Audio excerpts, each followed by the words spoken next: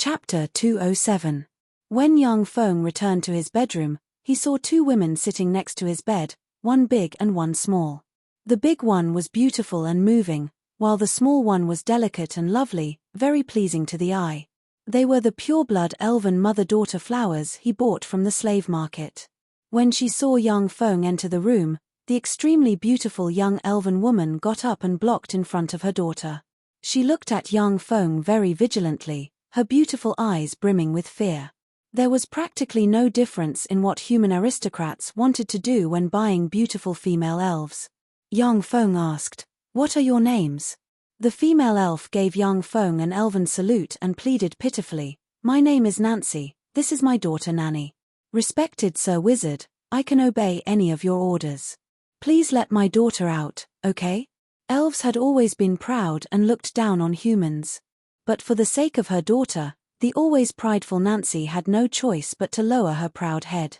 Young Feng revealed a trace of curiosity and asked, "Was your daughter Nanny born from the elven mother tree, or was she born from your union with other male elves?" The ancestors of the Feisuor Plains pureblood elves were high elves of other plains. They were the annihilation troops sent by high elves to the Feisuor Plain to deal with the dark elves who had betrayed them and the goddess Lolth who had seduced the dark elves into corruption. After the annihilation troops came to the Feisuor Plain, they originally wanted to deal with the dark elves and the fallen goddess Lolth as soon as possible. However, Lolth was very cunning. She immediately sought refuge with the human warlock dynasty and obtained the protection of the human warlock dynasty's experts. As a result, the matter was left unsettled. After a long time, the experts of the annihilation troops sent by high elves had their thoughts mutate. They chose to ignite their divine fire on the Feisuor Plain and ascend to godhood, establishing the Feisuor Plain's elven divine system. These pureblood elves were the descendants of high elves. They had long lifespans, formidable martial arts and magic talents, and were natural archers. They also had the sole weakness of high elves, that was, their very low fertility. This was a very common weakness of all powerful life forms. The way dark elves overcame this weakness was to degenerate and promiscuous, marrying with all kinds of strange species.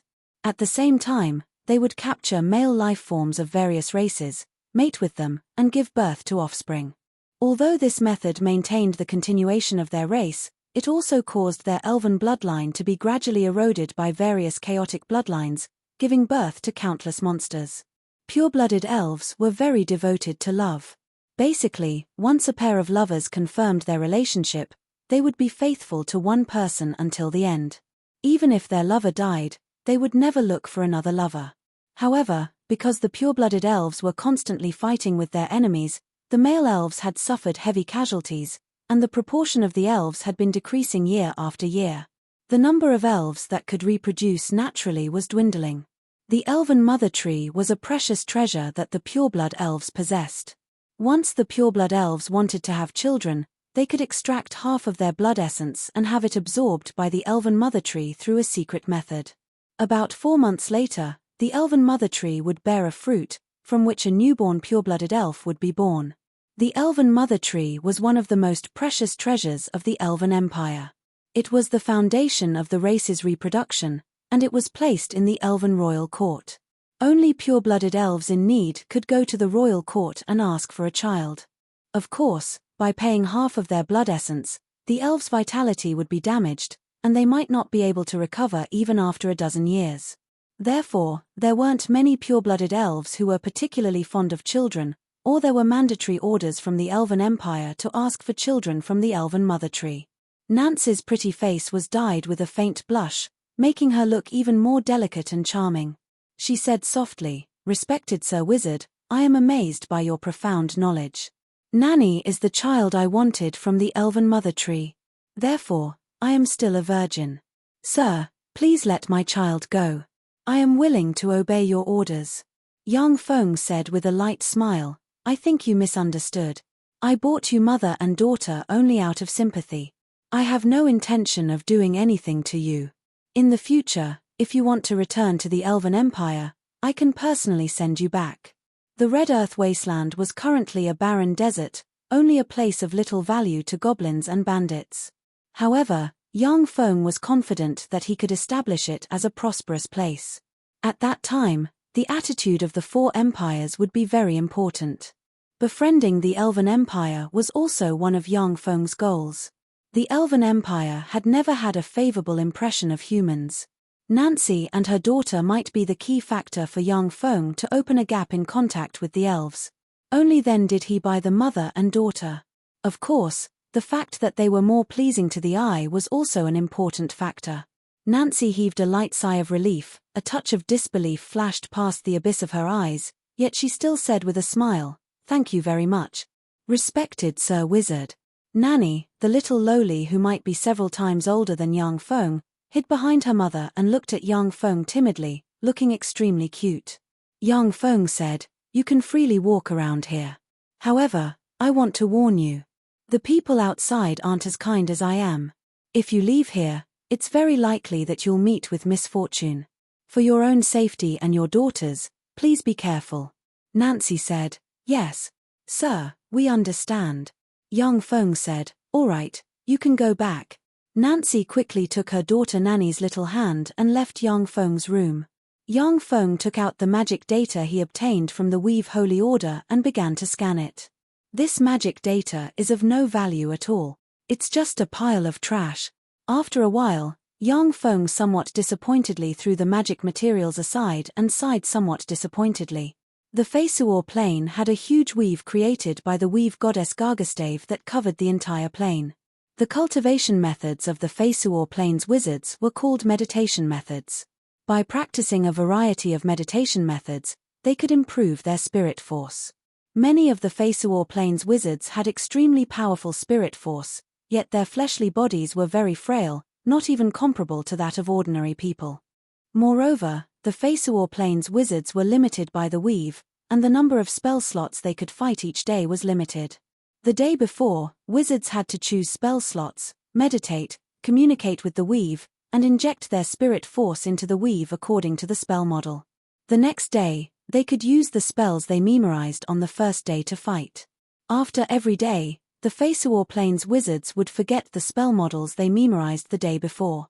They had to memorize the spell models anew and inject them into the weave. Under this repeated torment, the number of wizards on the Feisuor plane became very small. As for powerhouses that could become arch-wizards and legend wizards, they were even fewer. Each shrine had different divine spells and blessings according to the divine title and power of the gods. The Weave Holy Order had its own unique divine spells. Level 0 divine spells didn't forget the spells of the day before, Level 1 divine spells didn't forget the spells of the day before, and Level 2 divine spells didn't forget the spells of the day before. With the Weave Holy Order's priests following them, the fighting strength of a wizard could be greatly enhanced. Moreover, the Weave Holy Order also had a divine grace that Feisuor plane's wizards coveted the most. It was to never forget the spells they memorized. For this divine grace, countless powerful wizards had become the Weave Holy Order's hired thugs and lackeys. The Weave Holy Order was the church with the largest number of wizards on the Feisuor plane. In Yang Feng's view, the spell models of the Weave Holy Order were castrated versions. These spell models couldn't be solidified in his spirit sea, and were worthless.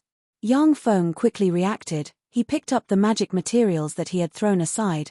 "That's not right, even if it's trash, it also has its own use. These magic materials are pretty good for nurturing some apprentice wizards or wizards." If the warlock cultivation knowledge Yang Feng learned in the Turandot subcontinent was disseminated on the Feisuor plane, it would definitely attract countless people. Even many magicians would probably change their allegiance to him and practice the warlock path. However, Yang Feng didn't dare to publicly disseminate warlock cultivation knowledge.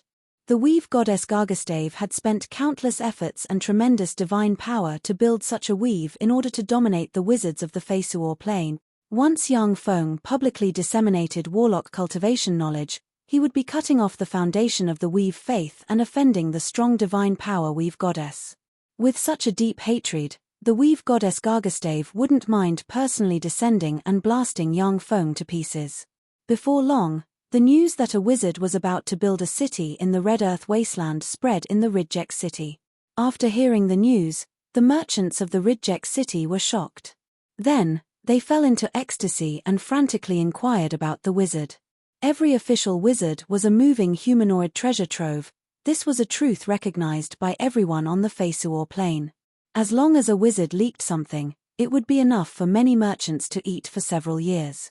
After Jim heard the news, his complexion changed greatly, and he immediately mobilized his forces in the Ridgek city in an attempt to snuff out the news. At the same time, he released a lot of true and false rumors in an attempt to confuse the public and cover up the truth.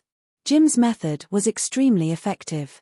Many merchants fell into confusion when faced with the true and false rumors.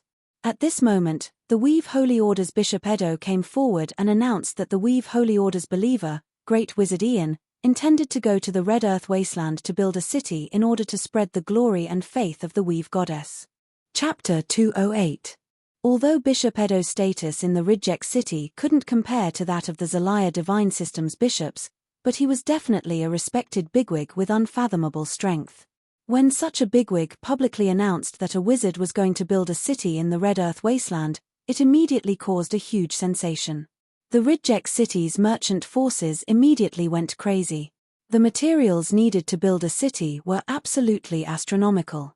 In particular, in a place as poor as the Red Earth Wasteland, where there was nothing, even transporting drinking water would cost a huge amount of gold coins. The Ridgek city's merchants, like wolves that smelled meat, scurried around and inquired about information. Jim couldn't suppress it no matter how hard he tried. He could only sigh helplessly and give up on the idea of monopolizing it. The merchants in the Ridgek city desperately inquired and paid a huge price. Finally, they found out from Bishop Edo that the Great Wizard Ian would hold an investment fair in the Ridgek's Grand Hotel 3 days later. At present, only some large merchant groups had received invitations. The small and medium-sized merchants in the Ridgek city began to desperately search for invitations to enter the investment fair. The large merchant groups sent people to frantically search for invitations in the trash. They regarded the invitations sent by Yang Feng as a scam and threw them into the trash. 3 days later, a luxurious carriage stopped outside the Ridgek's Grand Hotel from time to time. Then, a man dressed in luxurious clothing alighted from the luxurious carriage and entered the hotel. A luxurious carriage stopped at the entrance of the hotel, and Jim's somewhat fat body squeezed out of the carriage. He alighted from the carriage, glanced at the luxurious carriage parked near the hotel, and sighed in annoyance. As if his parents had died, he had a sullen expression on his face. "Isn't this our Jim? What, you're here as well? Didn't you tell me that this is just a lowly and ugly scam? I remember that you also said that no fool would go to a place like the Red Earth Wasteland to build a city." A middle-aged man with short blue hair and a well-groomed mustache in luxurious clothing walked over. His eyes were filled with anger as he coldly mocked. It was precisely because of Jim's words that he directly threw the invitation letter that Yang Feng sent to him into the trash. Afterwards, he had no choice but to rummage through the trash to look for it. After spending a lot of effort, he finally found it. Naturally, he was endlessly angry with Jim. Jim put on a long face and said as if he didn't know anything, "Randy, I also made a mistake. Who would have thought that someone would really build a city in the middle of nowhere like the Red Earth Wasteland? If it wasn't for Bishop Edo, I wouldn't have believed that someone would build a city there. Don't you think so too?" Randy sneered. "Hihi, I heard that a few days ago, you accompanied a mage to the slave market to shop and earned a fortune. He even managed to get his hands on some good stuff like mana stones. Are you still saying you don't know?" Jim said without batting an eyelid, "I'll sell you 50 magic crystals for 800 gold coins each. Then, let's join forces and give those little guys who are trying to disrupt order a lesson. How about it?" Randy weighed the pros and cons, and then revealed a smile. All right. Since it had come to this, there was no point in Randy continuing to pester him. Jim had already made it up to him. He didn't mind joining forces with Jim to suppress those small and medium-sized merchant groups. Once he entered the tavern, Jim saw the leaders of the Ridgek city's merchant groups of all sizes, and his eyebrows couldn't help but sink slightly. On a dais in the center of the tavern, Yang Feng slowly walked onto the dais. Shortly after, gazes from below focused on him. Yang Feng said with a slight smile, "I'm very glad that everyone is here. I'm Ian, The wizard who's about to build a city in the Red Earth Wasteland. Yang Feng said with a faint smile, to build a city in the Red Earth Wasteland, I need a lot of supplies. Water, food, weapons, clothes, all kinds of supplies. I invited you here to make you rich. I'll set a bottom line here. Each of you must guarantee at least a 40% profit, otherwise, you're not allowed to participate in the bidding. Suddenly, a burst of warm applause sounded in the tavern's venue. The eyes of the leaders of the merchant groups turned red. It was the first time that they saw a fat sheep being ripped off. Jim, who originally planned to lower the price and force the leaders of the merchant groups to withdraw, was stimulated by Yang Feng's bait. His whole body heated up and his eyes turned bloodshot. Yang Feng said with a smile, however, the thing that the new city lacks the most is population. I need a lot of slaves, preferably human slaves. Every month, the merchant group that brings me more human slaves will be able to get a bigger share of the profits. Of course, I'm also willing to buy those slaves at a high price. A leader of a merchant group stood up and said loudly, Sir Ian, I'm willing to personally gift you 20 female slave. Every month, I guarantee to deliver at least 100 human slaves to you. Yang Feng said with a beaming smile, What's your name? The leader of the merchant group straightened his body and said loudly, My name is Sam. Yang Feng said with a smile, What kind of business do you want to do? Sam said, I want to do a clothing business. Yang Feng said straightforwardly, Very well, as long as you can supply us, then as long as there's no problem with the quality and it meets our requirements. Then our clothing will be provided by you in the future. Sam said excitedly, Thank you, sir. At present, Yang Feng already had hundreds of slaves in his hands. Before long, the number might exceed 1,000. Those slaves plus the clothing of everyone in the new city would definitely be a big deal. Moreover, the 100 slaves that Sam sold could also earn a huge amount of money from Yang Feng's hands. Going back and forth, Sam would obtain a huge profit. Yang Feng said, As a reward, I'll pay you with magic energy stones. Sam said excitedly, Thank you, sir. Sir Ian, I'm willing to personally gift you 10 female slaves. Every month, 80 slaves can be shipped to the new city. Below, all of the merchant group leaders became excited and excitedly called out their bids. Jim and Randy were also forced to join the bidding spree. Amid the cheers of the leaders of the merchant groups, Yang Feng signed a contract with them under the witness of the God of Contracts priests.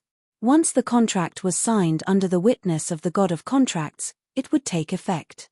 If the contract was violated, one would suffer a backlash from divine power. He really has the ability to summon clouds and rain with a flip of his hand. Jim looked at the leaders of the merchant groups scrambling to sign a contract with Yang Feng and heaved a long sigh. Complicated feelings welled up inside him. Originally, Jim had planned to use his influence in the Ridgek city to play some tricks and have Yang Feng rely on him more. It would be best if he could monopolize all the construction materials in the Red Earth Wasteland. But now, the leaders of the merchant groups were scrambling to serve Yang Feng and sign a contract with him. This completely shattered his fantasies. In the back garden of a villa in the Ridgek city, Baron Gerald held a glass of red wine in his hand. With a gloomy expression, he slowly swirled the glass of wine in his hand.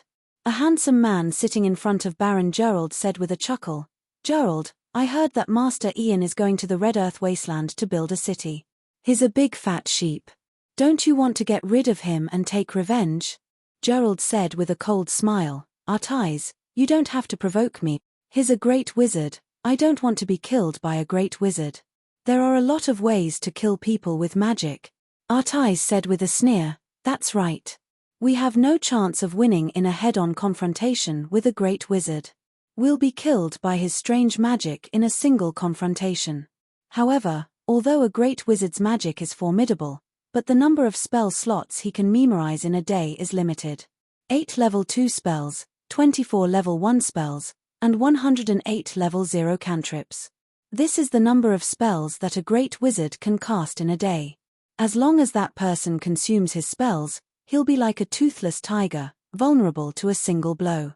Gerald pondered for a moment, then shook his head slightly and said, His spell slots are enough to destroy an army of 100 people. Our private troops will collapse under his spells.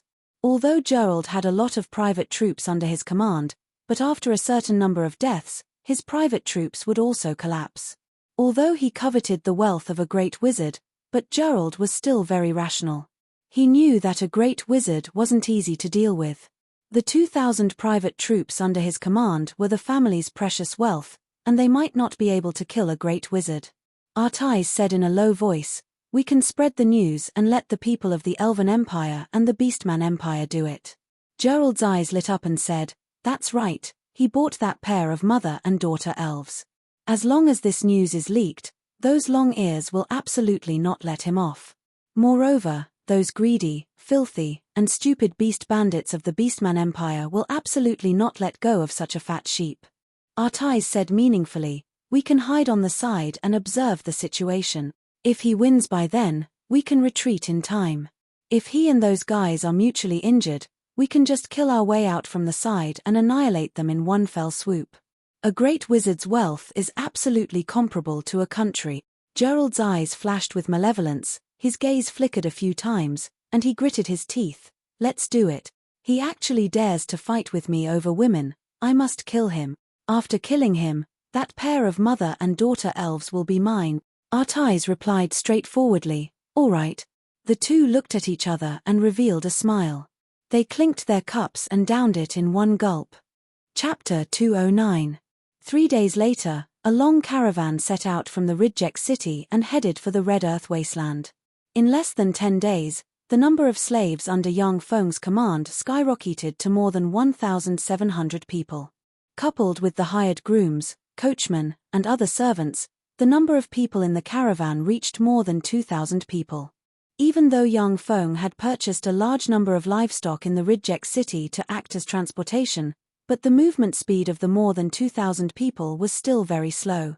Gazes with ulterior motives stared at the huge caravan as it moved towards the Red Earth wasteland. The journey was calm and tranquil. The Ridgek city was a border city of the Morince Empire. In the vicinity, no human force dared to brazenly attack a caravan with a great wizard overseeing it. The huge caravan traveled for 10 days before arriving at the border city of the Morince Empire and the Red Earth wasteland. After showing their identity documents, Yang Feng and his party smoothly passed the checkpoint. Without a clear order from the Empire, the border generals of the Morince Empire didn't dare to offend a great wizard. After leaving the border, what entered one's eyes was an incomparably spacious and intimidating wasteland. There were only a few scattered shrubs scattered all over the place, and it was covered in red soil. The Red Earth wasteland stretched as far as the eye could see, and the scenery looked extremely beautiful. However, only the inhabitants of the Red Earth wasteland knew how cruel it was. It was a dry land with little rain and almost no water source, so it couldn't produce any food.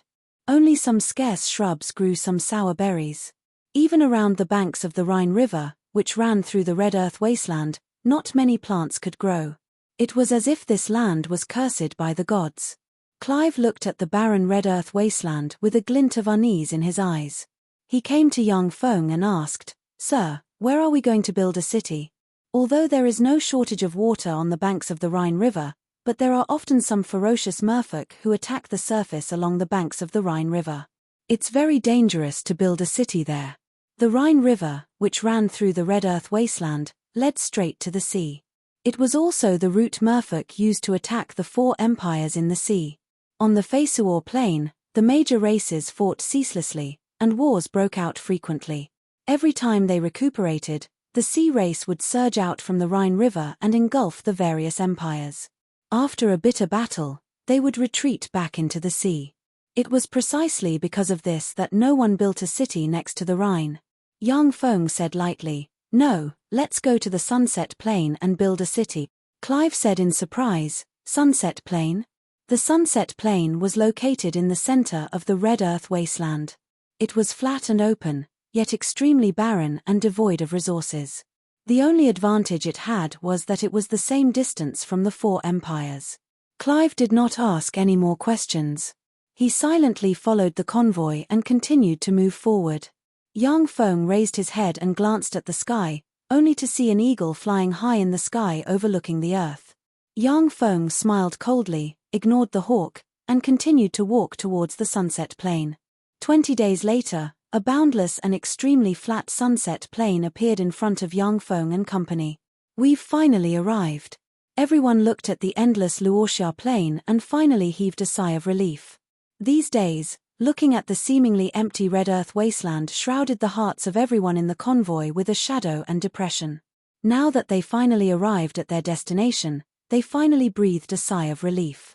At Yang Feng's command, the people in the convoy began to set up camp and start a fire to cook. Not long after he started the fire to cook, a cloud of dust rose from the distance. A group of about 2,000 wolf cavalry riders, each of them the size of a wild horse, galloped over with a fierce look on their faces. "Wolf cavalrymen, the Beastman Empire's wolf cavalrymen. How come they're here?" "The wolf cavalrymen are here." When they saw the 2,000-strong wolf cavalrymen riding giant wolves, everyone present screamed in horror and fled in a sorry state. "Get into formation," Clive roared, and immediately formed a formation with the 200 Imperial Guards from the Iman Principality. A battle-hardened aura gushed out from their bodies, as if they were a stabilizing force, causing many people to calm down a little. Babu picked up a great sword and bellowed, "Take up your weapons and kill those bastard." The Oxman warriors also roared and picked up 2-meter-long greatswords with blades on both sides and bellowed. The rest of the slaves either hid behind them or trembled in fear. Only about 50 human slaves picked up their weapons and stood beside Clive's party. The wolf cavalrymen of the Beastman Empire were definitely the most ferocious troops. The people sitting on the crotch of those wolf riders were their blood relatives from the same mother. Both sides were related by blood and had the same thoughts. In battle, they were ferocious and unafraid of death. Once there were over 1,000 of them, any enemy would have a headache. The last thing the troops at the border of the Morince Empire wanted was to encounter the wolf cavalrymen of the Beastman Empire in the wilderness. That was simply a nightmare. The leader of the wolf cavalrymen, Merc, the young master of the Copper Wolf tribe, licked his lips and his eyes flashed with excitement. What a flock of fat sheep. After doing this, the Copper Wolf tribe won't have to worry about supplies for at least 10 years. Clive bit his lips and stared at the wolf cavalrymen of the Beastman Empire. Clenching his great sword with both hands, he stood at the forefront of the procession, firmly guarding in front of Yang Feng. Wizards needed the protection of warriors. This was the rule of combat on the Feisuor plain. Without the protection of warriors, a weak wizard might be shot to death by a stray arrow if he wasn't careful. Wizards didn't have the life force field that warlocks had to protect their bodies at all times. Yang Feng quietly stood aside and watched the performance of the slaves. The corners of his mouth rose slightly, and he walked towards the procession. Clive frowned slightly and said loudly, "Sir, be careful. Please retreat to the back. Before I become a corpse, I won't allow a single wolf cavalryman to attack you. I'll take care of this wolf cavalryman. Let me show you what I'm capable of." Yang Feng smiled confidently. With a flick of his wrist, more than 30 extraordinary plant vampiric demonic rattan seeds appeared in his hand. He threw the more than 30 extraordinary plant vampiric demonic rattan seeds on the ground, then silently recited an incantation and pointed at the more than 30 vampiric demonic rattan seeds. A magic radiance entered the more than 30 vampiric demonic rattan seeds. The more than 30 vampiric demonic rattan seeds suddenly squirmed, grew frantically, and turned into dozens of meters-long strange demonic rattan covered with countless barbs, and madly swatted at the 2,000 wolf cavalrymen. In the wake of the strange demonic rattan, the wolf cavalrymen were smashed into minced meat. The broken corpses were madly swept by the vampiric demonic rattan and quickly drained of all their blood. Yang Feng silently recited an incantation and pointed at the vampiric demonic rattan. With a flash of green magic radiance, the vampiric demonic rattan bloomed with blood-red flowers. The blood-red flowers sprayed out slightly, and a large amount of pink mist sprayed towards the wolf riders. Sprayed by the pink mist, the wolf cavalrymen staggered and fell into a deep sleep. Yang Feng pointed again, and the vampiric demonic rattan, which had absorbed countless amounts of blood, sprayed vampiric demonic rattan seeds. Illuminated by Yang Feng's magic radiance, the seeds quickly grew into mature vampiric demonic rattan, extended their huge barbed tentacles, and mercilessly stabbed at the wolf cavalrymen. The wolf cavalryman immediately suffered a great loss under the attack of the vampiric demonic rattan. More than 200 wolf cavalrymen were swallowed by the vampiric demonic rattan. The wolf cavalrymen, who couldn't stop in time, ran into the vampiric demonic rattan and were sucked dry. The wolf cavalryman, the commander of the wolf cavalrymen, Merc, was swatted to death by the vampiric demonic rattan in the first confrontation, and his blood was sucked dry. There was no one to command the wolf cavalrymen anymore. After more than half of the wolf cavalrymen were killed by the vampiric demonic rattan wave after wave, the wolf cavalrymen finally collapsed and frantically fled in different directions. The slaves were dumbfounded and couldn't believe their eyes. Lena's beautiful eyes flashed with a touch of extraordinary splendor and she was overwhelmed with emotions. Amazing. Is this the power of a great wizard? It's so powerful. Nance's eyebrows creased slightly, and a touch of curiosity welled up in her heart. How come this human great wizard uses plant magic that seems to be mastered by us elves? The only difference is that the plants he uses are full of tyrannical and murderous nature, and carry a kind of evil aura.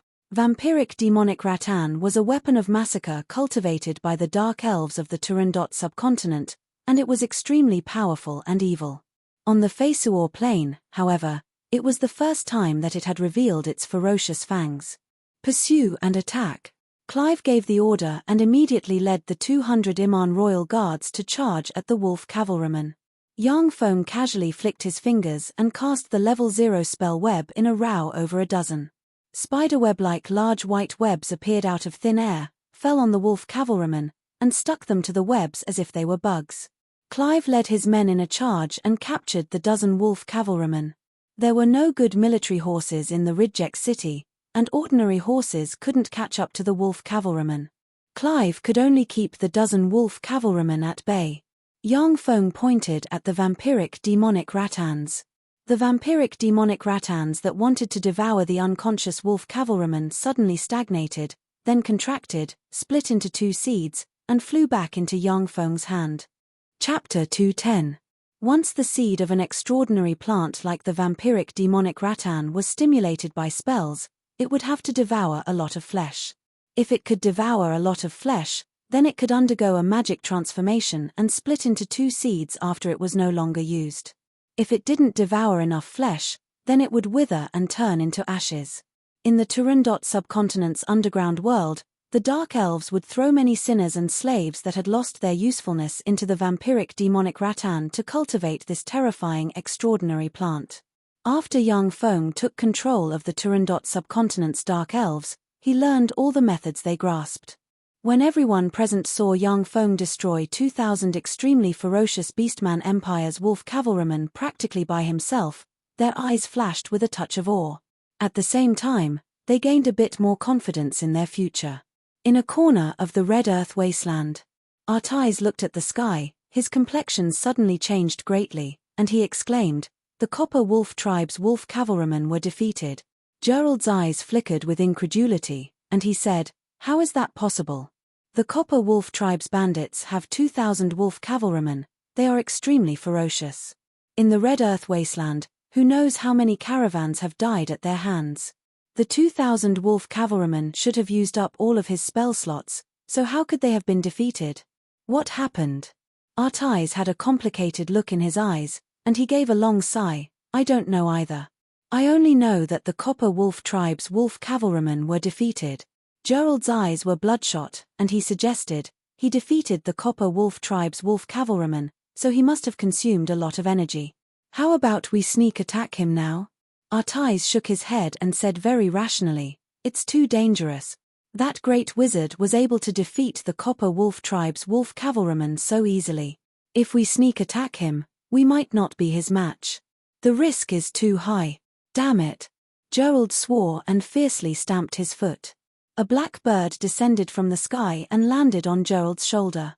Gerald's eyes lit up slightly, and he took a white slip of paper from the black bird. He stared at the white slip of paper for a while, and finally revealed a smile. "No, I don't think we have to go. The stronger Master Ian is, the better, because the people from the Elven Empire will arrive tomorrow." Artais also revealed a smile. "That's right, the stronger he is, the better. It would be troublesome if he is too weak. As night fell, the entire land was shrouded in darkness. As if a spectre, Yang Feng rushed out of the camp and arrived next to it. Yang Feng waved his hand, and seeds of the extraordinary plant iron bamboo flew into the sky. Yang Feng's eyes flashed with a touch of a peculiar glint. He pressed his chest and a dense swarm of mechanical bees flew out, landed on the iron bamboo seeds with great precision. Yang Feng took out a pouch from his hand and tapped it lightly. The pouch opened, and a large amount of green magic powder flew out, fluttered in the wind, and flew towards the iron bamboo seeds.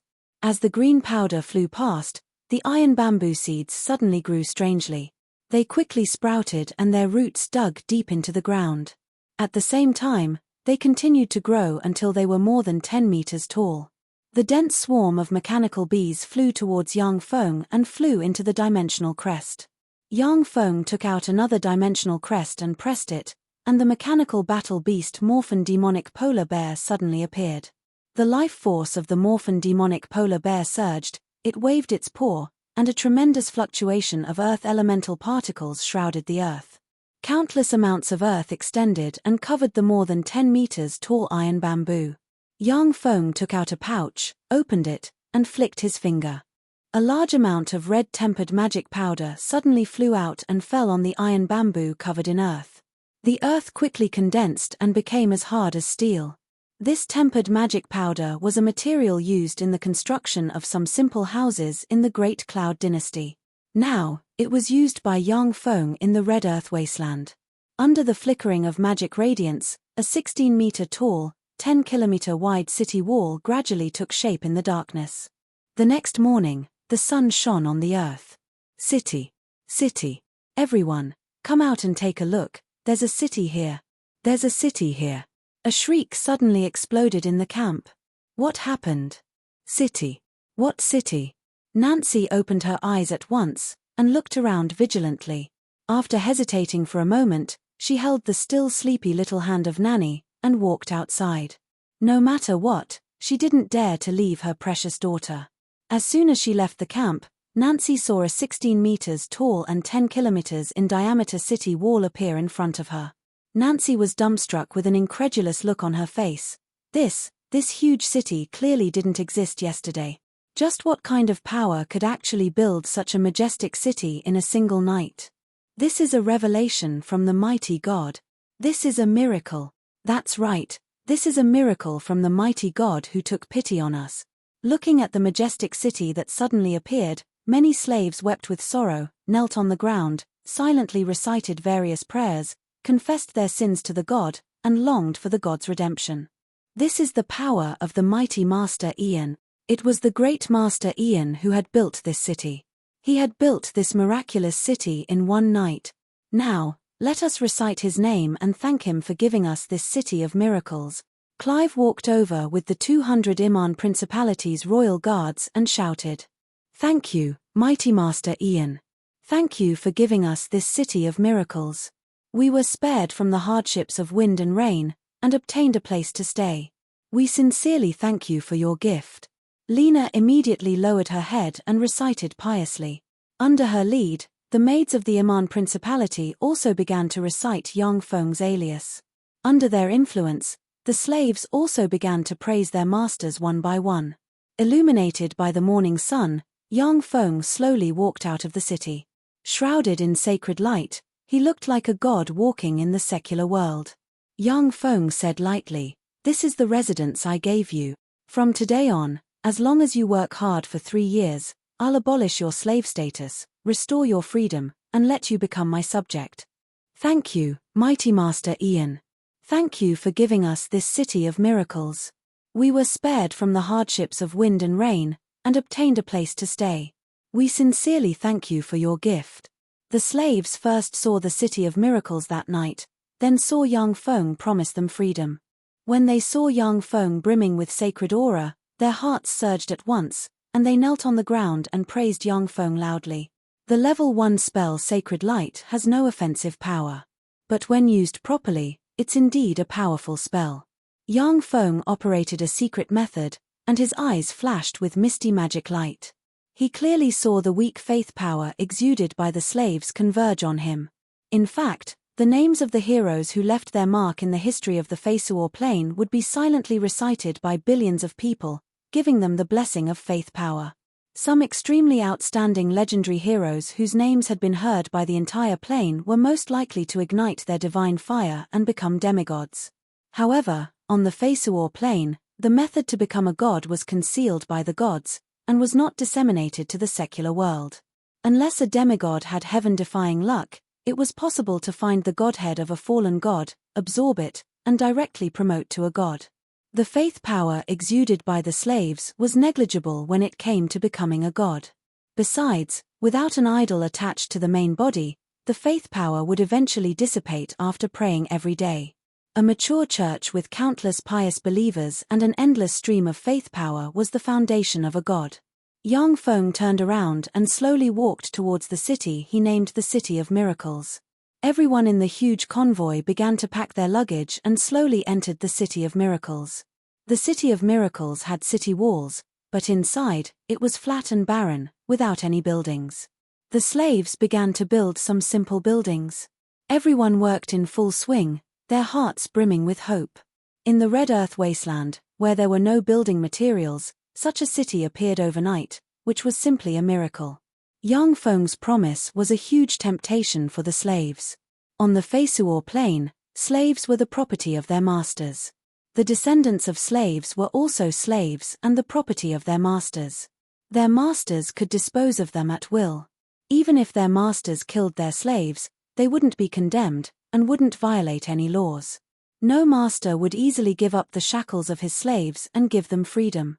Now that Yang Feng promised them the status of subjects after 2 years of work, it was natural for them to be very excited and motivated.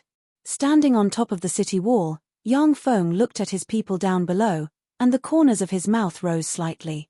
On the Turandot subcontinent, Yang Feng basically left everything to the robots to manage, while he cultivated behind closed doors and improved his strength. Now that he personally managed the slaves, it was a different kind of fun. Chapter 211. It seems that guests have come. Yang Feng's heart suddenly stirred slightly, and he turned to look into the distance. In the distance, red dust was rising, and a team of armed elven warriors riding black demonic wildebeests galloped over. The elven warriors clearly didn't expect that there would be a city like the Miracle City in the Red Earth wasteland. They pulled the reins and stopped a stone's throw away from the Miracle City. Yang Feng raised his voice. "Elves, I am the master of the Miracle City, Master Wizard Ian. May I ask why you have come? So it's you, you villain. Return our clansmen Nancy and Nanny, or else I'll shoot you."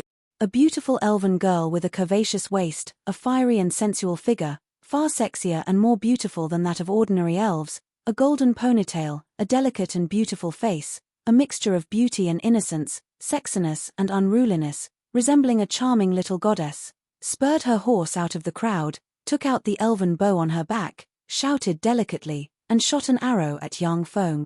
The green arrow suddenly flew out, crossed a distance of 200 meters, and with a touch of a strong wind, brushed past a centimeter of Yang Feng's face. The terrifying force of the arrow brushed past Yang Feng's face, making it slightly red.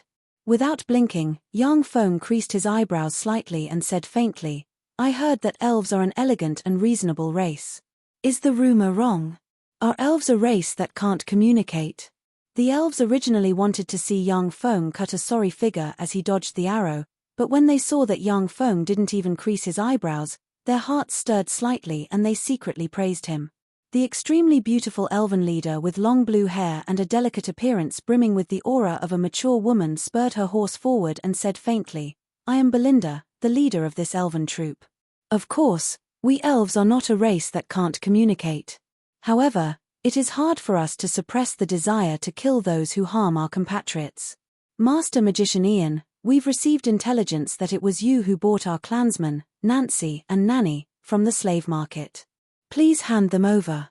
After hearing Belinda's words, the elves fiercely glared at Yang Feng. Those human nobles were proud to own a beautiful pure-blooded elf slave. Pure-blooded elves had a lifespan of more than 1,000 years.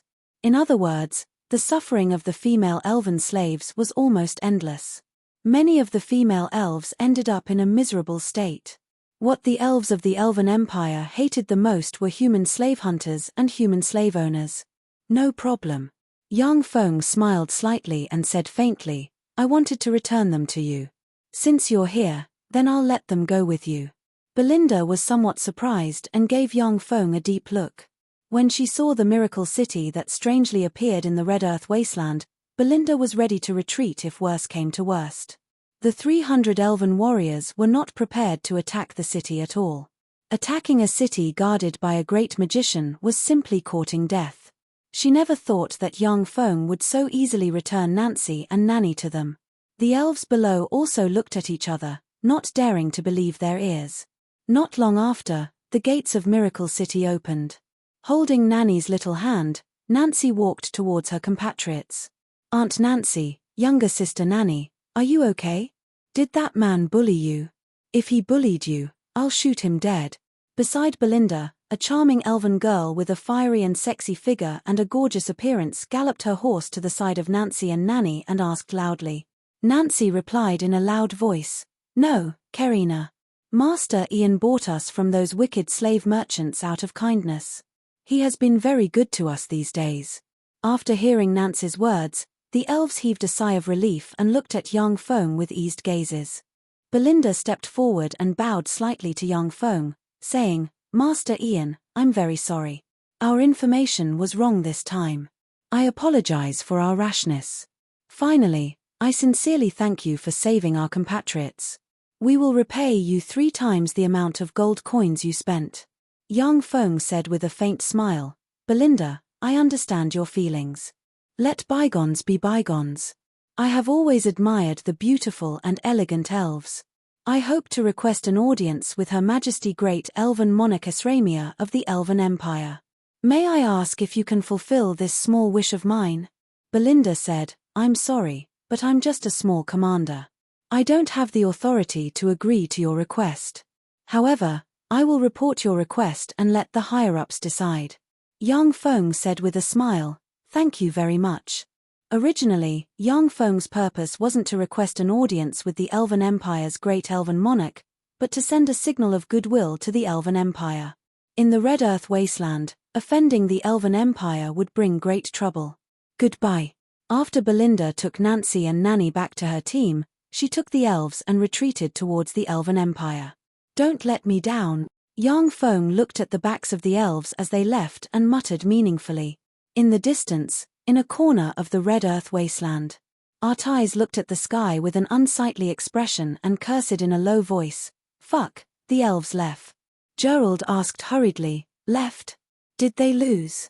Artise frowned and said, They didn't lose, it seems that they didn't fight. Gerald was suddenly disappointed. Artise's eyes lit up and flashed with a fierce glint, and he whispered, However, it's not like we don't have a chance. There are 300 elves there. Besides, this isn't the jungle they live in, but the Red Earth wasteland.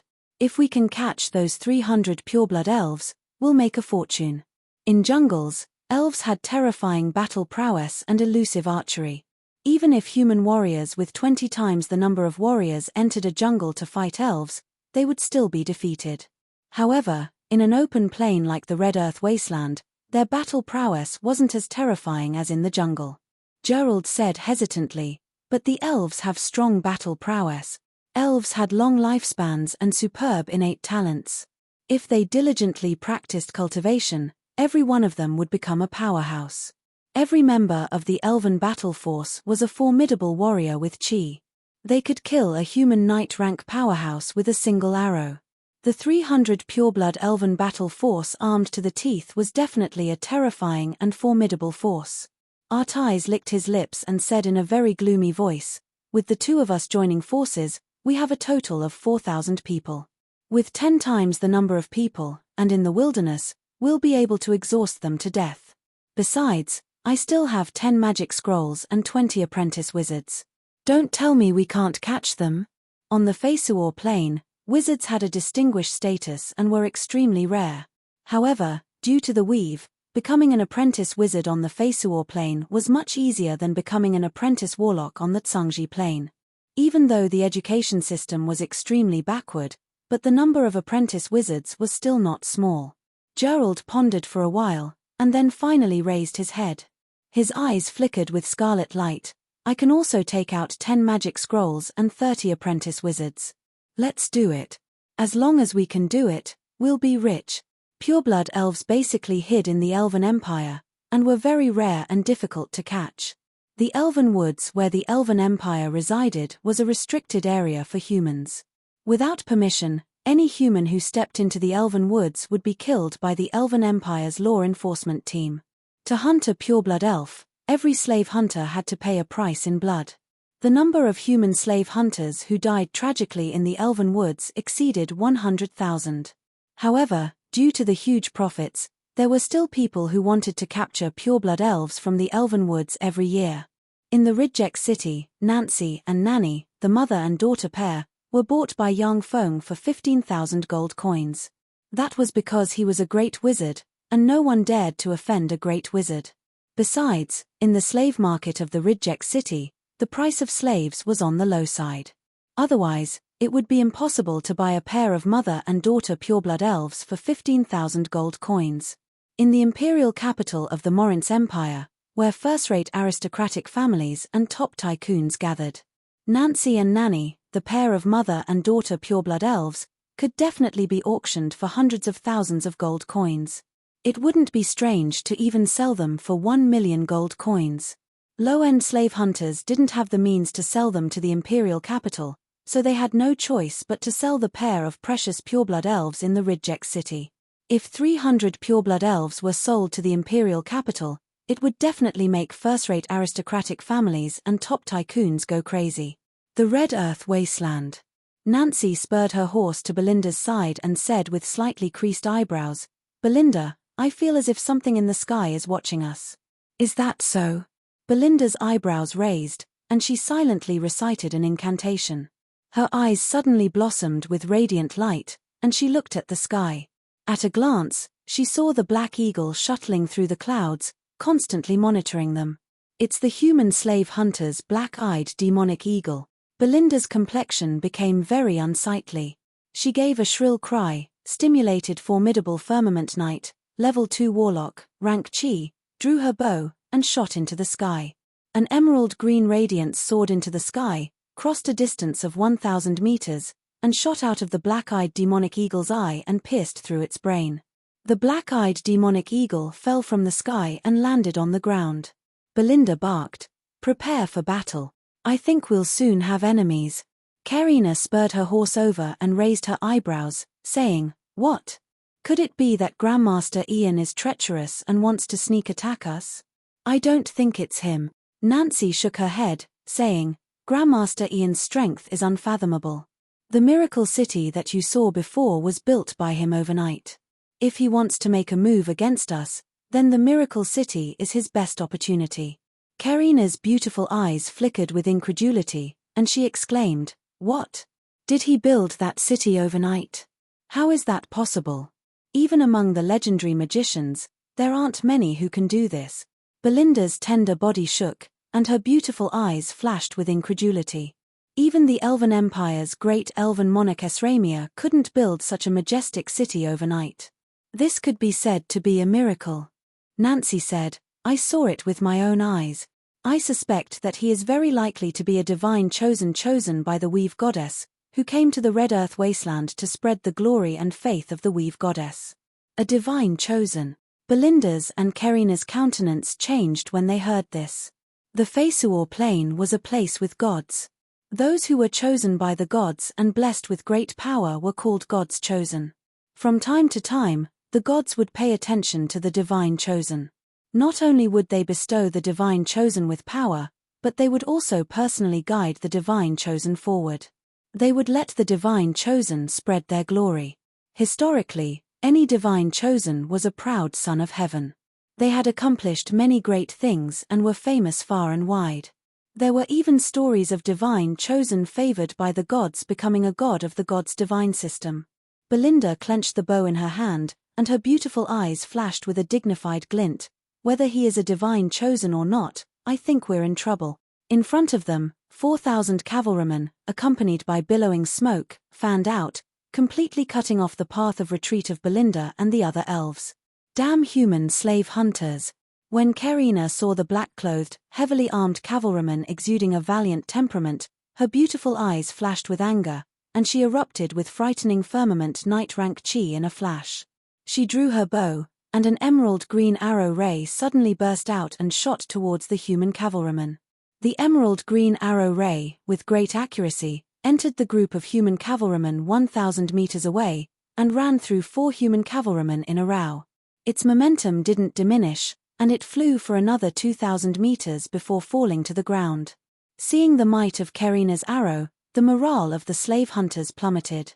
Eyes bloodshot, Gerald encouraged them somewhat rudely. For every elf you catch, I'll reward you with 3,000 gold coins. There are 300 elves here, capture them alive. I'll reward you with 900,000 gold coins. With 900,000 gold coins, you won't have to worry about food or clothing for the rest of your lives, and you'll be able to live the life of a rich man. I can also leave an elf for the brothers, so that everyone can have fun. Brothers, victory or defeat depends on this one move. After this, we'll be rich. For 900,000 gold coins. For the elves. I want to be the first to attack that elf. No, I'll be the first to attack. Hearing this, the eyes of the human warriors turned bloodshot, and they let out strange cries as they desperately pounced on the 300 elves. Chapter 212. High-end slaves such as elves, even if slave hunters captured them, they generally wouldn't touch them carelessly. Once the elves were damaged or killed by them. In that case, this slave hunt would be a complete loss. In order to capture the 2 pureblood elves, Nancy and Nanny, the slave hunters went deep into the elven woods and eventually left behind the lives of dozens of people before fleeing in a sorry state. If the leader of the slave hunters kept the 2 elves for himself to enjoy, then his subordinates would definitely tear him apart. Many slave hunters were small groups composed of scum and outlaws. It wasn't uncommon for such small groups to fight each other due to the uneven distribution of spoils. Elven virgins could be sold for hundreds of thousands of gold coins, while elven virgins could only be sold for a few hundred, or 1,000 or 2,000 gold coins. The gap between the two was extremely frightening. Because those who could afford to pay hundreds of thousands of gold coins to buy elves were all top tycoons. These tycoons weren't afraid of spending money, they were only afraid that the things they bought weren't good. Under such circumstances, many small fries of the slave hunters had never tasted elves. Now that Gerald promised to let them play with elves, these people immediately went crazy. Hearing the filthy words of the slave hunters, the pretty faces of the elves were covered with a layer of frost, and their beautiful eyes burned with raging anger. Fire! Belinda's eyes flashed with a cold glint, and she barked. The 300 elven archers drew their bows and shot arrows shrouded in chi towards the human warriors of the slave hunters. The human warriors of the slave hunters immediately fell down like wheat that had been cut down, and blood splattered everywhere. In a single round of shooting, more than 100 human warriors died tragically under the arrows of the elven archers. The human warriors of the slave hunters were very experienced. They pulled apart their formation and madly rushed towards the elves from all directions. These slave hunters were the private soldiers of Gerald and Artais. They had experienced countless battles and were incomparably fierce. They knew that only by approaching the elves would they have a chance of survival. Therefore, they crazily rushed towards the elves. The elven archers fired 2 rounds at will, killing more than 300 human warriors as if they were mowing grass. The 100 elven archers abandoned their bows, drew exquisite elven swords from their waists, and stared coldly at the human warriors with disdain in their eyes. The 300 elven warriors here were all powerhouses of the elven race who had trained hard in martial skills. Every one of them had the cultivation base of a knight, and all of them had cultivated chi. There was even no lack of grand knights and earth knights. Belinda and Karina were even firmament knights. Under their leadership, the elven warriors didn't fear close combat with humans at all. As soon as the human warriors got close to the elves were instantly killed. A magician's apprentice hidden in the crowd took out a pouch, opened it, and cast the level 0 spell, Magician's Hand. He lifted the pouch into the air and tossed it. A cloud of dragon excrement dust flew out from the sack. The magic apprentice silently chanted an incantation and pointed again. A cool breeze blew past, blowing the dragon's excrement dust in the direction of the elves. When the wildebeests the elves were riding smelled the dragon's excrement dust, they immediately went berserk and madly jumped and ran, breaking the elven formation. The human warriors, however, were already prepared. They dismounted from their wildebeests, took out many jars, opened them, and vigorously waved them in the direction of the elves. A mixture of lime and sand floated towards the elves. 10 magicians' apprentices cast a spell at the same time and pointed at the lime and sand. Gusts of wind suddenly appeared and swept the large expanse of lime and sand towards the elves. Caught off guard, the elves were swept by the lime and sand and couldn't open their eyes, let alone attack the enemy. The human warriors took this opportunity to take out large nets and toss them at the elves, trapping them in the nets. The nets were specially made props. Once the elves were caught in the nets, the more they struggled, the tighter they would be bound by the nets. Not bad. Humans are really the best at using props and defeating the strong. A low voice echoed in the clouds.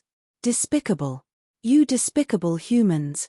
Belinda covered her face with one hand and issued a roar of grief and indignation. She dismounted from her wildebeest and rushed into the crowd. The elven sword in her hand burst out with frightening chi and cut the slave hunters in two. Firmament knights were virtually invincible among the slave hunters. Wherever Belinda passed, no one could block her sword. In just a dozen breaths of time, more than 20 human warriors died tragically under her sword.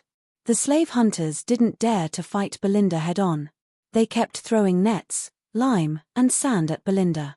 Belinda urged her chi, and the elven sword in her hand blossomed with green light. Wherever the chi passed, the specially made nets would be cut in two. Stop. The female elf over there. If you don't stop, I'm going to kill her. A voice came from the side. When Belinda turned around, she saw that Karina had been twisted into a ball by the fishing net, struggling in agony. There was a sword pressed against Karina's neck. The owner of the sword, Artais, sneered at Belinda. Although Karina had the cultivation base of a firmament knight, but she lacked actual combat experience. After being blinded by the lime and sand, he was directly trapped by the fishing net. Before he could display his powerful abilities, he had already been captured alive by the slave hunters. Artais' eyes flashed with excitement, and he said loudly, "This female elf has blonde hair. She should be a member of the Sun Elves, the royal family of your elven empire. Besides, she is so beautiful, she should be a member of the Crossdale family, known for their divine beauty. She might even be a divine descendant with divine bloodline. Haha, if you don't stop resisting, I'll kill her." The elven empire was divided into different kinds of elves, such as grass elves, forest elves, earth elves, fire elves, water elves, gold elves, wood elves, and so on. Among them, the royal family of elves were sun elves and moonlight elves. Sun elves had dazzling, pure, and golden hair. The moonlight elves had beautiful, elegant, and mysterious silver hair. Among the elves, the men were handsome and the women were beautiful. However, among the elves, the two races most favored by the elven primary god Mofessaraja were the sun elves and the moonlight elves. Among the sun elves, the Crossdale family, and the moonlight elves, the Ramonfan family, were known for their divine beauty. The women of the two families were basically peerless beauties. Once, when a female elf of the Crossdale family walked the continent, the emperors of the Morince Empire and the Titan Empire fell in love with her at the same time. For her sake, a 100-year war broke out that swept the entire continent. Finally, a god of the Zelaya divine system personally went to the elven primary god Mofessaraja to ask for this peerless elven beauty. Finally, at the cost of betraying his own divine system, he joined the elven divine system and married the peerless beauty of the Crossdale family. The betrayal of the Zelaya divine system also caused tension between the elven divine system and the Zelaya divine system. Only after more than 100 years did the tension and antagonism between them disappear. After this incident, the peerless beauty of the Crossdale family became famous all over the world. Practically all human emperors would take pride in obtaining an elven beauty of the Crossdale family.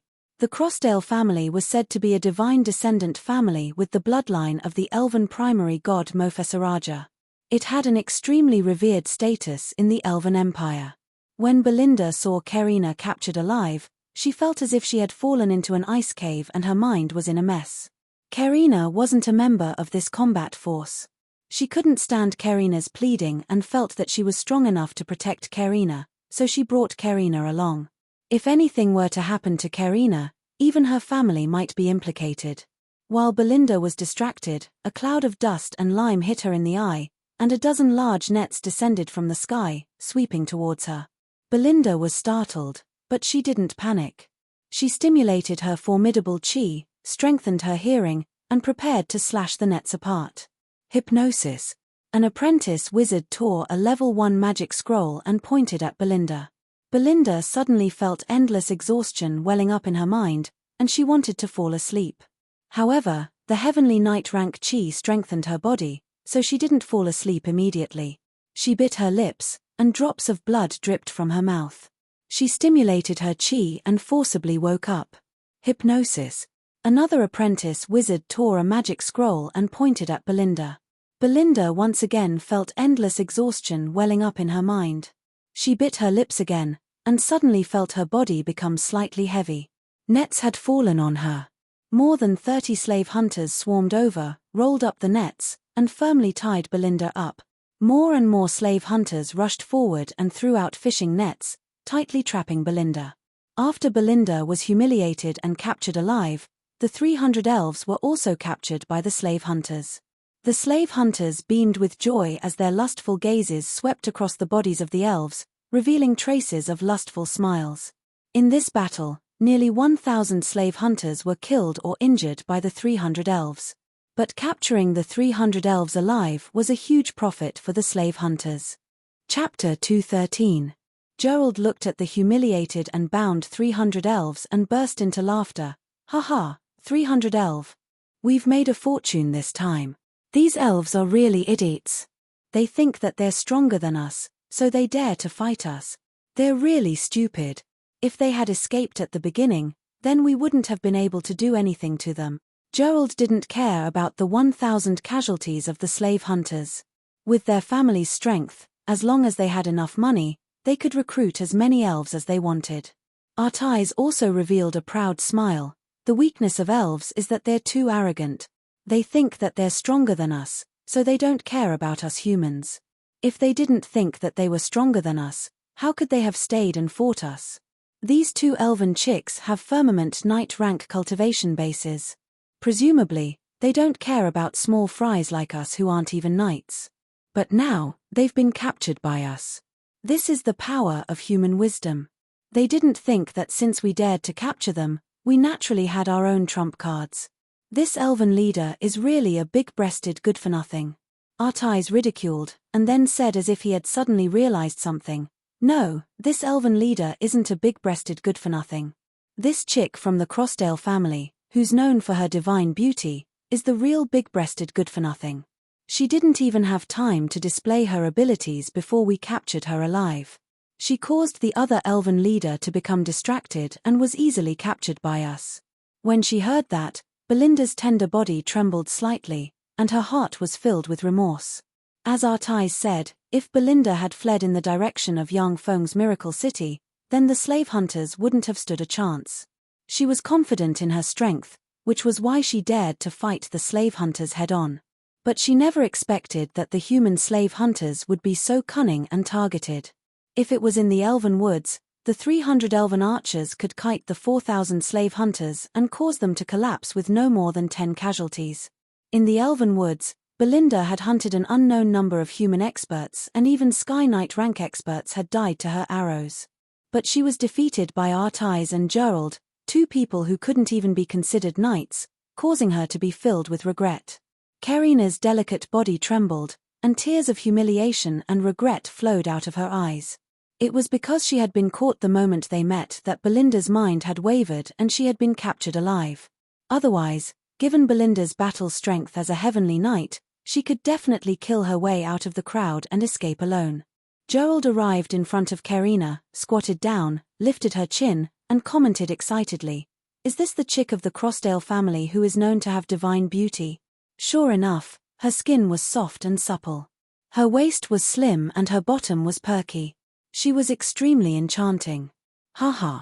The elven beauties of the Crossdale family were peerless beauties that could even tempt the emperors of the major empires.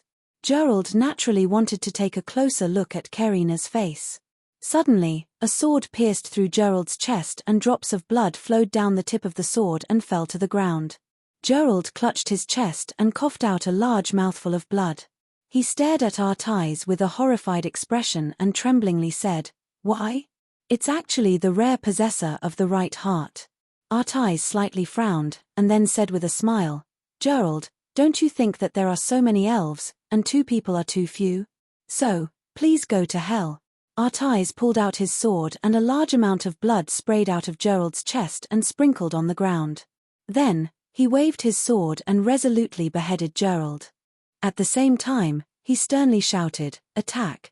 Artise's private soldiers were already mentally prepared. They suddenly launched an attack and slashed at their comrades who were fighting side by side with them. Caught off guard, more than half of Gerald's private soldiers were beheaded. The remaining private soldiers knew that they had no chance of survival, so they clenched their teeth and frantically fought with Artise's private soldiers. The magic apprentice on Gerald's side was immediately ambushed by Artise's private army and was instantly killed in an instant. Artise's private soldiers had the help of the magic apprentices. They frantically beheaded Gerald's private soldiers and their advantage was like a rolling snowball.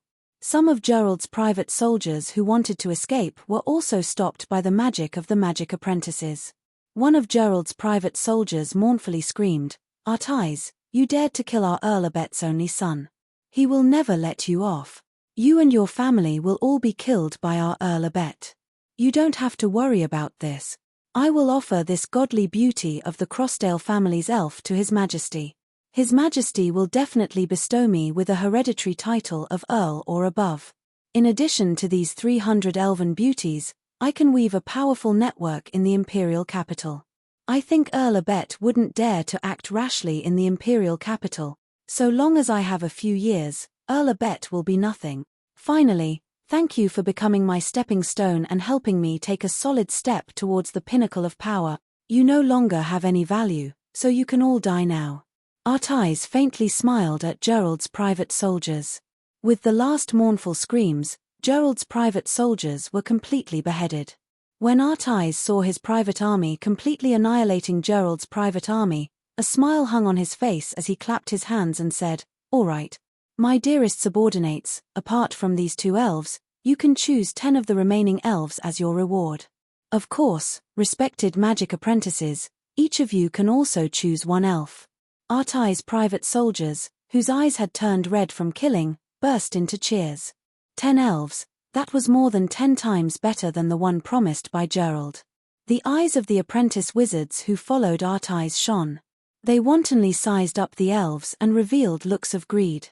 Although the status of apprentice wizards was high, but there was a huge gap between them and official wizards. They weren't qualified to enjoy elven slaves. The elves struggled incessantly as tears of pain and humiliation flowed from their eyes. They knew how terrible and tragic it would be to fall into the hands of humans as slaves. "That won't do. These elves are my friends." Just then, Yang Feng's voice came from the sky far away. Artise's complexion suddenly changed greatly and he looked up. Everyone present raised their heads and looked at the sky. They saw Yang Feng step on a magic carpet, shrouded in a layer of holy and radiant light. As if the embodiment of a god walking in the secular world, he descended from the sky and flew over. "Chacon, shoot him down." Artise's complexion changed greatly and he bellowed. At the same time, he quickly retreated a few steps and retreated into the crowd of guards. An archer with the cultivation base of an Earth Knight took a step forward, surged with chi, drew his bow, and shot a meteor-like arrow towards Yang Feng. Clang! With a crisp sound, the level 3 secret treasure sword of light at Yang Feng's waist was unsheathed in a flash. Yang Feng slashed at the bow and arrow with his sword, and the bow and arrow were shattered. Dumbstruck, Artise muttered, "Magic and martial dual cultivation, how is that possible?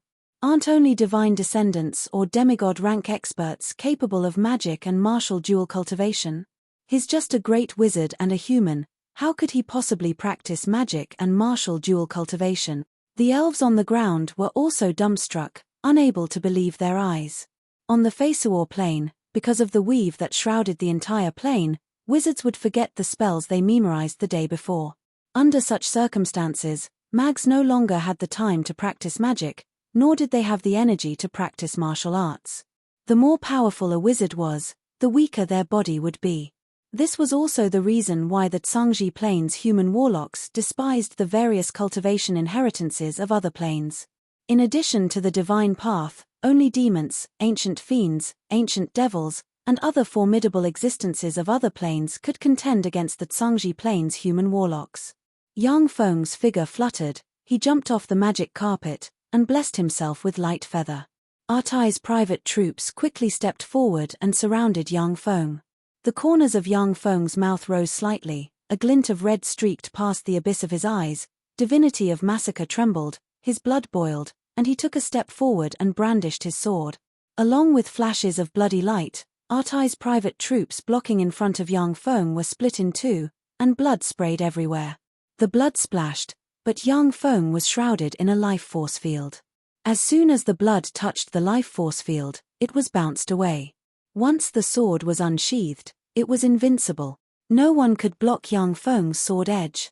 On the ground, Karina and Belinda watched Yang Feng walk among the crowd, and they were deeply attracted, unable to tear their eyes away from him.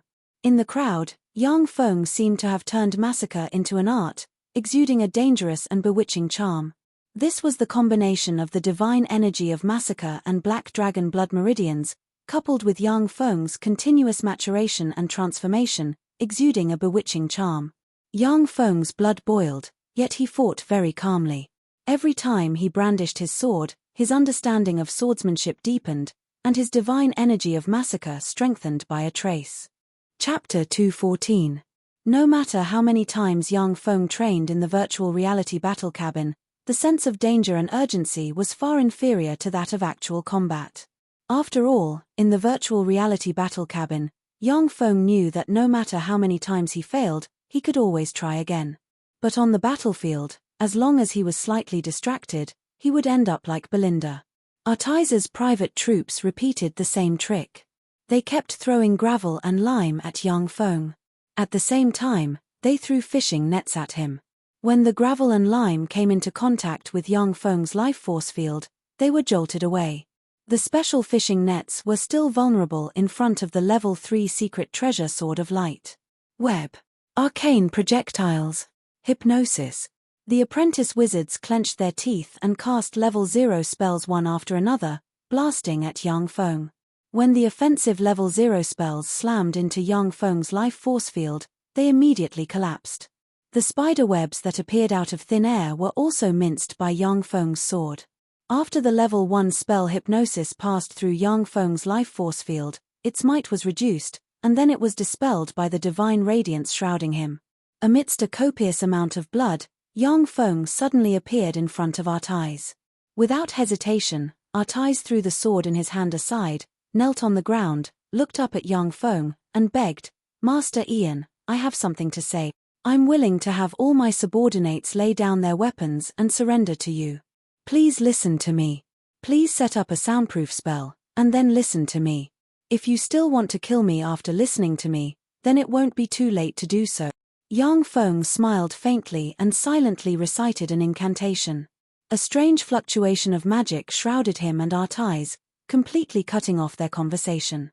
Artai said methodically, "Master Ian, I think that you're a hero who wants to make a name for yourself in the Red Earth Wasteland. In the future, you're bound to leave your name in the history books. You're a mighty being of light, but there's also a shadow of darkness in the light. I hope to rely on you, serve you, become your shadow in the darkness, and help you deal with things that are very inconvenient for you to deal with. I will assist you and let your light shine in all directions. I'm a baron of a small family of the Morinth Empire. I've been operating in the Ridgek city for many years and have no small influence. I have over 1,000 private troops capable of fighting and killing. If I had the money, I could recruit a few thousand more private soldiers. You've subdued me, so all of this power belongs to you. I can be your ears, I can also be your dagger. As long as you spare my life, you will be rewarded with a loyal dog that walks in the dark. I know it is difficult for you to believe in my loyalty. However, magicians have countless tricks up their sleeves. They should be able to find a way to control me. I'm willing to let you control me. Please spare my worthless life. Yang Feng raised his eyebrows when he heard that. This was the first time he had seen such a shameless noble who could lower himself to survive. After listening to Artai's words, the killing intent in his heart gradually subsided. The Red Earth wasteland was now destitute. They lacked manpower, money, supplies, and everything else. Moreover, the Red Earth wasteland was surrounded by the Morince Empire, the Elven Empire, the Beastman Empire, and the Titan Empire. To build a city and hold it, Yang Feng needed the support of a lot of forces. Although Artai's was despicable, shameless, ruthless, and had no moral integrity. However, he was a talent that could get things done. As far as Yang Feng was concerned, he lacked such a talent. With a flick of his wrist, a syringe containing the liquid metal nano-robot elixir appeared in Yang Feng's hand, and he said faintly, "This is a magic elixir. Once you use it, if you want to betray me, then your body will explode inch by inch. Even the gods won't be able to save you." Without hesitation, Artai's grabbed the syringe containing the liquid metal nano-robot elixir. "Thank you for the elixir, master." As if it had a life of its own, the syringe broke free from Artai's right hand, flew up, and stabbed into his arm. Artai's was slightly startled and his body swayed. He immediately restrained his desire to pull out the syringe and watched as the elixir was injected into his body. After all the liquid metal nano-robot elixir was injected into Artai's, Yang Feng snapped his fingers. In a split second, the liquid metal nano-robot elixir stimulated the apertures inside Artai's, and formidable life potential gushed out of him. An incomparably powerful qi suddenly erupted from Artai's body, promoting him to an official knight. With an excited expression, Artai's flattered, "Thank you very much, Master, for bestowing me with such formidable power. Master, your ability is simply unfathomable, comparable to the embodiment of a god walking in the secular world." Yang Feng gave Artai's a meaningful look.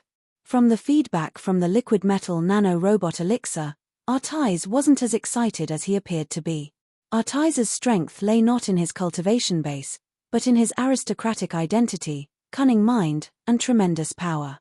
Under his schemes, Gerald and Belinda were either killed or captured by him. If he hadn't misjudged Yang Feng's strength, he wouldn't have suffered such a crushing defeat. Artai's felt a slight shiver in his heart after being given a meaningful look by Yang Feng, yet he still had an excited expression on his face, looking like a loyal dog. Yang Feng said faintly, "A new city requires a lot of supplies. I need people, weapons, food, and water. Send half of your men to the Rhine River to transport water for me. The rest are to help me get the supplies I want. In addition, I need you to establish a huge intelligence network in the four empires. I want to be the first to know about any movements in the four empires." Artai's pondered for a moment, and then said, "Master, the Elven Empire is full of elves. They all live in the Elven Woods, and no humans can enter. If humans want to trade with them, the only way is through the ancient Green Forest City. It's very difficult to get information on pointy-eared people. As for the other three empires, so long as there's enough money, it won't be too difficult to establish a huge intelligence network." The Elven Empire was extremely xenophobic. They all lived in the Elven Woods, and were somewhat isolated from the rest of the world. The only way to the outside world was through the ancient Green Forest City. There, the elves would take out elven specialties to trade with humans and purchase all kinds of supplies. Humans could only see a lot of elves in the ancient Green Forest City. However, the ancient Green Forest City was also heavily guarded. 100,000 elite elven troops were stationed there, and experts were as common as clouds and experts were as common as rain. Anyone who attempted to hunt elves in the ancient Green Forest City would be hung on a tall iron tree if they were caught, and would be burnt to death by the sun. Outside the ancient Green Forest City, there was an ironwood corpse forest. There were more than 30,000 dried corpses hanging in the ironwood corpse forest. They were all the corpses of slave hunters. Half of them were human, while the other half were beast men, half-blood beast men, and even half-blood elves. The 30,000 terrifying dried corpses were a warning to outsiders not to hunt elves. However, every year, there would be desperados who would take the risk out of desperation, and then turn into dried corpses in the Ironwood corpse forest. Money is not a problem for me. Yang Feng tossed a storage ring to Artais. Use this money to establish a huge intelligence network. As for the Elven Empire, establish an intelligence network in the ancient Green Forest City. This is a space ring. Artais received the storage ring, and his heart shook. On the Fesuor plain, only greater aristocrats of the earls and dukes' rank could have such a space ring. For a lesser aristocrat like Artais, he had only heard of the existence of space rings. Now that he got his hands on one, his heart palpitated wildly, and he became extremely excited. Artais poured his spirit into the storage ring, and his eyes suddenly surged with excitement. 100,000 magic energy stone. What a big sum. As expected of a great wizard. No, even among great wizards, there are few who can compare to him in terms of wealth.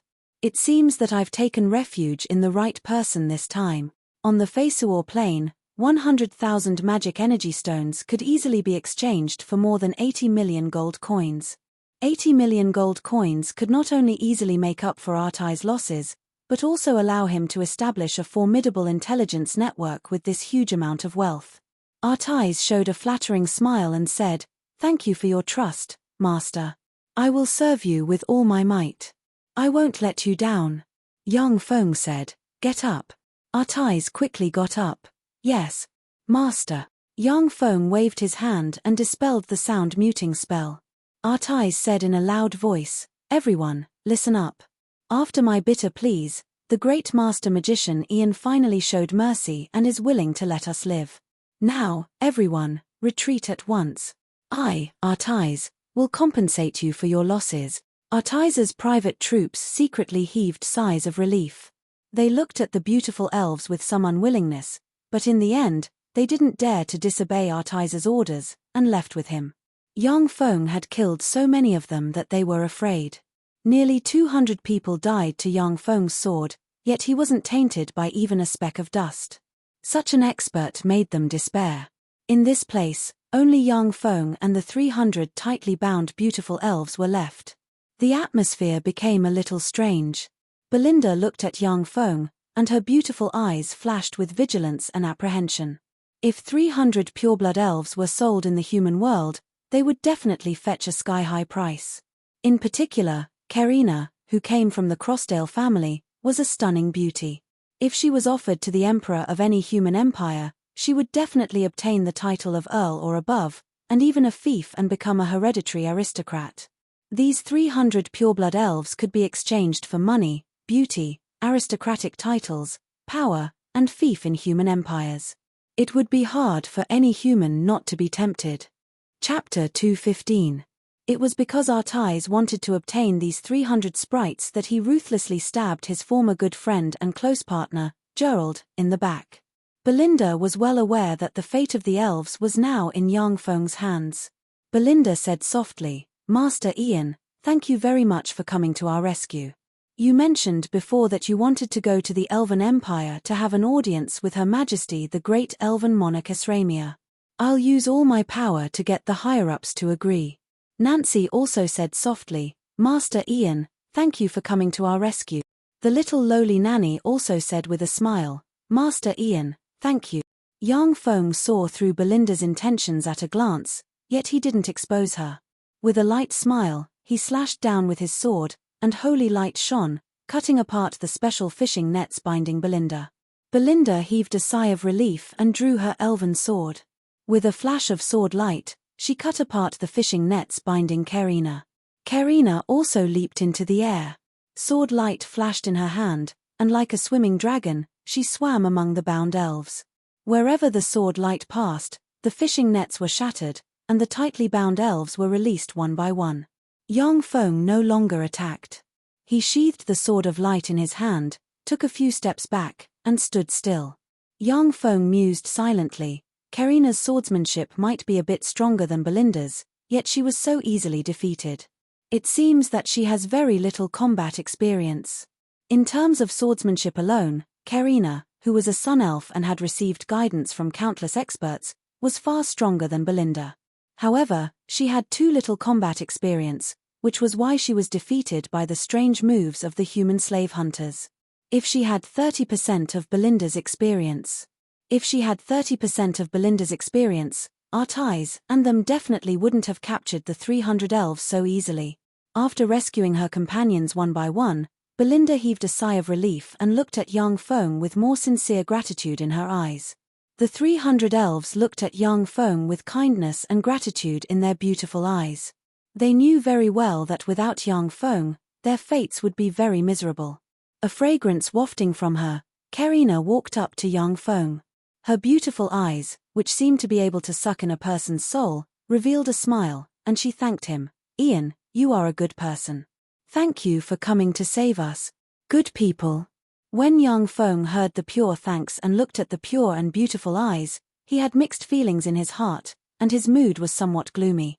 At this moment, all kinds of schemes in his mind were cast aside, and he sighed in disappointment. Maybe I used to be a good person. Right now, I'm just an ordinary person who holds the bottom line in his heart. Not good.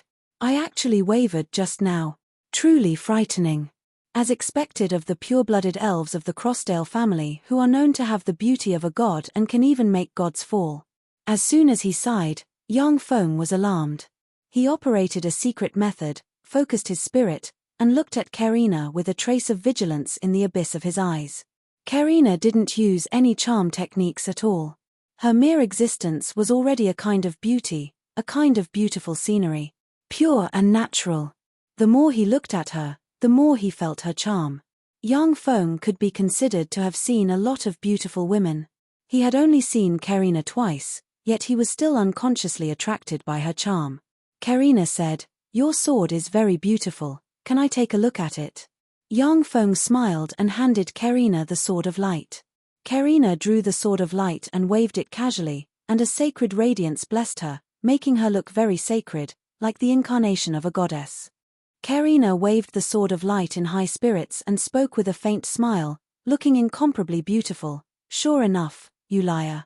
I was wondering why you looked so beautiful, so it was because of this spell. In fact, my looks are pretty good. It's not just because of the spell. You're so arrogant. It's not arrogance, but self-confidence. Ian, do you really plan to build a city in the Red Earth Wasteland? There's nothing here. Even if you build a city, how do you plan to maintain it?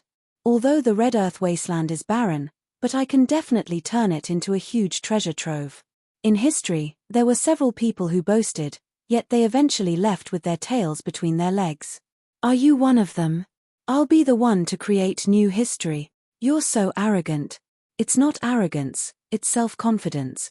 Where do you get the confidence to surpass those powerhouses in history? Because I'm Ian. Belinda walked over, coughed lightly, and interrupted, "Karina, we should go." Karina hugged Belinda's hands and said coquettishly, "Belinda, I suddenly want to see how this arrogant guy will turn the Red Earth Wasteland into a treasure trove. How about letting me play here for another year or two?"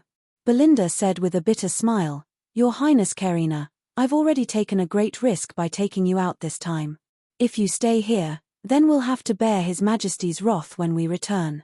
Almost no one could refuse Karina's soft plea. However, when Belinda thought of how the 300 elves would have to bear the wrath of the great elven monarch if Karina stayed in the Red Earth Wasteland, Karina's beautiful eyes dimmed. Holding the holy light sword in her arms, she looked at young Feng with some expectation and said, "Ian, I'm leaving. I like this sword very much. Can you give it to me?" Young Feng replied with a smile, "Okay." Karina took out a green leaf and handed it to young Feng. "This is my token. Go to the entrance of the Elven Woods, show this token, and someone will take you to see me." When she saw this, Belinda's pretty face changed slightly. She wanted to say something, but then hesitated, and fell silent. Young Feng took out a black stone and handed it to Karina. "This is a cool stone, an alchemical treasure I refined myself. If you're in danger, you can call me through this cool stone." Karina's beautiful eyes lit up slightly, and she said with some excitement and expectation, "You're also an alchemist." Alchemy was an extremely high-end existence on the Fesuor Plain. On the Fesuor Plain, there were also wizards who specialized in alchemy. However, alchemists were much rarer than ordinary wizards. They could be said to be as rare as phoenix feathers and Chilean horns. When Belinda heard that, she cast a sidelong glance at young Feng, and began to seriously doubt whether young Feng was a divine chosen or not. Young Feng said with a smile, "That's right, my alchemy shouldn't be weak. Soon, the Red Earth Wasteland will have our own alchemical products. If you like them, I can give you the general distribution rights in the Elven Empire." Karina asked curiously, "What do you mean by giving me the general distribution rights in the Elven Empire?" Young Feng replied, "My goods will only be sent to you in the Elven Empire. You can sell those goods however you want. You can sell them to whomever you want. In the Elven Empire, we won't sell our goods to anyone but you. You can definitely make a fortune with our goods." Karina said with a happy smile, "Okay, when your product is ready, you must show it to me. If they're good, I'll help you sell them." Belinda just smiled bitterly as she watched young Feng dupe Karina into becoming his big client. Belinda urged him a few more times, and then finally took Karina and 300 elves towards the elven woods. Young Feng looked at the backs of Karina and them, pondered for a while, and then pressed the dimensional badge on his chest, and a phantom hunter equipped with a flight device flew into the sky and looked at Karina and company from the clouds. On the Fesuor Plain, the gazes of the gods would fall on the secular world from time to time. Young Feng didn't dare to directly launch a miniature reconnaissance satellite. After returning to the Miracle City, young Feng began to enter secluded cultivation and comprehend everything he comprehended in the recent battle. Such a battle was of great benefit to improving his strength. A day later. The Red Earth Wasteland, the land cursed by the gods. The truth of history is really hidden in the river of time. This is clearly the place where the four divine systems fought in the past, the land of death of gods. Young Feng walked on the red earth of the Miracle City, looked at it, and sneered. According to the demonic fighting sect's records, the Red Earth Wasteland was the place where the gods of the four divine systems fought. Countless god avatars and even their true bodies descended from their divine countries and fought in this area. Countless gods died, and the blood of gods dyed the land red. Gods could be said to be of a higher rank than human warlocks. Without purification towers, the formidable life force of warlocks would fuse with some non-life forms and give rise to all kinds of strange phenomena. The blood of gods also possessed terrifying power. Wherever the blood of gods fell, everything would be eroded, and not even a blade of grass would grow. The land of death of gods would generally become a wasteland or a ruin. In the past, the Red Earth Wasteland was a wasteland, a ruin, and a dangerous existence. However, in order to prevent the dangers of the Red Earth Wasteland from entering the domains of various races, the gods purified the Red Earth Wasteland. Then, with the passage of time, it became the current Red Earth Wasteland. The reason why the Red Earth Wasteland couldn't grow any food was because the land still contained traces of the power of God's blood. Ordinary plants couldn't grow under the power of God's blood. Young Feng's eyes flashed with a scorching glint. For others, this is a wasteland, but for me, it's a treasure trove. Chapter 216. Young Feng took out a black seed and flicked it, and it flew into the earth. He silently recited an incantation, pointed at the black seed, and cast the level 1 spell, Extraordinary Plant Catalysis. A green magical radiance directly entered the black seed. The black seed suddenly gave birth to countless transparent roots, which plunged into the earth and frantically extracted the nutrients in the earth. One could faintly see traces of a red substance being extracted. The black seed germinated and grew rapidly.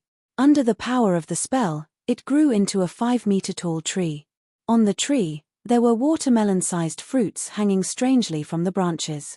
It looked like they would fall to the ground if the wind blew. Young Feng cast Mage Hand and pulled forcefully, pulling a watermelon-sized fruit from the tree branch. He slapped the fruit with his palm. Pa! The skin and a layer of transparent liquid splashed, revealing a blood-red, steel-like fruit in the center. Young Feng looked at the blood-red, steel-like fruit, and his eyes flashed with a scorching glint. Divine bloodsteel, this is one of the top materials for forging legend-rank secret treasures. With divine bloodsteel, as long as there are enough materials, I can manufacture a large number of legend rank battle robots. The black seed was called Power Purification Seed. It was an extraordinary plant cultivated by a genius starry sky warlock who was proficient in extraordinary botany in the Turandot subcontinent. In order to solve the predicament of the land polluted by the blood of experts fighting in ancient times, he carefully cultivated it. This power purification seed could survive in areas polluted by the blood of formidable beings, absorb the residual power of the blood of formidable beings, and condense it into a magic mineral. If it was an area polluted by divine blood, it would give birth to divine bloodsteel. If it was an area polluted by demonic blood, it would give birth to demonic bloodsteel. Whether it was divine bloodsteel or demonic bloodsteel, both were top materials for forging legend rank secret treasures. The land where the power of divine blood was sucked away would be purified and become fertile land. The reason why there were no scorched lands left behind by the fierce battles between gods and fiends in the Turandot subcontinent was due to the existence of this power purification seed. However, due to the long passage of time, there was no need for them. The number of these seeds gradually declined, and they were almost extinct. Yang Feng had also found a few such seeds in Black Dragon Pagoda's collection room, and then unceremoniously took them for himself. Originally, he planned to use it in the Great Cloud Dynasty, but he didn't expect that by chance, he would use it in the Feisuor Plains Red Earth Wasteland. Yang Feng took out the legend rank dagger sharp dagger, stabbed the red fruit, operated his power, erupted with the life force of a level 2 warlock in a flash, and cut open the red fruit inch by inch, revealing the 19 black seeds inside. When Yang Feng saw the 19 black seeds, he revealed a smile and pressed the dimensional badge on his chest, and countless mechanical locusts flew out, pounced on the purification tree, and gnawed at the fruits growing on it. The fruits were gnawed clean by the mechanical locusts and fell from the tree, revealing the red flesh. The tree of purification purified the red soil within a radius of 10 meters, turning it into fertile black. At the same time, 10 watermelon-sized fruits were formed. Yang Feng obtained 10 balls of 50 kilograms of divine bloodsteel and 190 purification seeds at once. After repeating this action 9 times, Yang Feng obtained 10 balls of divine bloodsteel and 1,881 purification seeds. Yang Feng pressed the dimensional crest on his chest, and a dense swarm of mechanical bees flew out. With the 1,881 purification seeds in their mouths, they planted them every 20 meters, and then entered the farmland he had planned. After all the purification seeds were planted, Yang Feng flipped his hand, took out the legend rank magic staff rain scepter, pointed it at the sky, and unleashed the legend rank meteorological spell torrential rain descent attached to the rain scepter. A green magic radiance entered the sky, and the water elemental particles in the sky were immediately attracted from all directions and condensed into dark clouds. The dark clouds stretched for several kilometers, and before long, light rain began to fall from the sky. Yang Feng looked at the sky and mused, sure enough, the power of water magic cast in such a place with thin water vapor isn't satisfactory.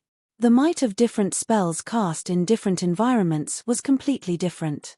An ordinary magician would not even be able to cast a fireball under the water. Even among legendary mags, few could cast a fireball underwater. In some places with thin elemental particles, even spells couldn't be cast. This was the limitation of wizards. Wizard pagodas, warlock pagodas, and such existences can absorb the drifting elements in space and converge them inside the elemental pool. Therefore, the might of the spells cast inside the warlock pagodas is much greater than that of the spells cast in ordinary places. In the Red Earth Wasteland, rivers, lakes, and ponds were completely extinct, and the water elemental particles were extremely thin. The might of the legend rank meteorological spell torrential rain descent was reduced to a pitiful level. That's Master Ian casting a spell. Amazing. To be able to call the wind and summon the rain, Master Ian is really amazing. In the Miracle City, when the slaves saw the rain, they cheered and their worship of Yang Feng increased. Clive looked at the rain in the sky, revealed a smile, and said full of joy, so powerful. Master Ian. Lena's eyes flashed with a glint of worry, but even Master Ian can't cast such a spell every day, right? With such a powerful spell, I'm sure the price one has to pay is also greater. Under the nourishment of the rain, the purification seeds slowly grew roots and pierced the earth. When their roots pierced the earth, they began to absorb the power of the remnant divine blood and began to grow frantically. Purification trees immediately grew, bloomed, and bore fruit. In one breath, they purified more than 200 acres of extremely fertile black earth. A maid came up to Lena and said, "Madam Lena, Master invites you." Lena nodded slightly and followed the maid towards the agricultural area designated by Yang Feng. This is black earth. Black earth that can be freely cultivated. For thousands of years, the red earth wasteland, which had never been conquered by anyone, was actually conquered by Master Ian. This is simply a miracle. When Lena entered the agricultural area and saw the more than 200 acres of black earth, her beautiful eyes flickered with endless shock. She was even more shocked than when she saw the miracle city that night. Located at the junction of the four empires, the red earth wasteland was extremely vast, even reaching 2/3 of the area of the Morince Empire. Many ambitious and ruthless people wanted to establish a foundation in the red earth wasteland, but ultimately failed to conquer the stubborn red earth, and could only leave with their tails between their legs. The gods in the starry sky had the power to purify the red earth. However, purifying the red earth required them to consume a lot of divine power and energy, which was far from being as simple and easy as purifying the purification seeds. Besides, the gods were busy enjoying themselves, practicing cultivation in seclusion, comprehending laws, and strengthening their divine countries. Who would be willing to condescend and consume a lot of divine power and energy to purify the red earth wasteland's divine blood? With a flick of his wrist, Yang Feng threw a pouch and a knowledge crystal to Lena. "Lena, these are breadfruit tree seeds. Go and organize people to plant the breadfruit tree seeds. This is a knowledge crystal for planting breadfruit trees. Crush it immediately." "Yes, sir." Lena crushed the knowledge crystal and felt a lot of knowledge enter her mind. After a good while, she respectfully saluted Yang Feng and said. Yang Feng left and arrived before an artificial lake with a diameter of 1 kilometer and a depth of 30 meters, with a hill in the center. Due to the legend rank spell torrential rain, a shallow layer of water had accumulated at the bottom of the artificial lake.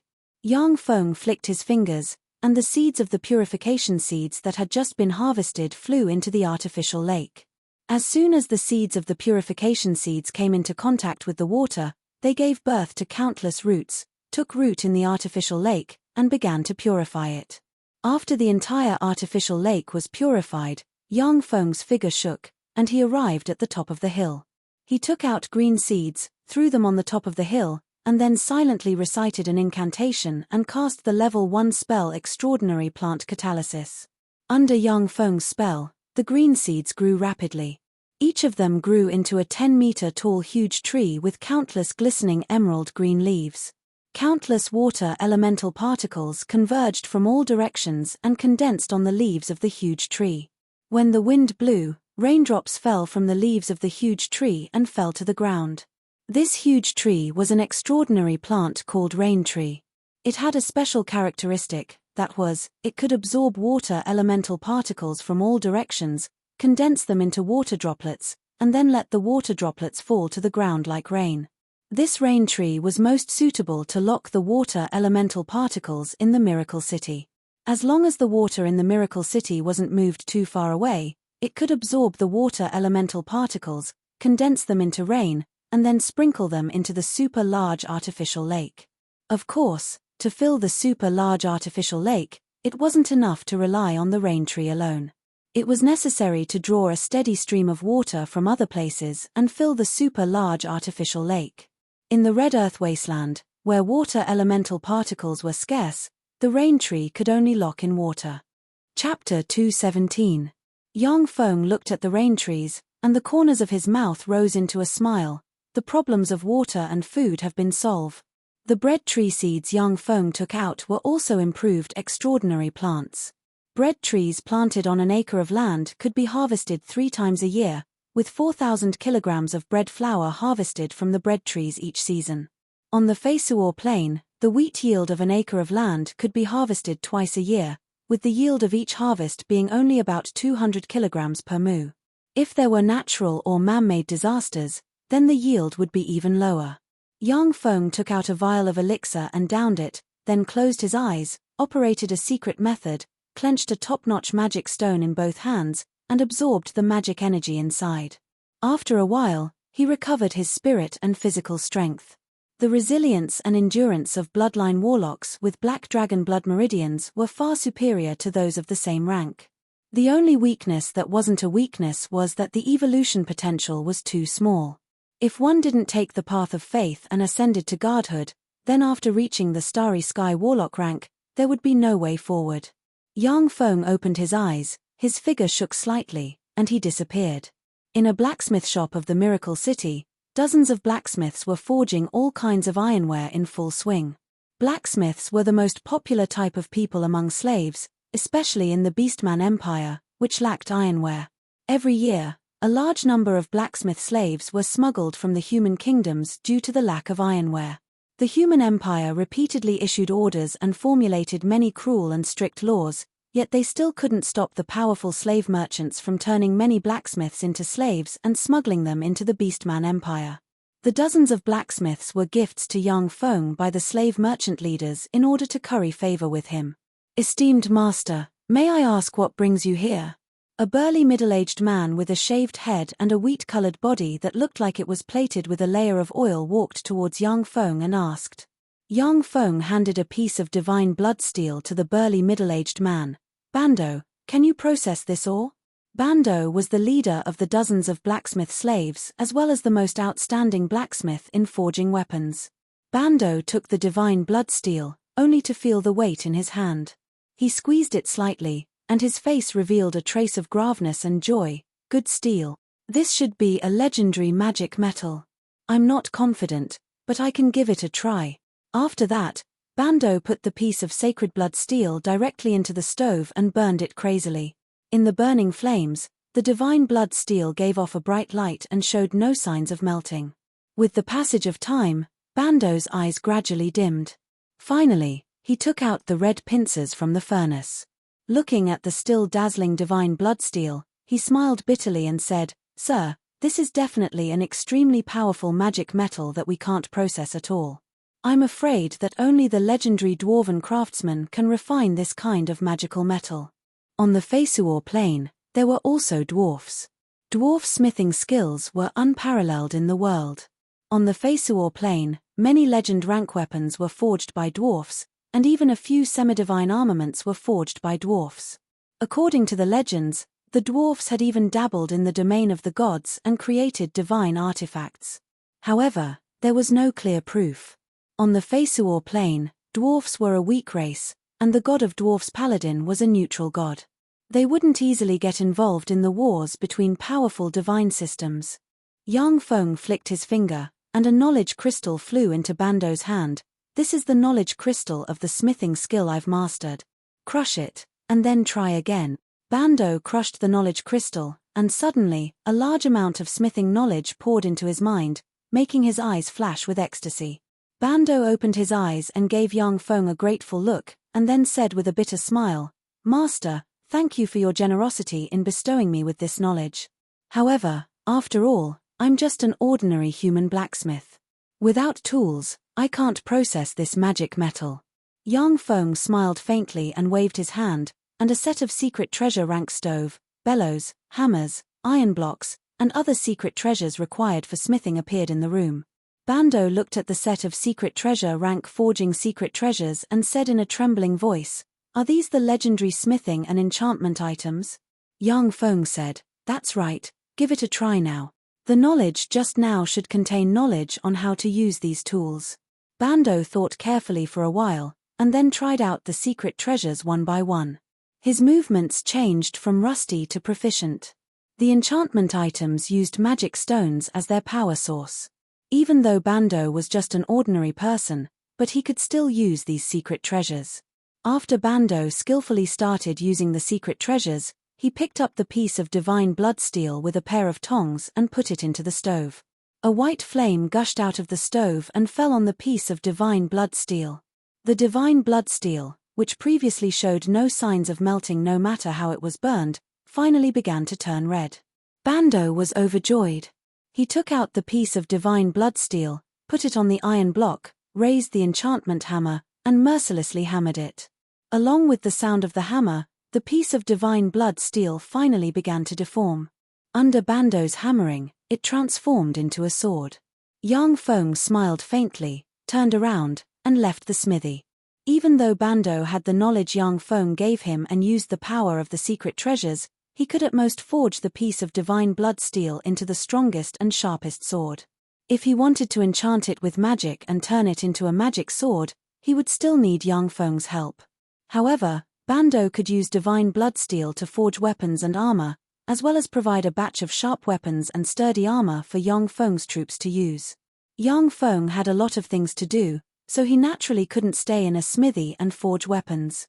3 months later, a huge merchant group of nearly 8,000 people appeared in the Red Earth wasteland and slowly moved towards the miracle city established by Yang Feng. In this huge merchant group, there were 3,000 guards and 5,000 human slaves. This huge merchant group was a joint merchant group formed by the slave merchants in the Ridgex city. Although the Red Earth wasteland was extremely barren and lacked water and food, but it was a transportation hub at the border of the 4 empires. However, it was a transportation hub at the border of the 4 great empires. In order to obtain greater profits, some human merchants would often take the risk to pass through here and head towards the 4 great empires. If the human merchants didn't become rich overnight, then they would become the feasts of goblins, bugbears, ogres, and other bandits in the Red Earth wasteland. Although the Red Earth wasteland was extremely barren, but there were still some places where shrubs grew. There were still some edible and extremely sour berries in the shrubs. In addition, there were also some places that were less contaminated by divine blood. Although they were very unpalatable, but could barely fill one's stomach, wild vegetables and potatoes could be planted. There were as many as 8,000 people in the joint caravan. In the Red Earth wasteland, no force could contend against such a terrifying force. When bandits saw this huge merchant group, they could only reveal covetous gazes, not daring to make a move. A city. Heavens, are my eyes playing tricks on me? There's actually a city there. A city, it's only been 4 months, yet he was able to build such a city here. Incredible. He actually succeeded. Only 4 months. When the merchants saw the city in the Luoxia plain, their eyes filled with shock and they commented spiritedly. Amazing, as expected of a great wizard. Jim, one of the leaders of the merchant group, was also shocked by the majestic miracle city. According to the construction strength of the Feisuor plain, without tens of thousands of people spending a year or 2, it was absolutely impossible to build such a majestic city. With several thousand slaves, it only took Yang Feng 4 months to build such a huge city, of which 1 month was spent on the road. Such a construction speed was simply a miracle on the Feisuor plain. Suddenly, a merchant's eyes widened and he cried out, "Trees! Heavens! Great God of slave hunters! What do I see? A tree? Oh, no, it's a forest." A forest actually appeared in the Red Earth wasteland. Is this a miracle of a true God? Trees. That's a forest. Heavens, there's a forest here. Trees. That's a forest. The merchants were dumbfounded as they stared at the forest and cried out involuntarily. Some merchants rubbed their eyes in disbelief, and then stared at the purification trees that appeared in front of the miracle city. They were dumbstruck, and it took them a lot of effort to accept this fact. Jim's eyes widened and he cried out, "Trees! Are these real trees? Heavens, who the hell is Master Ian? How could he plant trees in the Red Earth wasteland? That's something that many legend heroes haven't done. For ordinary people, it was almost impossible to build a city in the Red Earth wasteland. However, on the Feisuor plain, many legend heroes have tried to build a city in the Red Earth wasteland and succeeded. But without exception, they couldn't sustain it and could only leave the Red Earth wasteland. If the 2 most important factors, water and food, couldn't be resolved, it was impossible to maintain a city in the Red Earth wasteland. Even if there were mountains of gold and silver, they would be spent on water and food. Establishing a city was not profitable, and it was even more impossible to develop and grow. But now, a forest had appeared outside the miracle city. This meant that at least this part of the Red Earth wasteland was no longer a plant forbidden zone, and it was possible to grow food and other crop. This was of great significance to the conquest of the Red Earth wasteland. Chapter 218. Under the stimulation of the green trees, the incomparably huge merchant group immediately sped up their pace and rushed towards the forest. During this time, the Red Earth wasteland stretched as far as the eye could see. The green woods, as if an oasis had appeared in people's minds, nourished their minds and gave their taut nerves a trace of moisture. It was already lunchtime. Wisps of smoke rose from the green woods. The slaves working in the woods began to gather together to have their meals. Heavens, white bread. These lowly slaves are eating white bread and potato soup. Damn it, these lowly slaves, how can they eat white bread? Aren't they eating better than me, Lord Bay? Is there any justice in this? White bread. What a waste. It's such a waste to give these slaves white bread. Master Ian, it's such a waste. When the leaders of the slave caravans broke into the woods, they were attracted by the fragrance and went to the place where the slaves were having their meals. When they saw the slaves eating white bread, the eyes of many leaders of the slave caravans turned bloodshot and they screamed bitterly. On the Fesuor plain, the staple food of the middle and lower class commoners and slaves was the extremely coarse, hard as wood, and needed to be soaked in water to be able to be eaten. As for the fragrant, soft white bread made from finely ground flour, only wealthy merchants and aristocrats could afford to eat it. Some abject aristocrats even had to yield to reality and eat black bread with their families. There were a lot of misers among the leaders of slave caravans. Some leaders of small caravans ate black bread every day. Now that they saw young Feng's slaves gnawing on white bread, their eyes at once became bloodshot. When the guards of the slave caravans saw the slaves eating white bread, their eyes couldn't help but turn bloodshot as well. The guards of the slave caravans basically ate black bread and drank water. Now that the slaves were eating better than them, it naturally made them feel very unbalanced. Jim stared at the white bread, then looked at the miracle city in the distance, and his eyes flickered with endless greed. Master Ian is so rich, even the slaves can eat white bread. What if I take people and seize the city? I have 3,000 people in my hands, and he only has a few hundred slaves. Even if it's a battle of attrition, I can use up all of his spell slot. Seize this city and offer it to His Majesty the Emperor. Who knows, Jim, might be able to become a noble lord. Basically, none of the Ridjek slave traders were good people. When they were in Ridjek City, they could barely be considered law-abiding. But once they left Ridjek City and came to the unrestrained wilderness, they became the most terrifying vicious beasts. Every year, many small slave caravans would disappear into the wilderness without a trace. For Jim to have such great power in Ridjek City, it was unknown how many small slave caravans he had swallowed up. Jim, keep your men quiet. Clive walked out of the forest with 400 fully armed warriors. He frowned slightly and berated Jim. Jim looked at the awe-inspiring, spirited, and powerful Clive. His gaze fell on Clive's fingers, and his pupils constricted. The redness in his eyes faded, and he smiled amiably. "Haha, Clive, I'm so happy to see you. It seems that your body has been completely healed by Master Ian. Master Ian, you're really amazing." "That's right. 200 of my brothers and I have recovered our full strength under Master Ian's treatment.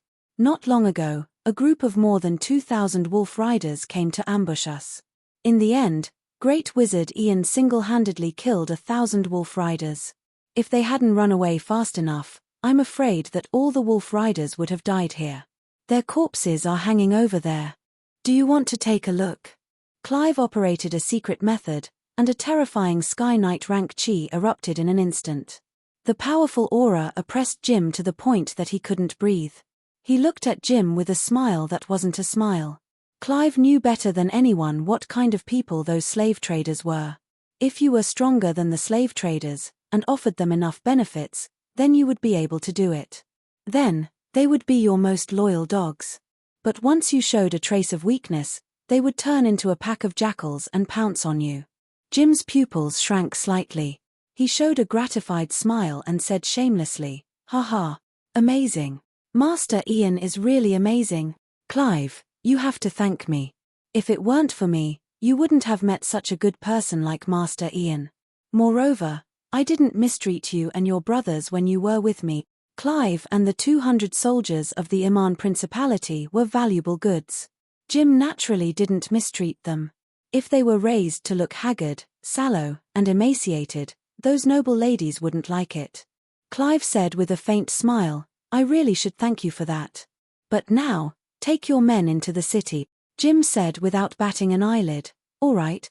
By the way, do all the slaves here eat white bread? That's too extravagant. Clive said, not really. Jim breathed a sigh of relief. The fact that a mere slave could eat almost as much as a big merchant like him made him feel a little unbalanced. Clive said, only the slaves who work hard can eat white bread. Those who are lazy can only go to another place to eat black bread and water. Jim's face twitched slightly. The expressions of the leaders of the merchant groups that surrounded them didn't look good. Their living standards were only the same as those of the hard-working slaves in the Miracle City. The faces of some of the leaders of the small merchant groups were even darker. They basically ate black bread every day, and only ate white bread on holidays. Their lives were simply worse than that of slaves. Of course, that was also because they were too stingy. The guards of the merchant group all had dark expressions on their faces as they considered the possibility of jumping ship. The slaves, on the other hand, all revealed expressions of anticipation. Jim asked curiously, isn't the Miracle City short of food? If we feed the slaves white bread like this, will the food be able to last? The leaders of the slave merchant groups also pricked up their ears. In particular, the merchants who transported the food were extremely nervous. As if awaiting trial, they waited for Clive's answer. Clive replied proudly, the great master Ian cast a spell to purify part of the Red Earth wasteland. Now, the land can be used to plant breadfruit improved by him. The breadfruit trees can be harvested 3 times a year, and each season, 5,000 catties of breadfruit can be harvested from 1 mu of land. Furthermore, the land planted with breadfruit trees can also be mixed with some potatoes, sweet potatoes, and other crops. From now on, the Miracle City can be completely self-sufficient in food. The leaders of the slave merchant groups inhaled a breath of cold air, and their eyes flashed with astonishment. The merchants who transported the food had sullen expressions on their faces, and were so depressed that they almost wanted to cry. Jim's eyes turned, and he said with a smile, can I buy some breadfruit tree seeds? I can buy them at a high price. As a merchant with a keen sense of smell, Jim perceived the great strategic value of the breadfruit tree seeds at once. Once breadfruit trees were popularized, it would have a huge impact on the entire Fesuor plain. Clive said with a smile, I'm sorry, but I'm not in charge of these things. You can go discuss it with Lena or Master Ian. Under the escort of 400 warriors commanded by Clive, the huge slave caravan directly entered the Miracle City. As soon as he entered the Miracle City, Jim saw the wide and orderly streets of the Miracle City. On both sides of the streets, there were trees giving shade, and there were many exquisite buildings. The streets were paved with a layer of cement. People came and went, yet there was not a trace of garbage or excrement of humans and animals. The whole city looked neat, clean, and beautiful. Jim sighed from the bottom of his heart. What a beautiful city. Master Ian is really amazing. Not only does he have formidable magic strength, but he is also a master in designing cities. I think the Imperial capital can't compare to the Miracle City in many aspects. Randy looked around and sighed, it really can't be compared. I've been to the Imperial capital before. Apart from the aristocratic district and the Imperial City district, the rest of the districts are covered in dust and excrement of livestock and humans.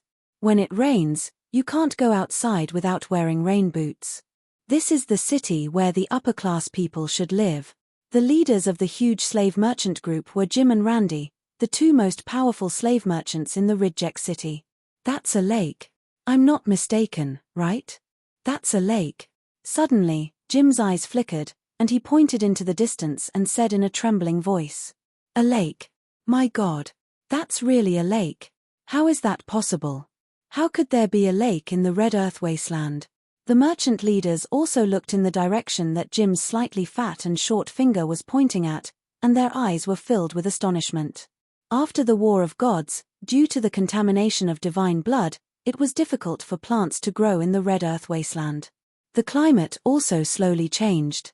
The water vapor was thin, and there were only a few times a year when it rained.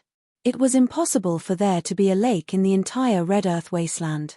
Even if a lake was artificially made, due to the arid climate, the water vapor would evaporate and eventually turn into a dry dead lake.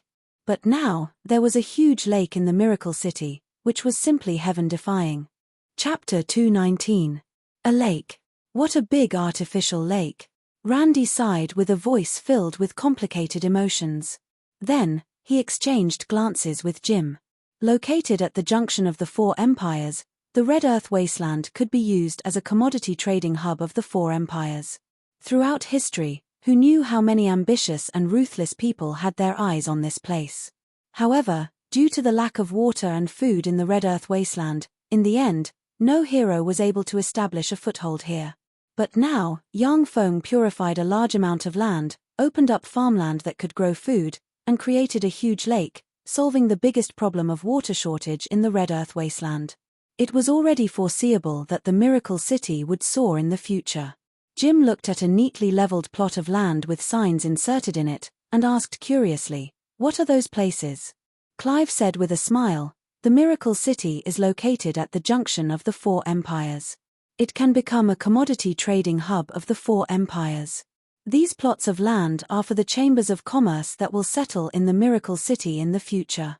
These plots of land are not cheap, each of them is worth more than 100,000 gold coins." When the leaders of the small merchant groups heard that, they were first delighted, but then withered. For these small merchant groups, 100,000 gold coins was still too much of a burden. The eyes of the leaders of the medium and large merchant groups lit up, revealing a trace of excitement as if they had spotted their prey. With the speed of development of the Miracle City, it would definitely grow stronger and stronger in the future. Besides, transnational trade had always been the most profitable business. The Miracle City, located at the transportation hub of the four empires, would definitely become popular in the future. Clive said with a smile, "Master Ian has already spread the news through other channels. Reportedly, some merchants and aristocrats of the Morince Empire and the Titan Empire are very interested in the Miracle City." When they heard that, the leaders of the merchant groups no longer hesitated, and their eyes flashed with determination. Jim suddenly regretted asking such a question. With this question, he gained countless competitors in an instant. "Sir Commander Clive, can you let us take a look at these plots?" "Yes. Sir Commander Clive, please let us take a look at these plot," the leaders of the merchant groups said passionately. Looking embarrassed, Clive pondered for a while, and then agreed, "All right." The leaders of the merchant groups immediately poured into those plots, their eyes filled with greed as they searched for their favorite plots. Even Jim twisted his fat body and dove into those pieces of land with an agility that didn't match his figure. His eyes shone with greed as he searched for the piece of land he liked. As long as he bought a piece of land, he could definitely sell it for a large sum of money in the future. As for the delivery and collection of the slaves, the leaders of these merchant groups handed it over to their subordinates. Although the divine priest of the god of contracts was expensive, once the contract was signed, both parties were unlikely to violate the power of the god of contracts. After a few hours, the leaders of the merchant groups regrouped and headed towards the city lord's mansion under Clive's escort. Tony. Sapphire Commerce Group's Tony. As soon as Jim entered the reception hall that was specially used to entertain the leaders of the merchant groups, he was slightly taken aback, and his pupils shrank. There were already more than 200 people gathered in the reception hall. All of them were well dressed and had rich faces. Jim didn't know most of them, but the few he knew were big merchants of the Morince Empire. Tony of the Sapphire Commerce Group was a person in charge of a territory with wealth no less than that of Jim's super merchant group. With a glass of red wine in his hand, Tony came over with a smile. "Jim, Randy, you're really not good friends. Since you found such a big business opportunity, why didn't you call me? It's really disappointing." Jim's chubby face trembled, and he said with a smile, "Haha, Tony, didn't you go to the Blue River Manor for a vacation? I couldn't get in touch with you for a while, so I didn't call you. By the way, what's the origin of those people?" Tony smiled and didn't pursue the matter. He looked at the rest of the people, his eyes flashed with apprehension, and he whispered, "Many of those guys are barbarians from the Titan Empire." The people of the Morinth Empire and the Titan Empire basically called each other barbarians. Numerous wars had broken out between the two empires. However, neither empire could do anything to the other. Jim asked with a puzzled expression, "How did those barbarians get the news?"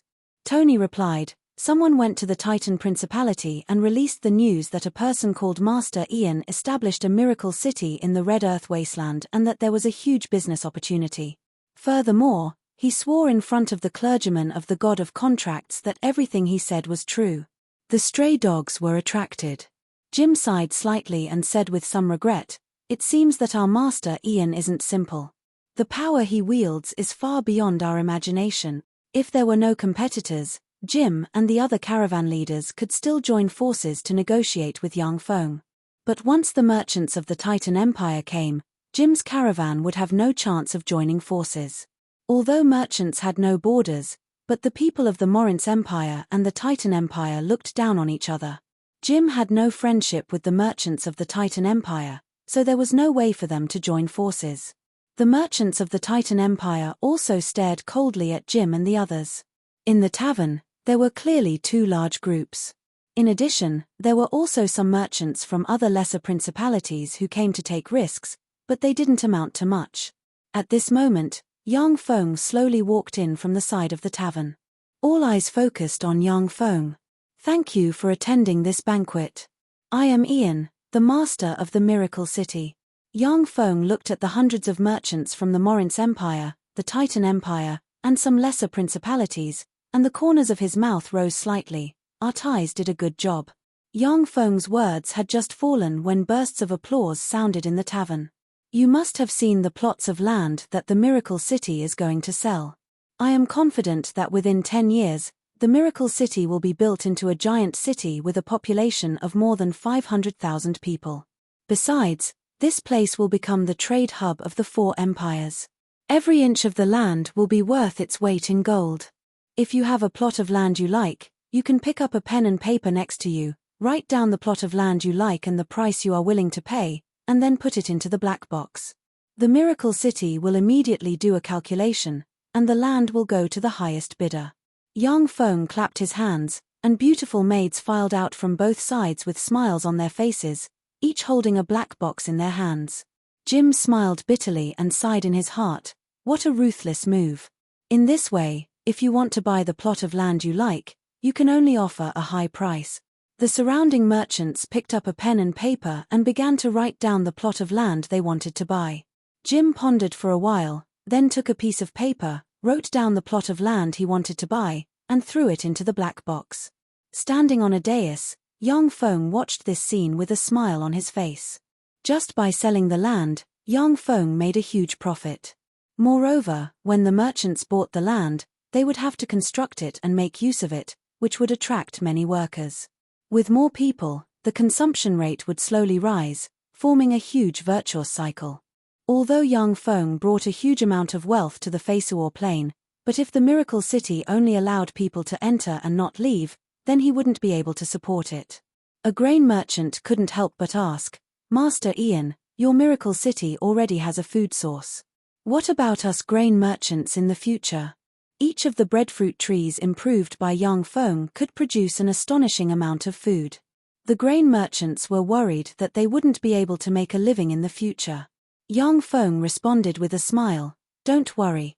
Within 2 years, according to the price I agreed with you, you can transport as much food as you have.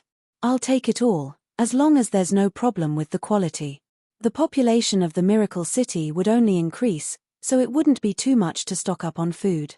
2 years after the Miracle City was fully developed, Yang Feng would still need to import a lot of food. The grain merchants heaved a sigh of relief and revealed a smile on their faces. The merchants wrote down notes and threw them into the black boxes, which were then collected by the beautiful maids. "By the way, let me tell you another piece of good news. I'm not only a wizard, but also an alchemist. Recently, I've refined some gadgets in my spare time, so please come and have a look." Yang Feng clapped his hands, and a warrior walked in with a fine steel sword. Yang Feng said with a smile, "Please elect a few people to take a look at this fine steel sword to prove that I haven't tampered with it." The merchant groups of the Morince Empire and the Titan Empire quickly elected 10 highly prestigious merchants, including Jim, Tony, and Randy, to go on the dais. After carefully examining the fine steel sword, Jim waved it a few times, and then said very cautiously, "There's nothing wrong with this fine steel sword. It's an excellent imperial military sword. This sword has been maintained very well. There is no damage to it." The other 9 people took the sword and carefully examined it for a while, and then nodded in agreement. Chapter 220. Military standard fine steel swords weren't inferior swords. On the contrary, they were well made and of excellent quality. Compared to the scimitars and swords used by many adventurers, they were of much better quality. The quality of military weapons had always been far superior to that of civilian weapons. "This is an enchanted sword I forged. Give it a try, Jim." With a flick of his wrist, a sword with a thin blade engraved with mysterious runes appeared in Yang Feng's grip, and he handed it to Jim. Jim took the sword and waved it slightly. A pale green magic radiance and a pale red magic radiance buffed Jim's body, making him feel lighter. At the same time, there seemed to be endless power surging out of his body, causing him to reveal a trace of ecstasy. "These really are magic weapon.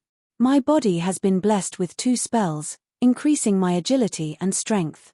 The eyes of the merchants of the 2 empires turned bloodshot and flickered with endless greed as they stared at the magic sword in Jim's hand. On the Feisuor plane, due to the weave, it was easier to cast spells than on other planes. However, it was dozens of times more difficult to search for the source of spells. Apart from the Weave Church and a few ancient mage organizations, there weren't many alchemists to be found, and magic items were few and far between. Once the magic sword in Jim's hand was put up for auction, it would definitely fetch a sky-high price. Yang Feng said faintly, "Reggie, chi." The warrior Reggie urged his chi and poured it into the standard sword in his hand, causing the standard sword to radiate chi radiance. According to the understanding of warlocks, chi cultivated on the Feisuor plane was a powerful life force that could be used to strengthen various weapons and armor. Yang Feng said with a smile, "Jim, chop at the tip of the sword. Wait a moment, let the others test the sharpness of the sword." With the magic sword infused with a dozen grams of divine blood steel, Jim chopped at the tip of the standard fine steel sword of the Morince Empire and easily cut off the fine steel sword blessed with chi. Seeing this scene, the merchants all sucked in a breath of cold air. They were shocked by the sharpness of that magic sword. Magic swords were just long swords that could be enchanted with magic. They were not necessarily sharp enough. That magic sword could already be regarded as a peerless sword that could cut through iron as if it were mud, even without being enchanted with magic. Now that it could be enchanted with magic, it could be said to be a heaven-defying sword. The magic swords collected by many noble families were only of this standard. Jim fondled the long sword admiringly and exclaimed in ecstasy, "Good sword, what a sharp treasured sword." "Jim, get out of the way. Let me try." Randy pushed Jim away impatiently, snatched the magic sword from Jim's hand, and slashed at Reggie's steel sword that had been strengthened with combat energy. Dang! With a crisp sound, the fine steel sword in Reggie's hand was sliced off. Randy's eyes also revealed a trace of excitement. "Good sword, it's indeed a peerless sword." Tony's eyes lit up and he snatched the magic sword. "It's my turn." The 10 merchants took turns to try out the magic sword and praised it profusely. Even though the magic sword could no longer be enchanted with magic by the 5th person, but they were still very satisfied. To be enchanted with 8 level 0 spells a day, to be extremely sharp, and to be able to cut through iron as if it were mud, such a treasured sword was definitely a rare treasure. I name this treasured sword Warrior's Edge. Every year, at this time, I hold an auction here and auction 5 of these treasured swords. If you're interested, you can come and participate in the auction at this time every year. Yang Feng smiled. With a flick of his wrist, 5 Warrior's Edge appeared in his hand. Lena came over with a smile on her face, took the 5 Warrior's Edge sheathed in an exquisite scabbard, handed 4 of them to a maid behind her, and looked around, saying, "I am Lena, the Miracle City's internal affairs manager. I will now be acting as the auctioneer. The starting bid for this warrior's edge is 100,000 gold coins, and each bid increment must be no less than 1,000 gold coins. The auction begins now. 150,000 gold coins. Just as Lena's words fell, Jim impatiently quoted a high price. Hearing the sky-high price, the venue went silent for a while. At the time, Yang Feng had bought hundreds of slaves in the slave market for tens of thousands of gold coins. For a magic sword, Jim offered a sky-high price of 150,000 gold coins, which shocked everyone. A middle-aged merchant from the Titan Empire said flatly, 300,000 gold coins. Hearing that voice, everyone was shocked, and the venue went silent. Lena said with a smile, 300,000 gold coins going once, 300,000 gold coins going twice, 300,000 gold coins going thrice. Sold. This magic sword is yours. Numerous gazes were focused on the middle-aged merchant from the Titan Empire, and their gazes were filled with complicated emotions. 300,000 gold coins was definitely not a small sum. For the middle-aged merchant to be able to take out so much liquid funds without batting an eyelid, he was definitely someone from a super large merchant group. Lena said with a smile, the auction for the second warrior's edge will now begin. The auction rules are the same as before. The auction begins now. 110,000 gold coins. 120,000 gold coins. Just as everyone was quoting prices, the middle-aged merchant from the Titan Empire still said flatly, 300,000 gold coins. The entire venue went silent once again, gazes full of complex emotions and hatred focused on the middle-aged merchant. Lena said with a smile, 300,000 gold coins going once, 300,000 gold coins going twice, 300,000 gold coins going thrice. Sold. This magic sword is yours. Lena said with a smile, the auction for the third warrior's edge will now begin. The auction rules are the same as before. The auction begins now. 300,000 gold coins. Just as Lena's words fell, the middle-aged merchant directly opened his mouth, blocking the desire of those merchants who were trying to increase the price. Jim hesitated for a moment, his gaze fell on the two remaining magic swords, and he gritted his teeth and quoted a price, 310,000 gold coins, 320,000 gold coin. 330,000 gold coins. The atmosphere in the venue seemed to be ignited at once. The price of the magic sword rose steadily until it reached 500,000 gold coins, when it was bought by a wealthy merchant from the Titan Empire. The corners of Lena's mouth rose slightly, revealing a sincere smile, and she said, the auction for the fourth warrior's edge will now begin. The auction rules are the same as before. The auction begins now. The middle-aged merchant from the Titan Empire quoted a terrifyingly high price in an attempt to deter the rest, 400,000 gold coins, 410,000 gold coin. 420,000 gold coins. The price of the warrior's edge suddenly rose steadily. Without stopping, it directly broke through 500,000 gold coins, all the way to 610,000 gold coins, when it was bought by the red-eyed Jim. The corners of Lena's mouth rose slightly, revealing a sincere smile, and she said, the auction for the last warrior's edge will now begin. The auction rules are the same as before. The auction begins now. A merchant from the Titan Empire, his eyes bloodshot, directly quoted a price, 600,000 gold coins. This magic sword, which could cut through iron as if it were mud, was very popular in the martial Titan Empire.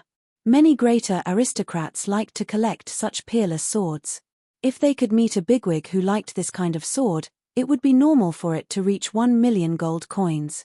The poor of the Feisuor plain were very poor, but greater aristocrats of the various empires could even afford to raise tens of thousands of private soldiers.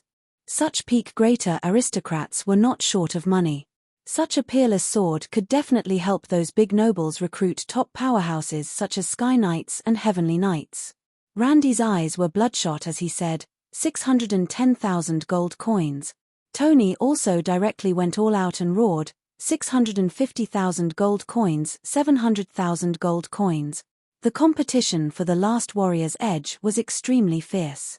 In the end, it was bought by a wealthy merchant from the Titan Empire for the sky-high price of 800,000 gold coins. At this time, the gazes of the greater merchants focused on the middle-aged merchant from the Titan Empire, their gazes brimming with admiration. The middle-aged merchant from the Titan Empire had a very unique vision. At the beginning, he bought the 2 magic swords at a sky-high price in the eyes of the greater merchants. Now it seemed that the middle-aged merchant from the Titan Empire had made a fortune. His profits had nearly doubled. Lena said with a smile, "Master Ian is also a Grandmaster pharmacist and can refine a variety of potions. When you come next year, you should be able to buy a variety of mystical potions at the auction. I think that you won't be disappointed when you come next year." Grandmaster pharmacist. After hearing this, the greater merchants inhaled a mouthful of cold air. They looked at young Feng as if they were looking at a gold mine emitting the radiance of gold coins as it walked. Potioneering was also a branch of magic. On the Feisuor plane, because wizards would forget the spells they memorized the day before, they had to memorize spells repeatedly, wasting a lot of time. Therefore, there were very few wizards who studied potioneering. Every kind of magic potion had mystical powers. Some magic potions could dispel many curses. Some magic potions could curse others. Some magic potions could inflict strange poisons that even divine spells would find difficult to dispel. Some magic potions could restore youth for a short period of time. Some magic potions could restore people's energy. Every kind of magic potion was a rare treasure. Generally, only the royal families of empires as well as some greater aristocrats had some magic potions. Just a magic potion could make the miracle city in the Red Earth wasteland a holy land in the eyes of many people. They had come from far away. Chapter 221. Yang Feng said with a smile, "Presumably, everyone knows that what the miracle city lacks the most is people. Henceforth, if anyone brings 500 slaves to the miracle city alive, you can buy a magic elixir from me. Of course, I'll also give you a satisfactory price for those slaves. I won't let you come empty-handed."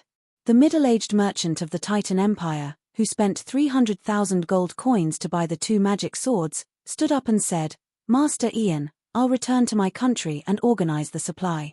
I'll definitely satisfy you."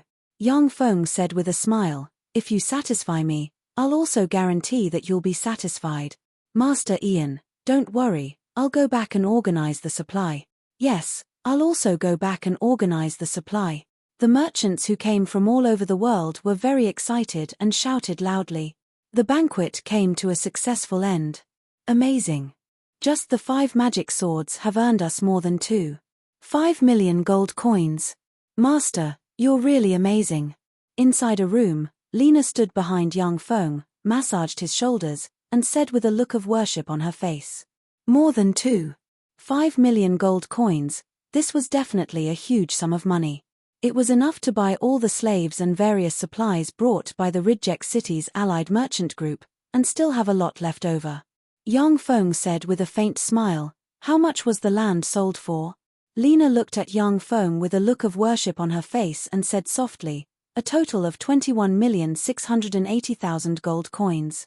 That piece of land with nothing on it could be sold for so many gold coins just by sticking a sign on it." Lena couldn't quite believe it. After all, the land was worthless before. Yang Feng sighed somewhat regretfully. "Unfortunately, the sale price was too low. The price is still a bit low.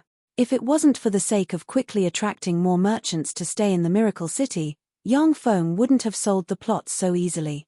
Real estate was a windfall among windfall profits." Lena's eyelids twitched, and she was somewhat speechless. The prices marked on the plots of land were already astonishingly high in her opinion. But listening to Yang Feng's tone, the plots of land were sold cheaply, which made her somewhat incredulous. Yang Feng's eyes flashed with a peculiar glint, and he mused, "With so many gold coins, and the time is almost up. We must start preparing for the next step." 50 miles to the west of Miracle City, under a flat red land, it had been excavated and built into an extremely spacious, 100-meter deep underground base. The underground base was filled with all kinds of mysterious runes that were used to block all kinds of probing. Even if it was a god-level powerhouse, they would have to use their incarnation to personally come to this area and use their divine power to see through the underground base. A level 1 mobile fortified stronghold was built 100 meters underground. Although the Mechanical Legion couldn't appear on the Feisuor plain, But the huge computing power of the portable fortified stronghold's optical computer and the ability to synthesize all kinds of elixirs were what Yang Feng needed. Yang Feng reclined in the chair of the portable fortified stronghold's main control core and raised his head to look at the sky. In the air, pictures of beautiful female half-blood beast men kept flashing, and below those pictures were their resumes. The corners of Yang Feng's mouth rose slightly. Based on all the information, it's her. The projection also stabilized in midair, revealing a beautiful blonde woman with a pair of lion ears. At the same time, her eyes were burning with unyielding fury, making her an unforgettable sight. The Red Earth Wasteland was located at the border between the Kasama region and the Beastman Empire. In the Beastman language of the Feisuor Plain, Kasama meant hybrid. In fact, the Kasama region was a place that the Beastmen despised as a hybrid area. The land in the Kasama region was extremely barren, and could only produce some sour and unpalatable berries, potatoes, and some unpalatable roots. There was a kind of people living in the Kasama region, and they were hybrids between beastmen and humans, half-blood beastmen. In fact, half-blood beastmen were the product of a tragedy. Once the two human empires invaded the territory of the Beastman Empire, they would plunder many Beastman beauties. When the Beastman Empire's armies invaded the territory of the human empires, they would also be merciless and plunder a large number of human beauties. Half-blood beastmen born under this tragedy weren't regarded as compatriots by humans and beastmen, but as filthy and sinful existences. According to the customs of the Beastman Empire, once half-blood beastmen were born, they would be directly thrown into the Kasama region and abandoned. The half-blood beastmen in the Kasama region would silently accept the newborn half-blood beastmen as their compatriots. As if cursed by the gods, the offspring of half-blood beastmen and other races would also be half-blood beastmen. The offspring would be treated with contempt and even hostility by the many races of the Feisuor Plain. Behind a hillside in the Kasama district, there was a half-beastman girl with golden hair and blue eyes. She had a golden ponytail and was about 1.85 meters tall. Her breasts were almost bursting out of her clothes, and her legs were slender and beautiful. Her appearance was very beautiful, but she had a heroic aura. She was about 16 or 17 years old, and she had a pair of lion ears. She held a wooden sword in her hand and continuously brandished it. Drops of sweat slowly dripped from the forehead of the half-blood beastman girl, nearly drenching her clothes. Even so, she didn't slack off in the slightest. She practiced a set of the most basic swordsmanship. Even that set of swordsmanship was incomplete, but she still did not give up. She chopped, flicked, stabbed, lifted, and slashed with her sword. Every sword move was extremely serious, enough to make many martial arts practitioners blush with shame. Suddenly, the face of the half-blood beastman girl turned pale, her breathing stagnated, and she spat out a mouthful of blood that sprinkled on the ground. The set of swordsmanship was incomplete. The half-blood beastman girl practiced this set of swordsmanship so hard that she unknowingly injured herself. Without the guidance of a great teacher, it was extremely difficult to practice swordsmanship. At the time, although Yang Feng had the inheritance of the Black Cottage, but he still went to great lengths to join Warlock College Antalya in order to get the guidance of a great teacher and a huge amount of cultivation resources. A 12 or 13-year-old half-blood beastman girl with a sallow complexion, a pair of cat ears, and slender limbs that looked like they could be easily snapped ran over and said with a look of horror on her face, "Big Sister Catherine, it's bad. So many wolf cavalrymen are attacking our village." Catherine's pretty complexion changed, her eyes flickered with endless anger, and she gritted her teeth and said, "Wolf cavalrymen, is the winter hunt starting so soon? Those bastards." The so-called winter hunt was when the beastmen of the Beastman Empire would sweep through the Kasama region from time to time during winter. They would plunder the food of half-blood beastmen and capture the beautiful half-blood beastmen for their own enjoyment, or sell to human slave merchants in exchange for various supplies. Because many half-blood beastmen were the offspring of handsome men or beautiful women, they were generally not ugly. Although they couldn't compare to elves, who were all handsome men and beautiful women, but the proportion of beautiful women was still much higher than that of humans. Half-blood beastman female slaves were also very popular among humans. Whether it was the Beastman Empire or the Human Empire, They had never regarded half-blood beast men as their compatriots. Therefore, when it came to killing half-blood beast men, they didn't show the slightest bit of leniency. It was as if they were harvesting chives, harvesting one batch after another. Catherine's eyes almost spewed flames of anger, and she said while stressing each syllable, "Little sister Kitty Kitty, hide here. I'm going to find a way to rescue Aunt Gina and the others." Without waiting for Kitty Kitty Kitty to reply, Catherine tightly grasped her only weapon, the wooden sword, and rushed towards the hillside. Once she rushed out of the hillside, she arrived at the small mountain village where Catherine lived. At this time, huge wolves could be seen running amok in the small mountain village. Many of the huge wolves were biting and chewing on the half-blood beastmen in the small mountain village. Blood splattered everywhere, and the entire mountain village was filled with screams and wails. The humanoid werewolf warriors were dragging the half-blood beastman women in the mountain village, laughing wildly and humiliating them without the slightest scruple. "You beasts!" When Catherine saw the miserable scene that resembled hell on earth, anger surged in her heart. She waved the wooden sword and stabbed at a werewolf warrior. "Ha ha, there's a beautiful chick here. This time, we really struck it big. If we catch her and sell her, our family will have food to last through the winter." The werewolf warrior had the cultivation base of a senior warrior. His eyes lit up, and he laughed heartily. He swung the scimitar in his hand, and with a casual shake, he sent Catherine's wooden sword flying. He reached out and grabbed Catherine's head, and just like that, he forcibly pressed Catherine to the ground. No matter how Catherine struggled, she couldn't break free from the werewolf warrior's grasp. "And a lion race half-blood beastman, ha. Maybe one of your parents is a member of the royal family. I can't take it anymore. I'm going to F***CKU now. This way, I can also play with a half-blood beastman with royal bloodline. You might even be the daughter of a prince or princess." The werewolf warrior smiled malevolently, and began to tear off Catherine's clothes. His eyes were filled with undisguised lust. "Why? Why did the heavens do this to us half-blood beast men? Why? We didn't do anything wrong. We didn't come to this world of our own free will. Why are you doing this to us?" Catherine's eyes were bloodshot, and she howled mournfully. 2 streams of blood tears flowed down from her resolute and courageous eyes, showing that she was already at the peak of grief and indignation. Since Catherine could remember, this hellish scene had been repeating over and over again. This filled her heart with the desire to become stronger and caused her deep pain. Now, she was almost in despair. Chapter 222. Good child, you half-blood beast men aren't wrong. What's wrong is that you half-blood beast men don't have a god protecting you. Along with a slight sigh, Yang Feng, shrouded in sacred light, stepped into the void and walked over, looking like the embodiment of a god walking in the secular world. When Catherine saw Yang Feng walk out midair, it was as if she saw a glimmer of hope in the depths of a dark and despairing hell. The eyes of the wolfman warrior flashed with a glint of graveness. He grabbed Catherine and threw her aside, then faced upwards and issued a shrill howl. "Enemy attack, the other party is a human wizard."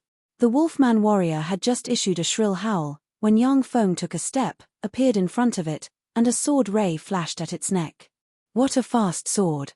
The last thought flashed in the mind of the wolfman warrior. Immediately after, its head flew high, and a mouthful of hot blood sprayed out of its body. The drops of blood sputtered towards Yang Feng, but were ricocheted after coming into contact with the life force field protecting him. Not a single drop of blood stained him. The wolf cavalrymen were battle-hardened elites. After hearing the warning of their comrade, they immediately picked up their weapons and ran towards their battle wolves. Yang Feng flicked his fingers, and the level 0 spell arcane projectiles bombarded the heads of the wolf cavalrymen like raindrops. When the wolf cavalrymen were hit in the head by the level 0 arcane projectiles, as if hit by a heavy hammer, they bled from their facial orifices and fell to the ground. The eyes of a dozen huge wolves flickered with a sinister glint. Their figures flashed, and they madly pounced at Yang Feng. When the dozen-plus wolves appeared in front of Yang Feng, he blurred into motion. Instead of retreating, he charged into the wolf pack and slashed at the wolves with the secret treasure sword forged from divine bloodsteel in his hand. After a dozen grams of divine bloodsteel were added to an ordinary fine steel sword, It could slice through iron as if it were mud. The secret treasure sword, forged entirely from divine blood steel, was extremely sharp. Wherever the sword rays passed, the hard bones of the huge wolves were easily sliced apart as if tofu. The sword rays interweaved, and the dozen huge wolves were turned into countless pieces, with blood spraying everywhere. So strong. Is he a god who has come to save us? Catherine's beautiful eyes reflected young Feng's figure, her heart brimming with excitement and worship. In her still slightly immature mind, a powerhouse like young Feng was a top powerhouse in the world, and gods were nothing more than this. When the wolf cavalrymen saw how terrifying young Feng's strength was, they immediately howled, mounted their giant wolves, and scattered. Young Feng creased his eyebrows slightly when he saw the wolf cavalrymen flee in all directions. He cast spider web to trap 8 of the most ferocious wolf cavalrymen, and then stopped his pursuit. The biggest advantage of the wolf cavalry was their high mobility. If they couldn't beat them, they would choose to escape. It was very difficult to annihilate them. Catherine got up and stared at young Feng. After hesitating for a moment, she gritted her teeth and asked, "Sir Wizard, are you here to capture us?" Over the years, the people that appeared in the Kasama district were either human slave hunters or the ferocious beastmen winter hunt army.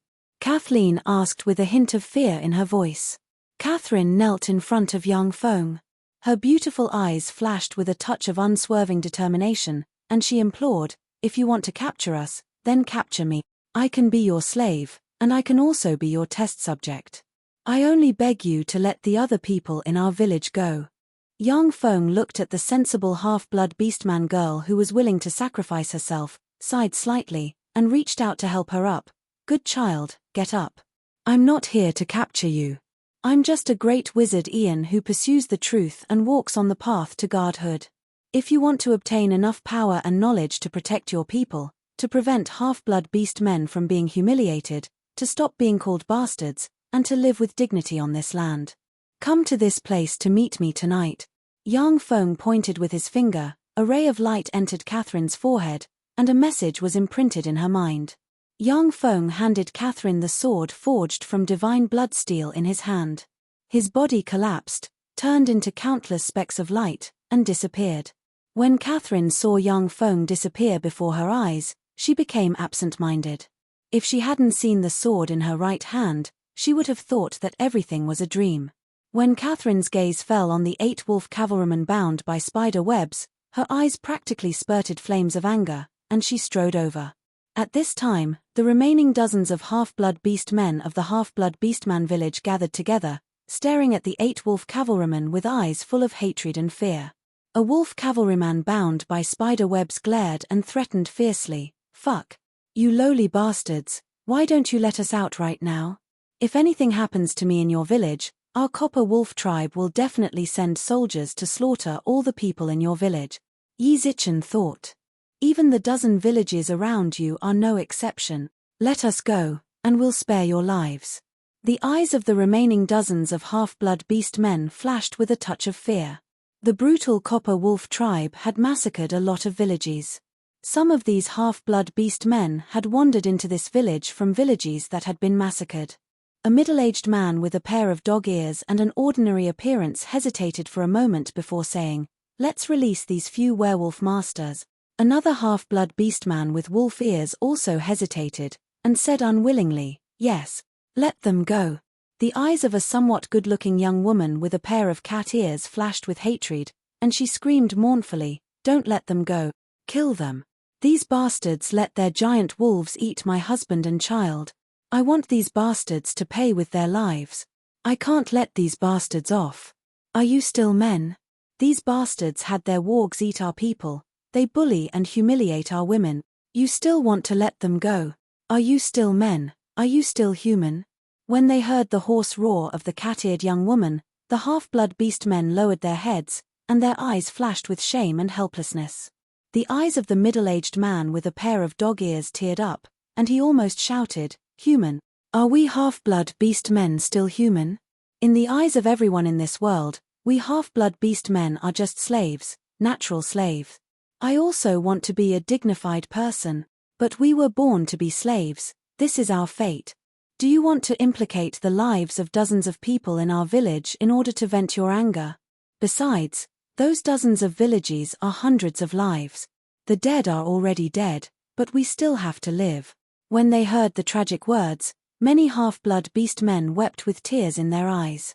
They also wanted to be human and live with dignity, but the whole world of the Fesuor plain rejected them.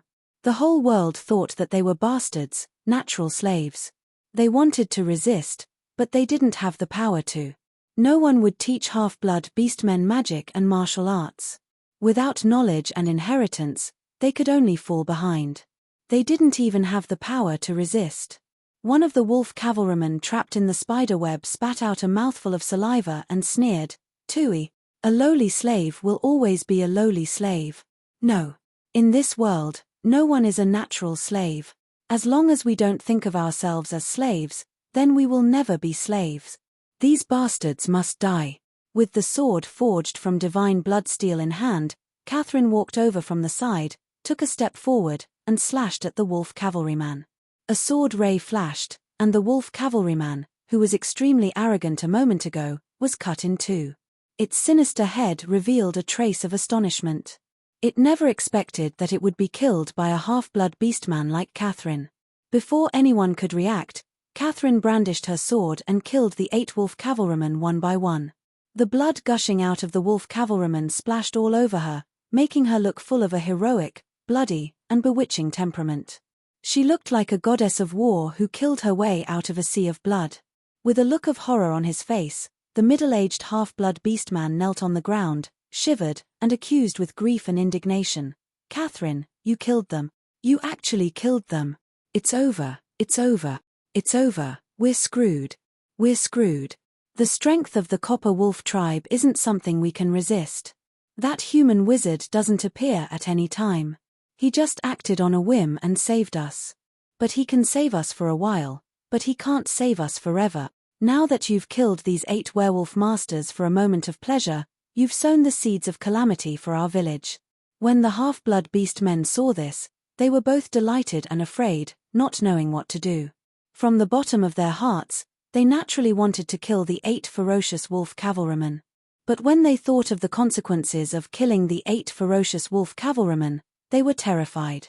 Catherine's beautiful eyes blossomed with radiance, and she barked, "Have you ever thought about why we half-blood beast men are so miserable? We were born to be regarded as slaves, and can be hunted and killed wantonly like livestock." The half-blood beast men fell silent. They had been pondering this question since they were born, but they hadn't come to a conclusion. Catherine said loudly, "That's because we half-blood beast men don't have a god of our own. Without the protection of a god, we are bullied and humiliated. Not long ago, a great god was finally willing to take pity on us half-blood beast men, and sent an emissary to help us. That human wizard is a divine emissary sent by that great god to save us half-blood beast men." Chapter 223. Interesting. This Catherine is really outstanding. She can adapt to the situation. I just gave her a little poke, and she could react like this. That's amazing. Every race has its geniuses. She should be a half-blood beastman genius. If there is a bowler, then there is a horse. Horses are common, but bowler is rare. It's quite interesting to be a bowler. Above the clouds, sitting on the magic carpet, Yang Feng looked at the holographic scene projected by the holographic projector, and the corners of his mouth rose into a smile. The middle-aged man with dog ears was taken aback, and then whispered, "Is there really a god willing to take pity on us half-blood beast men?" Expectant and hopeful gazes focused on Catherine at once. Catherine's thoughts revolved, and she said loudly, "That's right, the name of the great god is Ian. He will send a divine emissary to guide us half-blood beast men out of our predicament and no longer be slaves to others. We half-blood beast men are not natural slaves." "Great. That's great. Thank you, great god Ian. Praise you, great god Ian." The half-blood beast men praised loudly with tears streaming down their faces. Pure faith power diffused from them, and then gradually dissipated because they couldn't find a target to attach to. In the sky, Yang Feng cast a secret method and looked at the faith power that appeared and then collapsed and dissipated from the half-blood beast men, and he sighed slightly. What a strong faith power. I'm afraid that each of them has reached the pinnacle of shallow believers and is infinitely close to true believers. Suffering is really the best way to harvest faith power. Believers were divided into 6 classes: non-believer, pseudo-believer, shallow believer, true believer, fanatic, and saint. In addition to non-believers, even pseudo-believers would provide a trace of faith power when they silently recited prayers. Under normal circumstances, with the same prayer time and the same soul strength, the faith power provided by 100 pseudo-believers was only comparable to that provided by one shallow believer. The faith power provided by 100 shallow believers was equivalent to that provided by one true believer. The faith power provided by 100 true believers was equivalent to that provided by one fanatic. The power of faith provided by 100 fanatics was equivalent to the power of faith provided by one saint. Of course, if a creature's soul was strong enough, then the power of faith they provided would also be stronger. Therefore, there were many species that did not have a lot of numbers, but their individual souls were strong enough. Their gods were also very powerful. The half-beast men race had suffered a lot. Without the protection of the gods, they were one of the most vulnerable races. Yang Feng chose half-blood beast men because this race, which had suffered hardships, was more likely to give birth to devout believers who could provide large amounts of faith force. In the plain of Turandot subcontinent, those vampires were being hunted by humans. They also suffered a lot. They were full of pious hope to give birth to a god of the vampires. That kind of strong obsession made most of them existences above the level of true believers. Coupled with their soul strength that far surpassed that of ordinary people, they were able to allow the blood clan King Rarit to ignite his divine fire and evolve into a demigod. Under Catherine's reassurance, the half-blood beast men began to clean up the village and bury their loved ones. At the same time, they skinned the giant wolves and began to cook them. Although the giant wolf meat was not tasty, but it was rare meat that they could obtain. Time passed slowly. The sky had just turned slightly dark. Catherine took the sword forged from divine blood steel and quickly went to the place where she and Yang Feng had agreed to meet. After arriving at the place, Catherine began to practice the swordsmanship that was full of mistakes under the weak moonlight. This was the only martial art she could learn. Don't practice it. You're practicing the wrong swordsmanship. If you continue to practice it, you'll only ruin your body. Under the weak moonlight, Yang Feng, shrouded in a faint sacred radiance, slowly walked out from the side. Master Ian, thank you very much for saving the people of our village.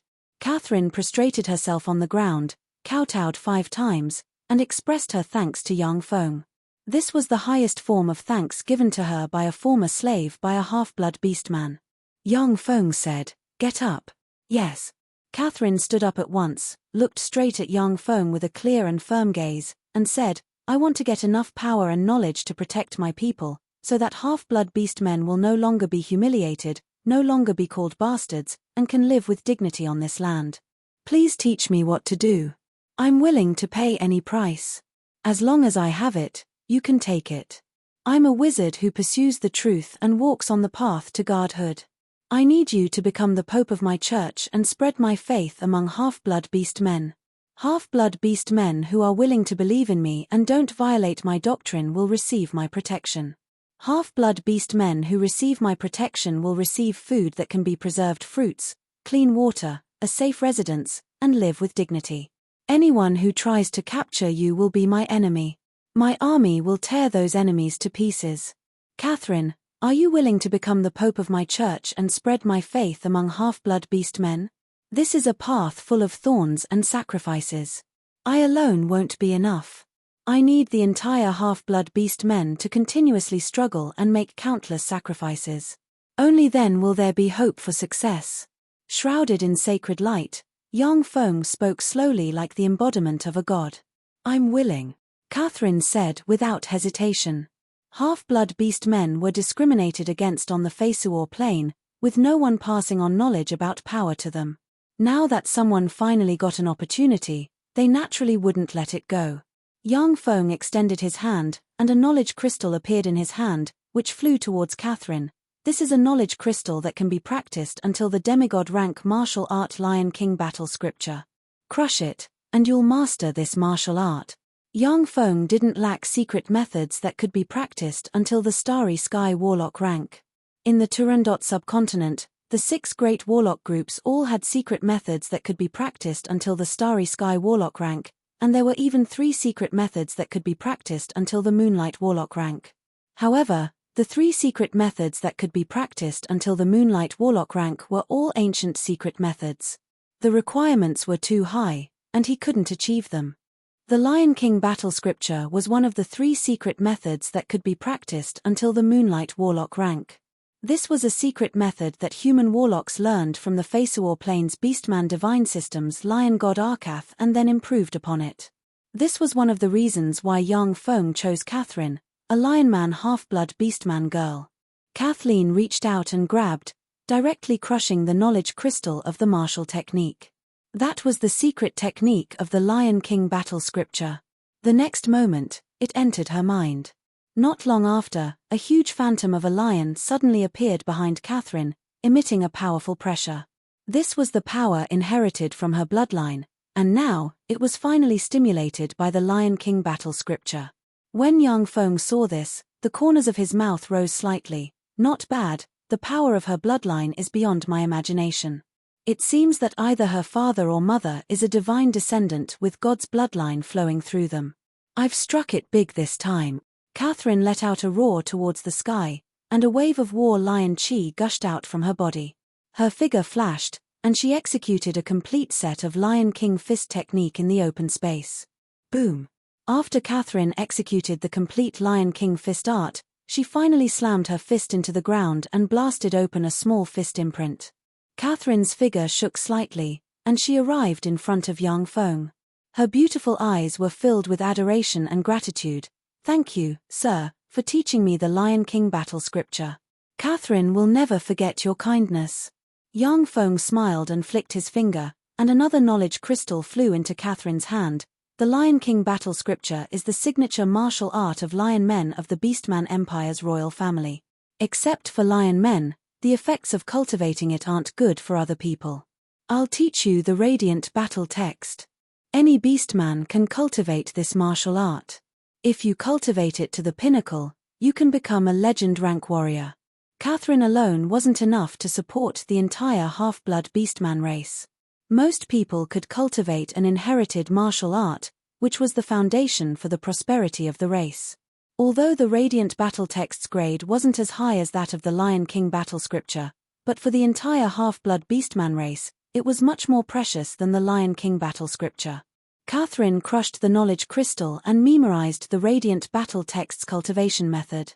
Then, she slowly opened her eyes and stared at Yang Feng. Although she didn't say any words of thanks, but her beautiful eyes were filled with unswerving determination. This is the Monarch's sword. It can bless you with 4 spells: Inspire Courage, Monarch's Dignity, Extraordinary Physique, and Monarch's Power. This is the Monarch's armor. It has a formidable defensive power and is blessed with 9 spells: Warping Force Field, Fire Resistance Enhancement, Water Resistance Enhancement, Wind Resistance Enhancement, Earth Resistance Enhancement, Ice Resistance Enhancement, Light Resistance Enhancement, and Darkness Resistance Enhancement. The future of half-blood beast men needs you to use these 2 weapons to forge it. With a flick of his wrist, Yang Feng handed Catherine a secret treasure sword forged entirely from divine bloodsteel and a secret treasure armor forged entirely from divine bloodsteel. In terms of material quality, the secret treasure sword forged entirely from divine bloodsteel already surpassed that of many legend-rank secret treasure swords. Its only shortcoming was that the magic attached to it wasn't strong enough. The same was true for the secret treasure armor forged entirely from divine bloodsteel. However, to the current Catherine, this was definitely a godly weapon-level treasure. Chapter 224. After Catherine left the hillside, she quickly returned to her village and gathered all the people in the village together. After Catherine gathered everyone, she immediately announced, "We can't stay here anymore. We have to leave and migrate elsewhere." Dick, a half-blood beastman with a pair of tiger ears, gave a long sigh and said, "We don't have much food. Besides, where are we going to migrate to? There's no place for us half-blood beast men to survive." Bitterness welled up in the hearts of the half-blood beast men present. Chuck, a tiger tribe half-blood beastman with a pair of tiger ears, a sturdy figure, and a 60% resemblance to Dick, suddenly pointed at a half-blood beastman with a pair of lion ears standing next to Catherine and asked, "Catherine, who is he? Why haven't I seen him before?" The half-blood beastmen also looked strangely at the lionman half-blood beastman Yang Feng standing next to Catherine. Yang Feng said with a light smile, "Hello, I am one of the divine emissaries sent by the mighty god Ian to help you.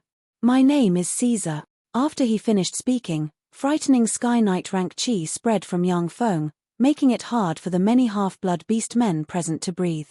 After warlocks used secret methods to condense a soul seed and establish a spirit sea, the power they obtained was named life energy by warlocks. It could simulate a variety of powers, and chi was no exception. Most of the half-blood beast men present weren't even knights and hadn't cultivated chi. As such, they couldn't resist Yang Feng's imposing aura. Divine emissary. There really is a god who wants to help us. Thank the heavens have finally opened their eyes. When the half-blood beast men felt the formidable aura released by Yang Feng, tears streamed down their cheeks and they muttered. When Chuck sensed the bottomless and frightening aura released by Yang Feng, he couldn't help but feel dispirited.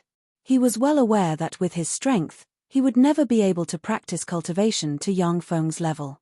When Dick saw this, he no longer doubted Yang Feng's identity. The dozens of people in the half-blood beastman village weren't enough for Yang Feng to kill. If Yang Feng wanted to capture all of them and sell them as slaves, then they wouldn't have the strength to resist. These half-blood beast men couldn't think of anything that could be plotted against them.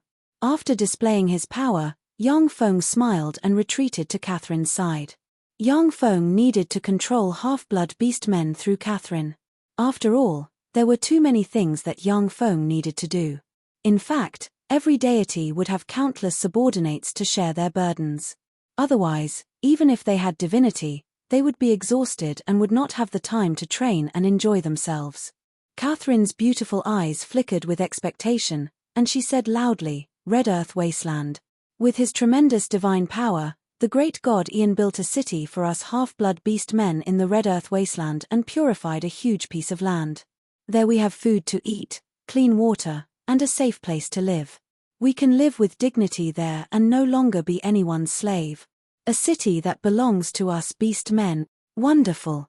If that's the case, that would be great. The beast men all cried tears of joy. A city that belonged to half-blood beast men, this was the dream of half-blood beast men for thousands of years. However, this was just a dream that no one had ever been able to realize. This was because they had no knowledge and no power. No one was willing to impart knowledge and power to these pitiful half-blood beast men, because they were the product of tragedy and were despised by everyone.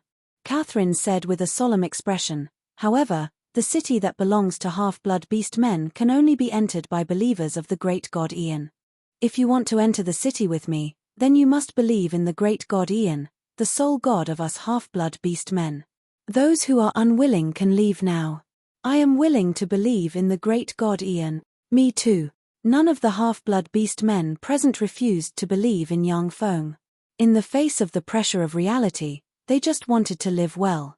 No matter which god gave them a way to live, they would believe in that god. This is an idol given to us by the god Ian. We need to pray to him every day to become his believers. At the same time, he will send divine emissaries to bless and protect us. Catherine took out an idol with a face 80% similar to Yang Feng's, yet it was shrouded in a layer of misty light, making it hard to see clearly, and placed it on the table. "Now, let's carry out a prayer ceremony. Learn from me." Catherine clenched her hands, closed her eyes, and silently recited a prayer. "Great Lord Ian, you are the ruler of half-blood beast men, a supreme divine being. You are the monarch of light. You are the sower of fear.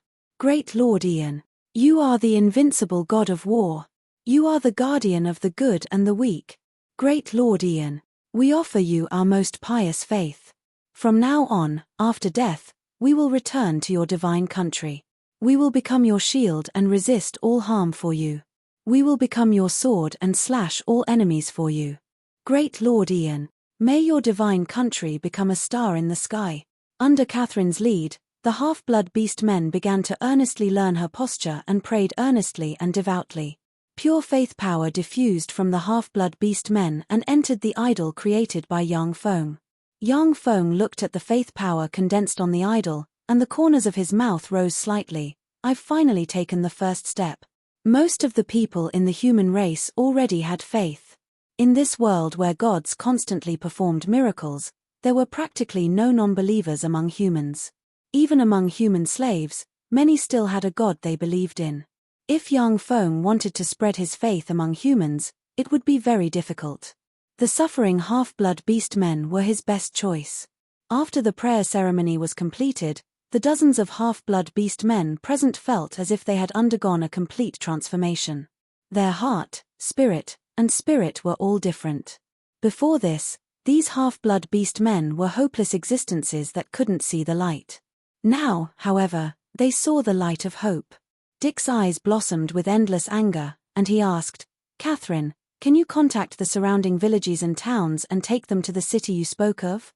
Catherine smiled and said, "Half-blood beast men who are willing to believe in our Lord are our dearest compatriots and can go to that city." Dick's eyes flashed with worry, and he said, "Since our Lord is so generous and great, I believe that all half-blood beast men will believe in him. But the biggest problem now is the winter hunt. The wolf cavalrymen are just the vanguard of the winter hunt. According to convention, the large-scale winter hunt is about to begin. The winter hunt was when the beast men of the Beastman Empire would sweep through the Kasama region from time to time during winter. They would plunder the food of half-blood beast men and capture the beauties of half-blood beast men for their own enjoyment or directly sell to human slave merchants in exchange for various supplies. The winter hunt wasn't just a matter of the Copper Wolf tribe, but the main force of the entire Beastman Empire. They would hunt in the Kasama region. In front of the main force of the Beastman Empire, all of the half-blood beastmen's resistance would be crushed into powder. Among the half-blood beastmen, there were also ox half-blood beastmen, tiger men half-blood beastmen, lion men half-blood beastmen, and elephant men half-blood beastmen. These half-blood beastmen were born with divine strength, and their battle prowess far exceeded that of ordinary humans. There were also half-blood beast men who resisted in the Kasama region, but they lacked weapons, cultivation techniques, and various inheritances of knowledge. They simply couldn't resist the attack of the main force of the Beastman Empire. The half-blood beast men who resisted were slaughtered by the hundreds, and then hundreds more were thrown into the Kasama area, leaving them to fend for themselves. They wouldn't let those half-blood beast men consume the food of the Beastman Empire. The main force of the Beastman Empire was definitely the existence that all half-blood beast men hated and feared the most during the winter hunt. When the half-blood beast men heard this, their eyes revealed worry. Catherine said in a deep voice, "I have a way." All eyes were focused on Catherine, filled with anticipation. Catherine looked around and said in a deep voice, "Before the winter hunt officially starts, the only threat to us is the Copper Wolf tribe. I'll take people to assassinate the chieftain of the Copper Wolf tribe. As long as we assassinate him, the vanguard of the Copper Wolf tribe will collapse without a fight. In this way, we can gain 10 days of time. 10 days is enough for us to contact many tribes. Which brother is willing to go with me to assassinate the chieftain of the Copper Wolf tribe?" "I'm willing." Contrary to everyone's expectations, a person took the lead and said loudly. Gazes focused on that person, revealing looks of surprise. Yang Feng was also very surprised. Because that person was the dog-eared middle-aged man Kun, who had bitterly advised everyone not to kill the 8 wolf cavalrymen. "Heh, I know what you're thinking. My wife and son died tragically at the hands of those beasts. Don't I hate those beasts? It was just that in the past, we didn't have the strength to resist. Now that a god is willing to shelter us, I, Kun, am willing to risk my life for the sake of the half-blood beast men. If I'm lucky enough to survive in the future and arrive at the place where my lord promised my race to rest, then I'll dedicate everything I have to my lord. This is the promise of me, a dog-eared half-blood beastman. Kun tore his tattered clothes and forcefully grabbed at them. His chest was immediately dripping with blood, and he cried out hoarsely, "My blood is also hot." Chapter 225. Is this the power of hope? Yang Feng silently looked at the blood on Kun's chest. His rock-hard mind was slightly shaken. I'm willing to go with you. Me too. After a moment of silence, none of the 56 half-blood beast men in the room cowered. Regardless of gender or age, they all spoke silently. Catherine made a prompt decision. The number of people needed for the assassination should be few, not many. Caesar, Con, Chuck, and I will be going for the assassination. Dick, organize the people and contact the surrounding villages and towns. We don't have much time, every minute is precious. Without any quarrel or hesitation, Dick nodded silently. At the border of the Beastman Empire and the Kasama region, there was a small city, the Frozen Rock City. The Frozen Rock City was the bridgehead of the Beastman Empire's winter hunt. This time, as the winter hunt's vanguard, the Copper Wolf tribe, was stationed here. As night fell, darkness enveloped the land. Catherine took Yang Feng's group of 3 to the front of the Frozen Rock City.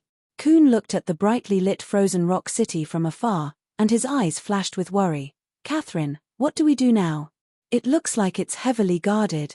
Due to Yang Feng killing part of the vanguard, the defenses inside the Frozen Rock City became much tighter. At the entrance to the city stood 2 teams of fully armed Wolfman warriors. Above the Frozen Rock City, teams of werewolf warriors were constantly patrolling, ready to reinforce the warriors below at any time. The entrance to the city was covered in torches. Above the city wall, there was a thick torch at regular intervals, brightly illuminating the city.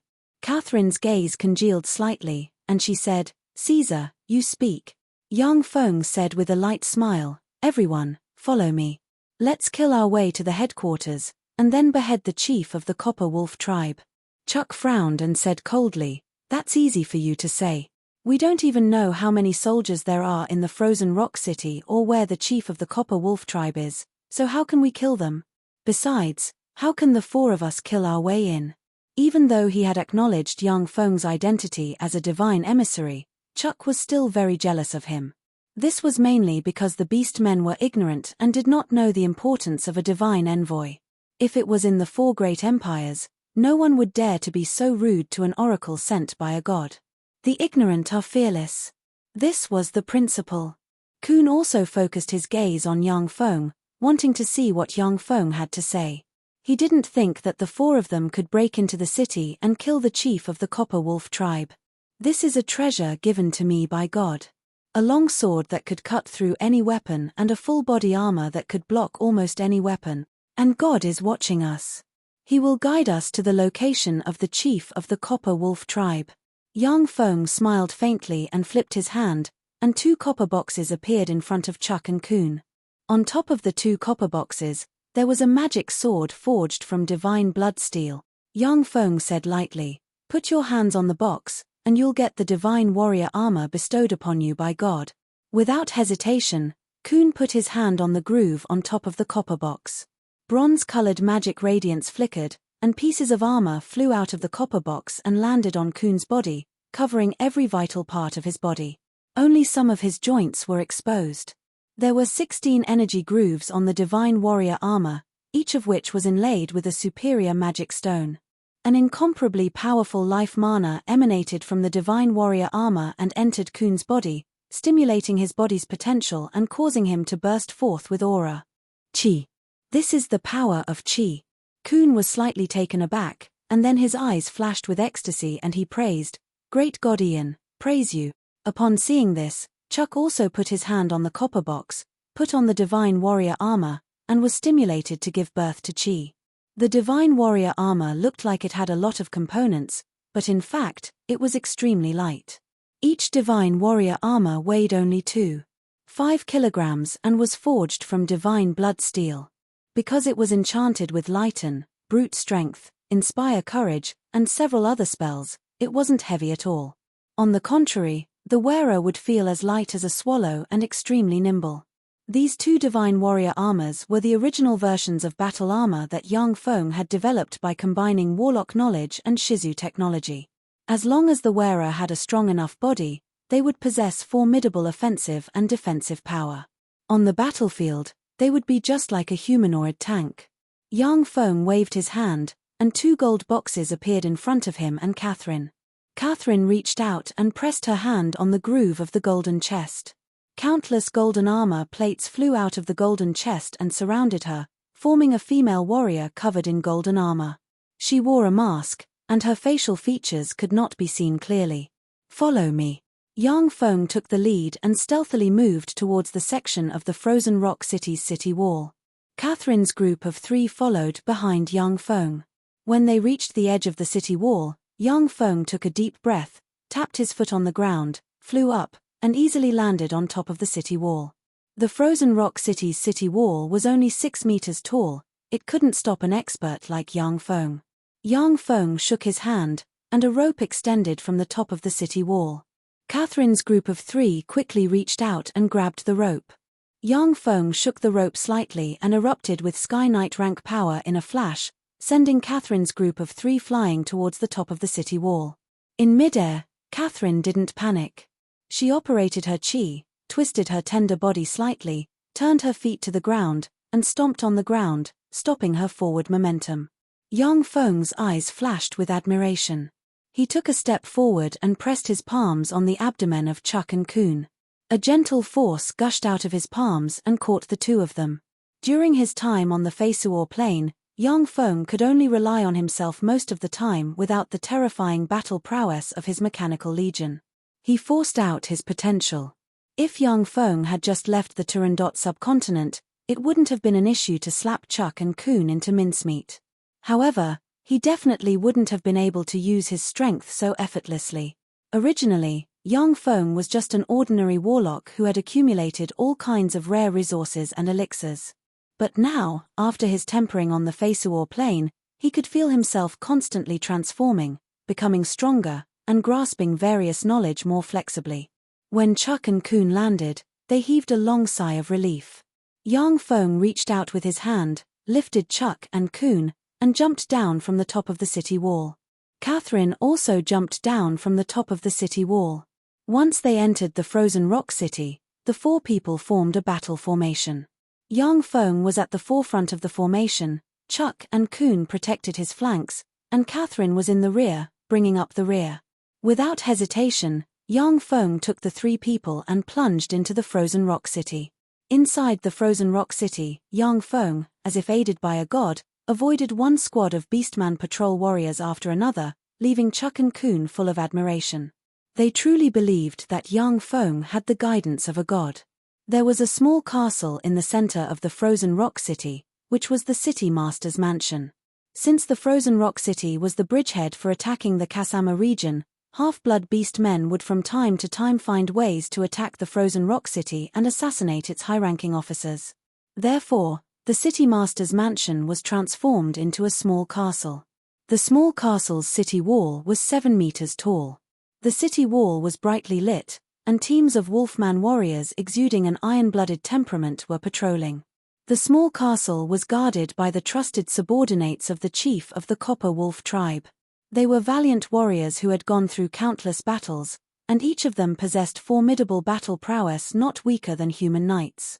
"Follow me." Yang Feng's eyes flashed with a scorching glint. His figure shook, and he took the lead, rushing towards the entrance of the small castle like a humanoid tank. "Charge!" Catherine ordered. Kun and Chuck looked at each other, then gritted their teeth and followed behind Yang Feng, rushing towards the small castle. Enemy attack! Enemy attack! Atop the city wall, a wolfman warrior saw Yang Feng dressed in a golden armor at a glance, and he faced upwards and issued a shrill howl. As expected of elites, the werewolf warriors on the castle quickly made their preparations. 20 archers of the Copper Wolf tribe immediately stepped out and shot at Yang Feng.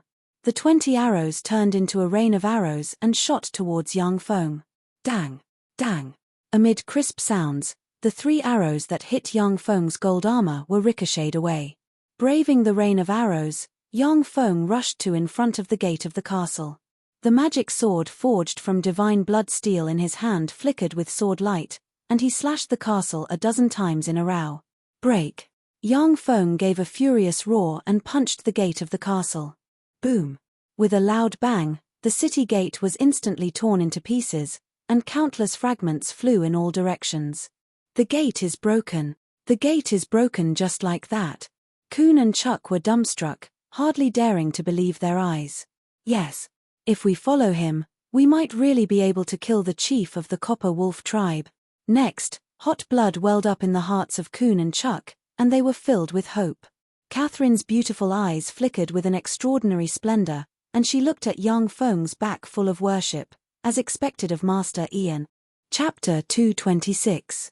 Breached. The gate was breached. Fuck. How could the gate be breached just like that? When the Wolfman warriors saw the gate breached, they were dumbstruck, not daring to believe their eyes. Yang Feng's group of 4 took the opportunity to rush into the castle and madly rush towards the chief of the Copper Wolf tribe. Block them. Block them. A guard leader roared loudly and rushed towards Yang Feng's group of 4 with 50 Wolfman warriors. Yang Feng rushed towards the guard leader and slashed at him with a resplendent sword ray. The guard leader bellowed, and Earth Knight rank chi erupted from him in a flash.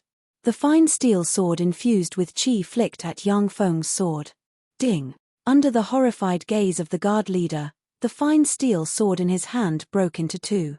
The sword ray slashed down and instantly sliced the guard leader in 2.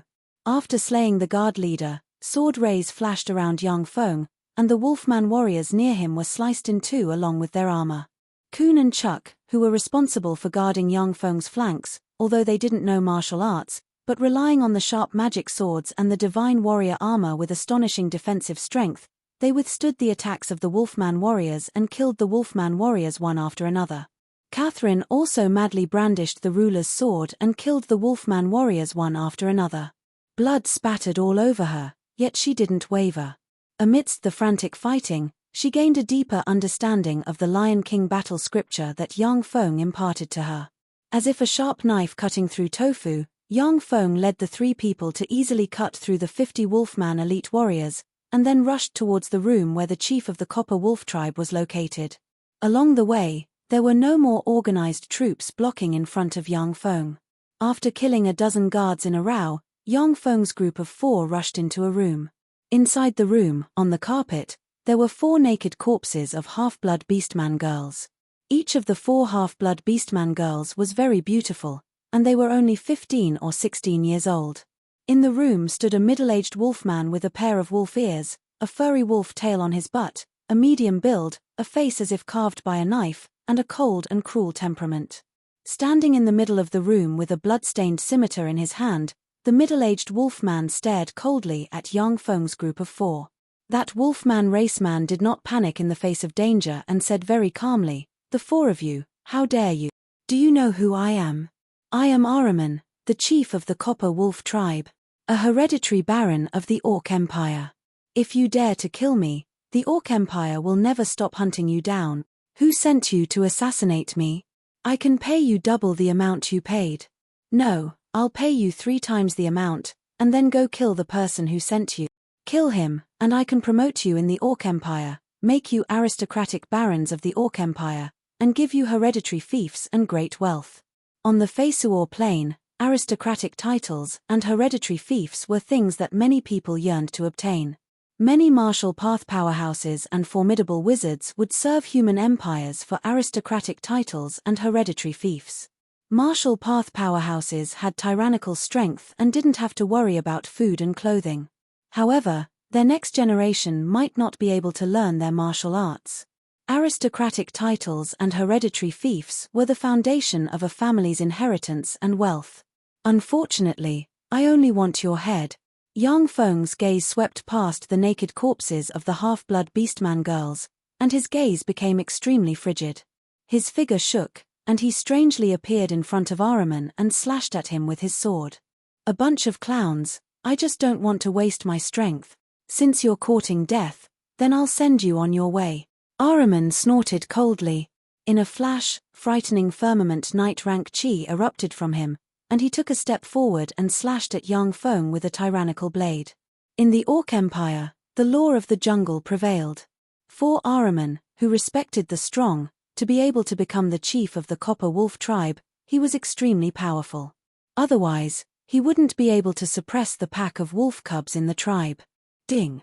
The blade and sword collided, and the fine steel blade in Ahriman's hand broke into 2.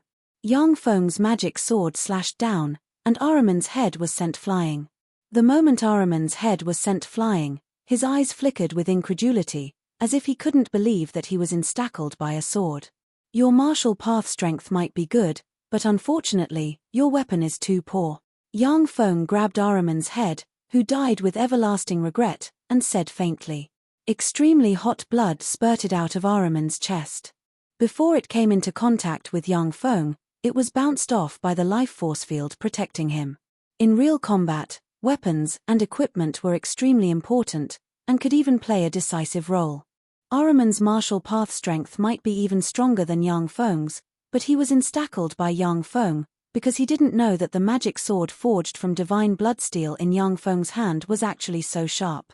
A powerful weapon could instantly increase a martial artist's battle prowess by several times. This was also the reason why Yang Feng's 5 magic swords could be auctioned at sky-high prices. Kun's eyes flowed with tears, and he sobbed uncontrollably. Formidable faith power diffused from him. We actually did it. We actually assassinated the chief of the Copper Wolf tribe. This is a miracle bestowed upon us by the gods. Praise you, mighty god Ian. Praise you. Yang Feng felt the faith power coming from Kun, and was slightly surprised. True believer. Not bad. I really couldn't tell that this Kun was a good seedling. Yang Feng took out a spear, inserted Ahriman's severed head on it, and strode outside. Ahriman is dead. The frozen rock city has been captured. Yang Feng had Kun carry Ahriman's severed head, and shouted when he saw people. When the Wolfman warriors saw Ahriman's severed head, their morale began to collapse, and they became polarized. Eyes bloodshot, some Wolfman warriors madly rushed at Yang Feng and company, before being killed by Yang Feng and Catherine. Even more werewolf soldiers broke down and fled the city lord's manor. Yang Feng and company killed their way to the city master's mansion's prison. Catherine took the lead. After killing a dozen-plus Wolfman warriors, she broke into the prison. I am Catherine, a divine chosen sent by the mighty god Ian to rescue us half-blood beast men. I am a lion man, half-blood beast man. I'm here to rescue you. Anyone who is willing to believe in my lord, the mighty god Ian, can be redeemed. Who is willing to believe in my lord, Ian? As soon as Catherine broke into the prison, the gold visor fell off, revealing her heroic and beautiful appearance as well as Lionman half-blood beastman characteristics. Shrouded in a layer of sacred light, she shouted, I am willing to believe in the mighty god Ian, save me. I am also willing to believe in the mighty god Ian, save me. In the prison, there were hundreds of handsome young men and women who were captured by the Copper Wolf tribe. When the young men and women in the cages saw Catherine shrouded in a layer of sacred light, as if they had seen a god, the young men and women wept and pleaded. Yang Feng's group of 3 stepped forward, slashed open the cages with their swords, and liberated the hundreds of half-blood beast men inside the cages. Catherine said solemnly, pick up the weapons you can and follow behind us. You need to protect your own lives. The hundreds of half-blood beastman youngsters silently picked up the weapons of the slain prison guards, and then followed behind Catherine. Yang Feng said, let's go to the granary. Once we burn the granary, we can leave. Catherine nodded slightly, then turned to the half-blood beastman youngsters and said, follow behind us. The half-blood beastman youngsters silently followed behind Catherine. Under Yang Feng's lead, the group of people killed their way towards the granary of the frozen rock city. Along the way, the Wolfman warriors who stuck their heads out were chopped into pieces by Yang Feng. The half-blood beastman youngsters went up and picked up their weapons. You really came. I guessed that your next target would be the granary of the frozen rock city. You lowly half-blood beastman bastards. When you see Uncle Randy, why aren't you on your knees? Do you want to die? Suddenly, a group of 200 wolf cavalrymen armed to the teeth rushed out of the granary. The arrogant and tall wolfman expert in the lead glared at the hundreds of half-blood beastman youngsters and bellowed. In a flash, frightening Sky Knight rank chi gushed out of him. Under the pressure of the Sky Knight rank expert, the half-blood beastman youngsters revealed looks of fear. Sky Knight rank experts had already stepped into the ranks of extraordinary life forms. There was an essential gap between them and ordinary life forms. Their imposing manner wasn't something that ordinary people could resist. Randy, I have killed Chief Ahriman of the Copper Wolf tribe. His head is here. If you surrender now, it's not too late. Otherwise, only death will await you. Yang Feng lifted Ahriman's head, shook it at the Copper Wolf tribe's cavalryman, and shouted loudly. Chief Ahriman's head. Is Chief Ahriman really dead? When the wolf cavalrymen of the Copper Wolf tribe saw Ahriman's head, their hearts shook at once. Ahriman, who possessed the strength of a firmament knight, was the #1 expert of the Copper Wolf tribe. For such an expert to die tragically at Yang Feng's hands, Yang Feng's strength could well be imagined. Taking advantage of the Copper Wolf tribe's wolf cavalryman's shock, Yang Feng blurred into motion and rushed towards them. Go to hell! The Copper Wolf tribe's wolf cavalrymen were extremely ferocious. 2 wolf cavalrymen slashed at Yang Feng. Without dodging, Yang Feng rammed into them like a humanoid demonic beast. Ding! When the 2 fine steel blades slashed at Yang Feng's gold armor, they were ricocheted away. The perlicues of the 2 wolf cavalrymen trembled, and the 2 fine steel blades flew out of their hands. With flashes of sword rays and surging of chi, the 2 wolf cavalrymen were instantly shaken into countless pieces of flesh and blood that splashed about. Amid the mist of blood, Yang Feng appeared in front of Randy and slashed at him with his sword. Randy's complexion changed dramatically. Although he still had more than 100 subordinates around him, but at this moment, he was the only one facing Yang Feng's tyrannical sword strike. Randy mustered his chi, bellowed, and raised his sword at Yang Feng's sword. As long as he could block this sword strike, the wolf cavalrymen around him could swarm Yang Feng and cut him into pieces. Ding! Under Randy's horrified gaze, his sword was cut in 2 as if tofu. The sword ray slid along his neck, and his head flew high into the air. A large amount of blood gushed out of his headless corpse and scattered in all directions. In the midst of the wolf cavalrymen, Yang Feng erupted with firmament knight rank chi and roared into the sky, I killed Randy. Which one of you wants to die?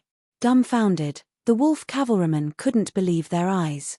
At the same time, intimidated by Yang Feng's imposing manner, they didn't act rashly for a moment. Yang Feng's blood boiled and divine energy of massacre surged. Sword rays flashed in his hand, and sword rays extended into the surroundings. In the wake of the sword rays, wolf cavalrymen were torn apart and turned into countless pieces. Under Yang Feng's frenzied slaughter, the wolf cavalrymen began to divide. Some wolf cavalrymen angrily rushed at Yang Feng, wanting to avenge Randy. Even more wolf cavalrymen lost their courage and dispersed.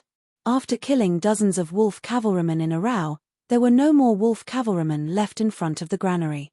Only Yang Feng remained, standing proudly in the midst of a mountain of corpses and a sea of blood. So strong, so strong. Sir Caesar is so strong. Can we half-blood beast men also give birth to such an expert? This scene was imprinted in the eyes of the half-blood beastman youngsters, and their hearts were filled with shock. Kun gazed at Yang Feng's back, his heart surged, and his eyes flashed with fanaticism. Divine emissary Caesar is really strong. Only such an expert can be called a divine emissary. There's finally hope for us half-blood beast men. Chapter 227. Yang Feng treaded on the blood-stained road and arrived in front of the frozen rock city's granary. With the flash of a sword ray, the gate of the granary made of steel collapsed into countless pieces, revealing large tracts of grain inside. When the half-blood beastman youngsters saw the large tracts of grain inside the granary, their eyes practically glowed green, and they swallowed their saliva several times.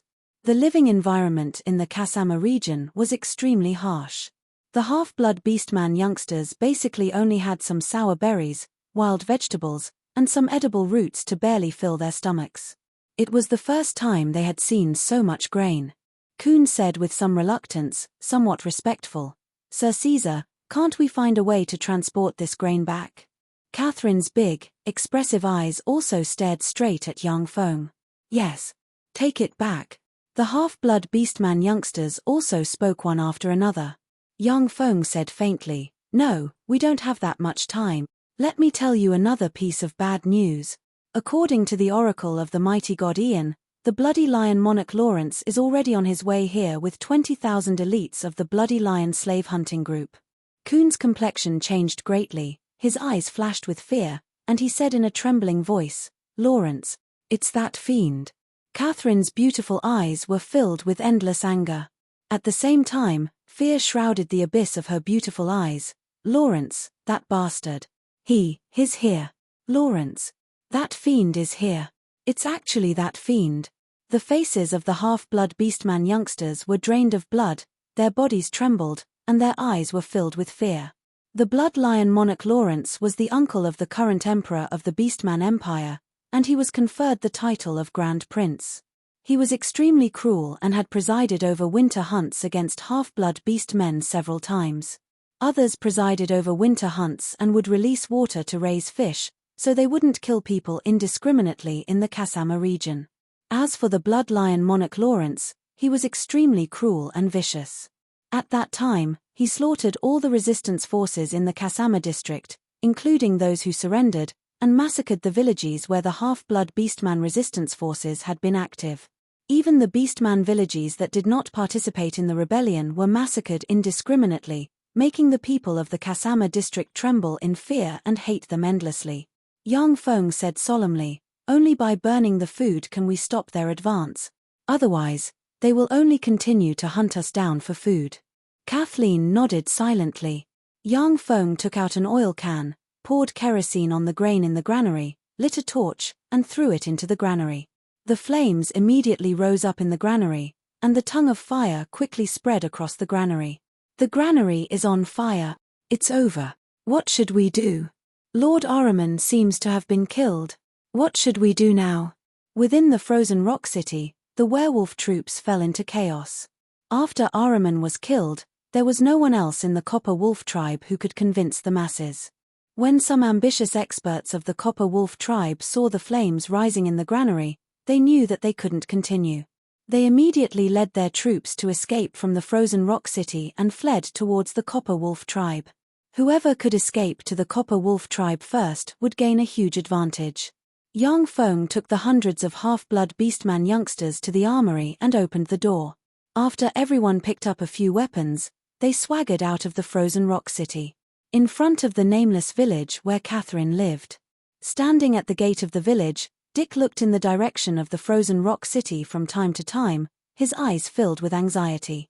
Was I too impulsive? For people want to go to the frozen rock city to assassinate the chief of the Copper Wolf tribe. This is simply an impossible miracle. Just the position of the chief of the Copper Wolf tribe is hard to determine. Dick gazed into the distance, the wrinkles on his eyebrows seemed to have increased. He smiled bitterly and sighed, "There's nothing we can do about it. Even if it's a life-saving straw, we have to firmly grasp it. We have no way out." A middle-aged man with a pair of cat ears and an aged face slowly walked over and said with a bitter smile, "Yes, Dick, we have no way out. All we can do now is pray to the great god Ian to bless them, for people going to assassinate the chief of the Copper Wolf tribe in the heavily defended frozen rock city sounded like a fairy tale." After the half-blood beast men calmed down from their excitement, it was normal for them to be worried. Dick asked, "Burrow, how is it? How did the villages react?" Burrow smiled bitterly and said, "They basically agreed to go with us. However, there's a precondition. If Sir Caesar can assassinate the chief of the Copper Wolf tribe, then they'll go with us. If not, then they'll just do what they did in the past, try to find a place to hide, resign themselves to fate, and pray that they can escape the winter hunt." The half-blood beastman's resistance to the winter hunt was just to find a place to hide, resign themselves to fate, and try to avoid the winter hunt. After all, the time for the winter hunt organized by the Beastman Empire was limited. After catching a certain number of beast men, they would withdraw from this place. It was also a huge cost to feed the 10,000 to 20,000 elite troops. It was impossible for the Beastman Empire's army to stay in such a barren area like the Kasama district for a long time. Dick suddenly asked, "Why did Sir Caesar assassinate the chief of the Copper Wolf tribe instead of Catherine?" Burrow said flatly, "We watched Catherine grow up. Don't we know how strong she is? Even if she received the guidance of the gods, it's absolutely impossible for her to have the strength to assassinate the chief of the Copper Wolf tribe." Dick was silent for a moment, then gave a long sigh and nodded slightly. "That's someone is approaching our village." Burrow's expression suddenly tightened. He stared into the distance and his eyes flashed with a sharp glint as he said, "I'll go back to the village and have everyone hide." "No. No need. It's Caesar, it's Sir Caesar. They're back alive. My son, Chuck, is alive. Thank God. He's finally alive." Dick's eyes widened, his body trembled, and his speech became somewhat incoherent. Tears of excitement flowed down from his eyes. "Ha ha. They're back alive. Ha ha. I'll go back and tell everyone the good news. I'll go back and tell everyone the good news." Burrow was also incoherent with excitement. As if he had turned into a young man, he rushed into the village. "Sir Caesar is back. Sir Caesar and them are back alive. Everyone, come out. Sir Caesar and them are back alive." As soon as Burrow rushed into the village, he shouted loudly, "What? Sir Caesar and them are back alive? They're back alive?" In other words, they assassinated the chief of the Copper Wolf tribe. More than 100 half-blood beast men poured out of the village, many of which were representatives of other villages. These days, they felt like a year in the village. Now that they heard the news of Yang Feng's party, they were extremely excited and rushed out of the village. When the half-blood beast men rushed to the entrance of the village, they saw Yang Feng and Catherine walking side by side, followed by Kun and Chuck, and followed by hundreds of armed half-blood beastman youngsters. Kun raised the spear with Ahriman's severed head high and shouted, "We're back. Sir Caesar has killed Chief Ahriman of the Copper Wolf tribe. This is his severed head. Long live the great god Ian. Long live the great Sir Caesar. They did it. They actually did it. They killed him. They actually killed Chief Ahriman of the Copper Wolf tribe. This is a miracle. Only with the guidance of a god can such a miracle be realized. There's finally hope for us half-blood beast men." When the half-blood beast men saw the spear with Ahriman's severed head, tears of excitement immediately streamed down their cheeks. "Long live the great god Ian. Long live the great Sir Caesar. Long live the great god Ian. Long live the great Sir Caesar." Bursts of cheers came from the crowd. Yang Feng could clearly perceive traces of faith power diffusing from the half-blood beast men, and then being absorbed and condensed by the idols he created. Dick slowly walked up to Yang Feng, prostrated himself on the ground, tears streaming down his face, yet said solemnly, "Great divine emissary Sir Caesar, thank you very much for bringing hope to us half-blood beast men." Countless tears flowed down from the eyes of the half-blood beast men. The more than 100 half-blood beast men came up to Yang Feng, prostrated themselves on the ground, and expressed their most sincere gratitude with tears streaming down their cheeks. For countless years, the suffering race of half-blood beast men had never seen hope. Even when the half-blood beastman resistance army appeared, they were easily suppressed by the beastman empire and human slave hunters. Now, a god dispatched a divine emissary. Almost miraculously, a trifling 4 people assassinated Chief Ahriman of the Copper Wolf tribe, who was in the frozen rock city and was guarded by several thousand wolfman warriors. This finally gave the half-blood beast men a glimmer of hope. When the half-blood beastman youngsters saw this, tears streamed down their cheeks, and they prostrated themselves on the ground in front of Yang Feng. Chuck hesitated for a moment, then finally sighed slightly and prostrated himself on the ground in front of Yang Feng, no longer having any thoughts of competing with Yang Feng. In the battle to assassinate Ahriman, he had already witnessed Yang Feng's mystical abilities and formidable strength. Such a person was not someone he could compare to. He was also a half-blood beastman, and he longed for the freedom and dignity of half-blood beast men. Chapter 228. As long as you are willing to piously believe in the great god Ian, then the great god Ian will bless you just like this. Yang Feng pointed with his finger and cast the level 1 spell Divine Illumination. A heart-warming sacred light suddenly appeared and enveloped everyone present, warming them up slightly.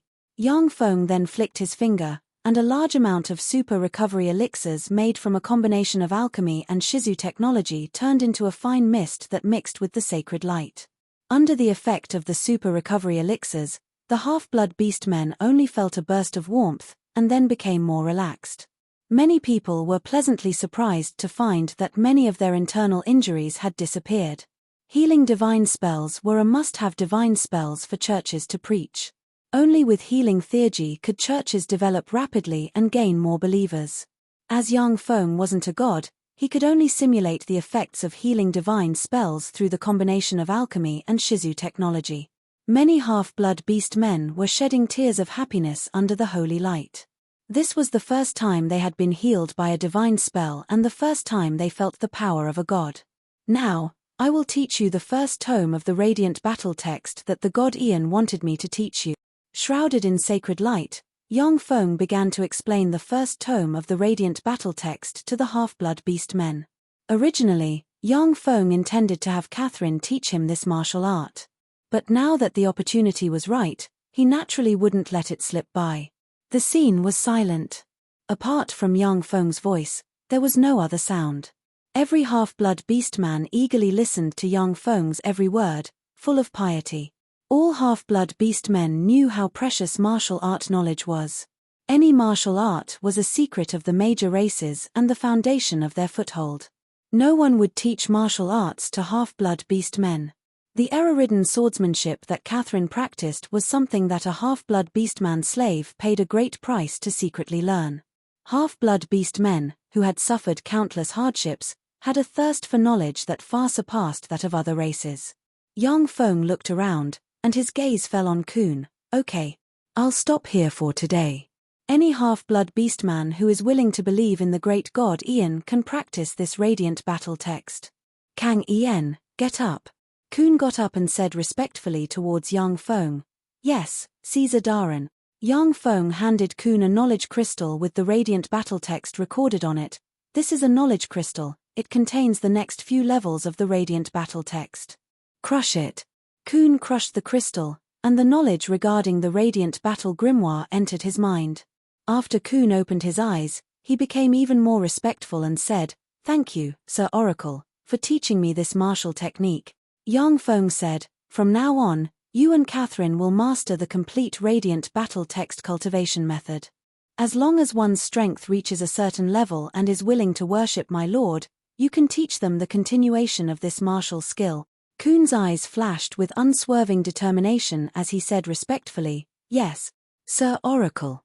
Yang Feng's eyes flashed with a touch of graveness, and he said solemnly, "Okay, get up." Right now, the most important thing was to immediately contact all the half-blood beast men to carry out the Great Migration. The great god Ian has issued a divine decree. The Bloody Lion monarch Lawrence is already rushing over with 20,000 elite troops of the Bloody Lion slave hunting group. The Bloody Lion monarch Lawrence. It's that fiend. Fuck. Go inform everyone, the fiend is here again. When they heard the name of the Bloody Lion monarch, the complexions of the half-blood beast men changed, their bodies trembled, and their eyes flashed with fear and anger. Under Dick's arrangements, the half-blood beast men from the nearby villages quickly returned to their villages and began to mobilize the half-blood beast men in the villages. The story of Yang Feng's embodiment of Caesar leading 3 people into the frozen rock city and then assassinating Chief Ahriman of the Copper Wolf tribe quickly spread in the Kasama district along with the half-blood beast men from the villages and the half-blood beastman youngsters he rescued. As if a plague, a large number of half-blood beast men rushed over from all directions, gathered into a torrent, and dragged their children towards the bloody wasteland. Before long, more than 100,000 half-blood beast men emerged from the corners of the Kasama region, joined the huge torrent, and headed towards the Red Earth wasteland under Yang Feng's lead. A few days later, Dick found Yang Feng and said with a worried expression, "Sir Caesar, we're almost out of food and water. What do we do? Some panic has spread among the crowd. Without new food and water, I'm afraid that the team won't be able to sustain itself." The most frightening thing about the Red Earth wasteland was that there was no food and water. Although the Kasama region was barren, but there were still some berries and water. In the Red Earth wasteland, shrubs were very scarce. As for water, it was even more scarce. With a confident look on his face, Yang Feng got up and said faintly, "I see, let's go. We want food. We want water. Give us some food. I want to drink water." In the huge half-blood beastmen migration team, many half-blood beastmen squeezed in front of Dick's army of half-blood beastman men and pleaded. Due to the haste, many half-blood beastmen only brought some food and water. After a few days, they couldn't hold on any longer. The half-blood beastman warriors could only barely stop the half-blood beastmen from rushing over. Otherwise, It would lead to a huge riot. Sir Caesar is here. The divine emissary Sir Caesar is here. All of a sudden, exclamations came from the side. The half-blood beastmen's gazes focused on young Feng. The noisy half-blood beast men quieted down at once and focused their longing gazes on young Feng. Young Feng's embodiment of Caesar broke into the frozen rock city and killed Chief Ahriman of the Copper Wolf tribe amidst the heavy defenses. After being spread by word of mouth, young Feng's embodiment of Caesar broke into the frozen rock city, instackled Chief Ahriman of the Copper Wolf tribe, and killed half of the people in the frozen rock city with his breath. Due to such rumors, the half-blood beast men were both respectful and fearful of young Feng. Sir Divine Emissary, we didn't cause trouble, nor do we want to cause trouble. However, my child hasn't drunk water for 2 days. I just want her to drink some water. I beg of you, be merciful. If there is any punishment, bestow it on me. Let my child go, and don't drive us away. A half-blood beast man with many wrinkles on his face knelt in front of young Feng and pleaded bitterly.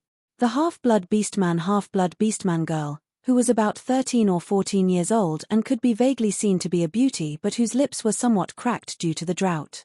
The half-blood beastman girl knelt in front of young Feng and pleaded bitterly.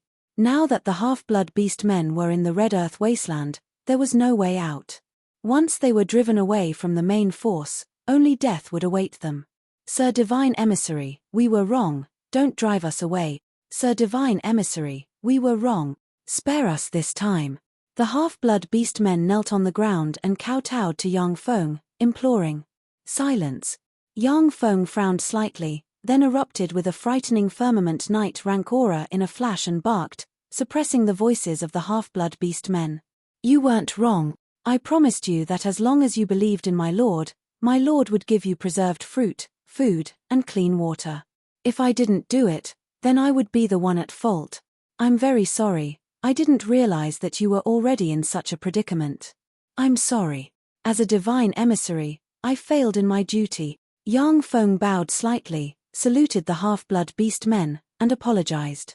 Under the effect of the level 2 warlock rank secret method, the more than 100,000 half-blood beast men heard young Feng's voice.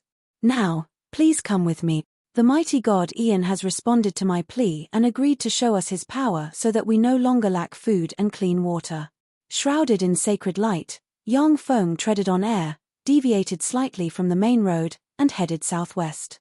The half-blood beast men followed behind young Feng and headed southwest.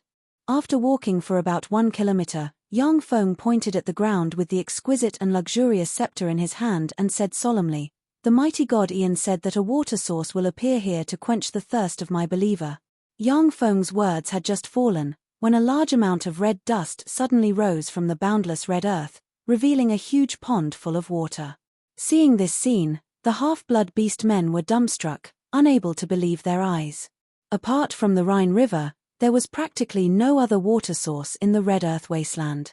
Yet now, with a few words from young Feng, a huge pond appeared in front of the half-blood beast men, which was simply a miracle. Young Feng pointed at the surroundings of the pond with the exquisite and luxurious scepter in his hand and said solemnly, the mighty god Ian said that a treasure tree will appear here to quench the hunger of my believer. Breadfruit trees grew out of the earth around the pond, matured quickly, and turned into trees full of breadfruits. The dozen or so breadfruits suddenly split open, releasing a fragrance unique to breadfruits that filled the area. Long live the mighty and benevolent god Ian. Shocked by this scene, the half-blood beast men prostrated themselves on the ground and said in unison. Chapter 229. This is the water and food bestowed upon you by the mighty god Ian. Before enjoying the water and food, let us pray. Standing in the void, young Feng was shrouded in a sacred radiance. His words became enigmatic, full of mystery and holiness because of the miracle he just displayed. After seeing the miracle displayed by young Feng, the confusion in the hearts of the half-blood beast men disappeared, and they were filled with hope for the future. They knelt on the ground, clasped their hands in front of their chests, closed their eyes, and began to recite prayers towards the idols. Mighty Lord Ian, extremely rich faith power diffused from the half-blood beast men and entered the idols. Young Feng looked at the faith force, and the corners of his mouth rose into a smile, So many true believers. Sure enough, miracles are the fastest way to attract believers. These miracles were naturally small tricks that Yang Feng had prepared beforehand. The pond that appeared out of thin air was a result of Yang Feng transporting the pond's water here, and then covering it with a membrane and a layer of nano-robots resembling red clay. As for the breadfruit trees, they were the breadfruit tree seeds that Yang Feng had treated with spells at the cost of thousands of magic stones. The breadfruit trees could only grow for a day before they withered. However, paying such a huge price in exchange for more than thousands of true believers, Yang Feng still felt that he had made a huge profit. Every once in a while, the gods of the Feisuo plane would display some miracles to show their existence in order to expand their influence and gain more faith power. Yang Feng frowned slightly, and his eyes flashed with worry. Unfortunately, the bloody lion monarch Lawrence isn't a simple character. He came so fast. The Frozen Rock City. The Frozen Rock City, which was more than half burned by Yang Feng, had changed greatly. There were huge barracks and tents everywhere. Above the tents, there was a huge banner with a bloody lion embroidered on it. The Bloody Lion Monarch's Knights were the elite army commanded by the Bloody Lion Monarch Lawrence. Every single one of the 20,000 Lion King cavalrymen was a member of the Lion tribe. Every single one of them was an expert who had been through hundreds of battles and cultivated Do Chi. The Bloody Lion King Knights were the most powerful elite army in the Orc Empire. In addition to the Bloody Lion King Knights, there were also dozens of troops stationed in the barracks. Each troop had about 300 to 2,000 people. Although the Orc Empire was called an empire, it was actually heavily influenced by the tribal system. The Lion tribe and the Tiger tribe were the two most powerful tribes in the Orc Empire. They could only command those tribes to send troops to fight in all kinds of battles, but they could not truly control the armies of the major tribes. Although the Orc Empire was only one empire, there were also countless internal constraints, which was why it could not obtain more territory. The gods hiding behind the Orc tribes were also unwilling to let the Lion and Tiger tribes gain complete control. If that happened, the number of their believers would plummet, and it wouldn't do them any good. In the center of the Frozen Rock City, inside a huge tent. Who can tell me? Who could sneak into the Frozen Rock City and openly kill Ahriman of the Copper Wolf tribe? A handsome middle-aged man with a head full of golden hair, a pair of lion ears, and a lion tail wrapped around his waist said coldly. He was the Blood Lion King Lawrence, who had a burly figure and a handsome appearance. He glanced at the people below and said coldly. On both sides of the tent stood the generals of the Bloody Lion Monarch as well as the Beastman generals dispatched by the major tribes. The generals were as quiet as cicadas in winter and didn't say a word. Ahriman of the Copper Wolf tribe was assassinated in the heavily guarded Frozen Rock City. This matter had become a laughingstock in the Orc Empire. At the same time, it also hurt the nerves of the Orc Empire, which was why Lawrence rushed here so quickly. The Beastman generals knew that Lawrence must be furious at this moment, so they didn't dare to speak for fear of angering the Demon King. An ominous glint flashed in the eyes of the Bloody Lion Monarch Lawrence, and he said coldly, Ahriman, that trash, it doesn't matter if he died. But after he died, the provisions of the Frozen Rock City were burned by those damn rebels. It's simply a heinous crime. Pass down my order. Have the Copper Wolf tribe hand over all of Ahriman's relatives and execute them. Yes, Your Highness. An expressionless Bloody Lion Knight responded coldly and then quickly retreated. The many generals of the Orc Empire below immediately shuddered, and they became even more fearful of Lawrence. The depths of their eyes showed a trace of sympathy for the death of a rabbit. After an empire's aristocrat died in battle, his relatives couldn't be protected. Many of the Beastman Empire's generals were full of dissatisfaction with Lawrence.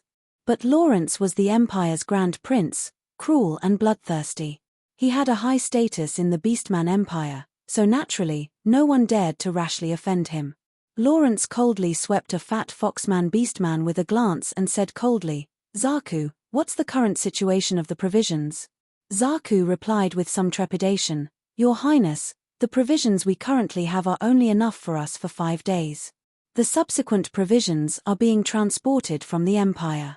In about 10 days or so, all the provisions will be in place. The effects of Yang Feng's fire, which burned the provisions the vanguard of the frozen rock city had prepared for the slave hunters' army, finally showed. Lawrence said with a cold smile, 10 days. I can't even wait a day. Pass down my order. The Silver Lion tribe will guard the frozen rock city. The rest of the tribes will follow me into the Red Earth wasteland to hunt those half-blood beast. Zaku's complexion changed greatly, and he hurriedly advised, Your Highness, you mustn't. The half-blood beast men have been in the Red Earth wasteland for several days now. We don't have enough provisions. Even if we catch up and defeat them, we won't have any provisions to return. A Wolfman general frowned slightly and stepped forward to advise, Your Highness, I think what Zaku said makes sense. If we pursue them now, it will be considered a victory. We won't have any provisions to return. Besides, we still have to support the more than 100,000 half-blood beastman slaves. Our current provisions are just a drop in the bucket. Besides, there's also the issue of water. The Red Earth wasteland is arid and lacks water. It's too dangerous to rashly go there without preparations. Lawrence's eyes flashed coldly, and he said frigidly, Do you want to disobey a military order? Didn't you hear that this is my order? The Wolfman general lowered his head and said slowly, This subordinate wouldn't dare. However, it's too dangerous to rashly break into the Red Earth wasteland. If we're not careful, our main forces will be wiped out in the Red Earth wasteland. Your Highness, please reconsider. Lawrence's eyelids didn't twitch, and he said coldly, Those who disobey orders will be executed. Kill him. A lionman guard standing next to Lawrence instantly erupted with frightening chi comparable to a sky knight. He took a step forward and slashed at the Wolfman general like a meteor. A blade ray flashed. Before the Wolfman general could react, his head, which was full of astonishment, flew high into the air, and a large amount of blood sprayed out of his chest and splashed throughout the camp. When the generals of the Beastman Empire saw this, their eyes flashed with grief and indignation, but they lowered their heads. In front of the Empire's Grand Prince, Lawrence, even if they wanted to resist, they were powerless. Lawrence's eyes flashed with a cruel glint, and he sneered, Listen up, with the strength of our army, we can stop those half-blood beastman hybrids before they enter the depths of the Red Earth wasteland. As for provisions and water, you don't have to worry. Since those half-blood beastman hybrids can enter the depths of the Red Earth wasteland, they must have water and food. Even without water and food, we can drink their blood and eat their flesh. Then, we'll capture those hybrids that dared to provoke the Beastman Empire. Let them know that they were born to be our slaves. When the generals of the Beastman Empire heard that, they felt a chill in their hearts. Although Lawrence's words were very reasonable, but the generals of the Beastman Empire, who considered themselves civilized people, were quite resistant to eating intelligent life forms like half-blood beast men.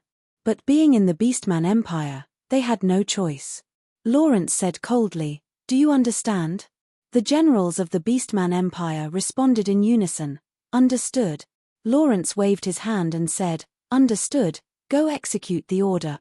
The generals of the Beastman Empire left and began to assemble their orders. By the way, my good nephew, Garrux, do you have anything else to add? After seeing the generals of the Beastman Empire leave, Lawrence looked at the blonde, blue-eyed, handsome, and imposing young man beside him with a smile that wasn't a smile and provoked. Garrux said with a smile, My dear uncle, you are the commander of this army. I have no objections. Lawrence said with a smile, The frozen rock city is our path of retreat. Guarding the frozen rock city is also a great achievement. Don't worry, I'll leave a few little beauties for you from the half-blood beastman slaves we catch. Garrux was the commander of the Silver Lion tribe. Lawrence deliberately left the Silver Lion tribe in the frozen rock city in order to prevent Garrux from making a great achievement. The Beastman Empire valued military merit the most. If Garrux didn't have enough military merit, he wouldn't be able to convince the masses. The reason why Lawrence wanted to personally lead the main force to pursue the half-blood beast men was to obtain enough military merit and improve his reputation in the Beastman Empire. No generals of the Beastman Empire believed that they couldn't defeat the half-blood beast men, who had no knowledge, no military force, and no equipment. Pursuing the half-blood beast men was a feast for dividing wealth and military merit, while guarding the frozen rock city was a thankless task. This was the consensus of the generals of the Beastman Empire. Garrix had a smile on his face as if he didn't notice Lawrence's hidden malice. "Thank you for your good intentions," Lawrence said with a satisfied smile. "Garrix, you're getting more and more sensible." Garrix said, "Dear uncle, I still remember that I have something to do. I'll take my leave first." Lawrence didn't care at all. "Then you can leave first." Garrix got up and slowly walked out of the tent. Lawrence stared at his back and sneered, "If you want to share my merit, wait another 20 years. Dear Uncle Lawrence, these half-blood beast men aren't as simple as you think." After Garrix walked out of the tent, the bright smile on his face faded, and a chill flashed in the abyss of his eyes. You might get a surprise in this hasty pursuit. However, half-blood beast men are really too weak. It's still too difficult to resist his bloody lion knights.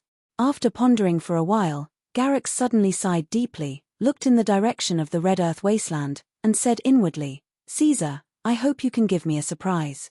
Don't get killed by my uncle so quickly." All the warriors in Lawrence's bloody lion knights were knight-rank powerhouses and above. Great knights were only small leaders. There were also a lot of Earth Knights and Sky Knights, 8 Firmament Knights, and even 2-star Knights, level 3 warlocks. The bloody lion knights were simply too powerful. No matter how Lawrence tried to go against the flow, they wouldn't be able to escape. No matter how Lawrence acted, the bloody lion knights could crush everything and suppress any resistance. Under Lawrence's order, 20,000 bloody lion knights and 20,000 plus high-ranking officers of the Beastman Empire from various tribes, a total of 40,000 troops, carrying countless provisions and supplies, advanced towards the Red Earth wasteland in a stretch of more than 10 kilometers. As the vanguard, 2,000 elite bloody knights riding extraordinary life-form demonic horned lions separated from the main force and chased towards the depths of the Red Earth wasteland. Although Lawrence was cruel, but he was also very proficient in the art of war. The 2,000 elite bloody knights riding demonic horned lions were enough to easily defeat the more than 100,000 half-blood beast men. With his main force following behind, he could easily capture the more than 100,000 half-blood beast men. In the Red Earth wasteland, Yang Feng's embodiment of Caesar suddenly frowned slightly and said with a cold smile, 2,000 bloody lion knights as the vanguard? Without me, these half-blood beast men really wouldn't be able to resist. However, it's different now. Yang Feng thought for a while, and then had Catherine summoned. Catherine raised her eyebrows and asked, "Sir Caesar, what's the matter?" The pressure of the more than 100,000 half-blood beast men on Catherine and the upper echelon of the half-blood beast men allowed them to grow rapidly. Catherine was well aware that Yang Feng wouldn't look for her for no reason at this juncture. Yang Feng said solemnly, "That mad dog Lawrence has caught up. I'm going to deal with him, so I'll leave this place to you." Chapter 230. Lawrence is here. Catherine's delicate body trembled slightly, and then her beautiful eyes flashed with a touch of determination and confidence, saying, "Sir Caesar, don't worry, leave this to me." Catherine was like a beautiful raw stone that had become resplendent after being polished by the pressure of reality. She was fully capable of becoming the leader of the more than 100,000 half-blood beast men. Yang Feng nodded slightly, then his figure shook and he disappeared.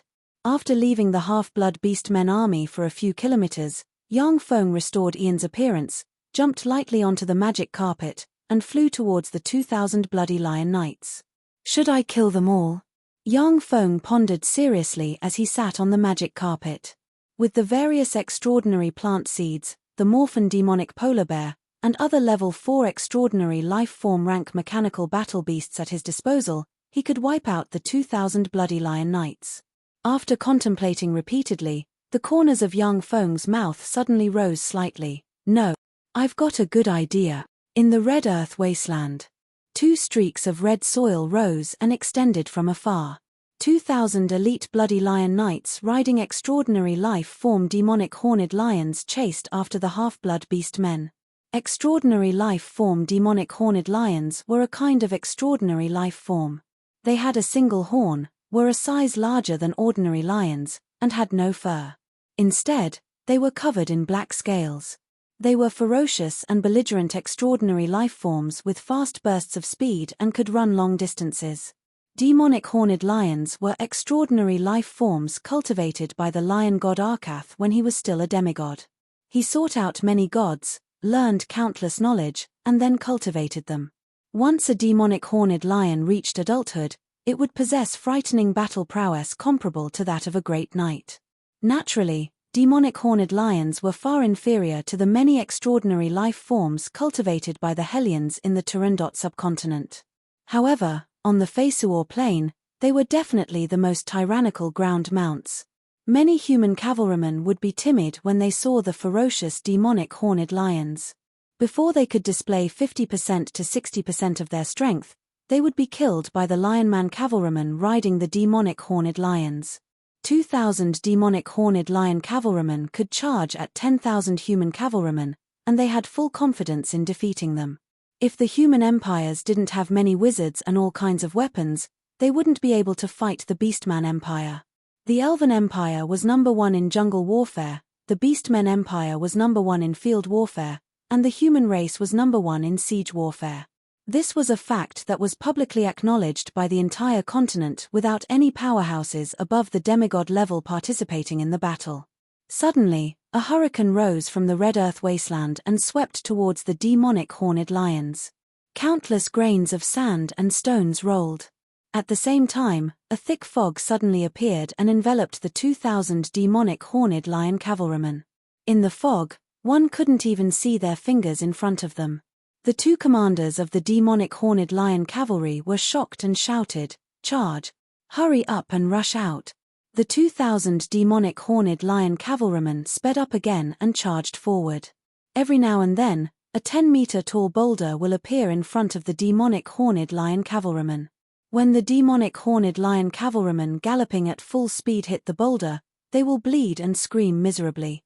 "Stop! Stop the charge!" The two commanders of the demonic horned lion cavalrymen immediately shouted. The demonic horned lion cavalrymen stopped their charge and looked at the boulder blocking in front of them in shock and anger.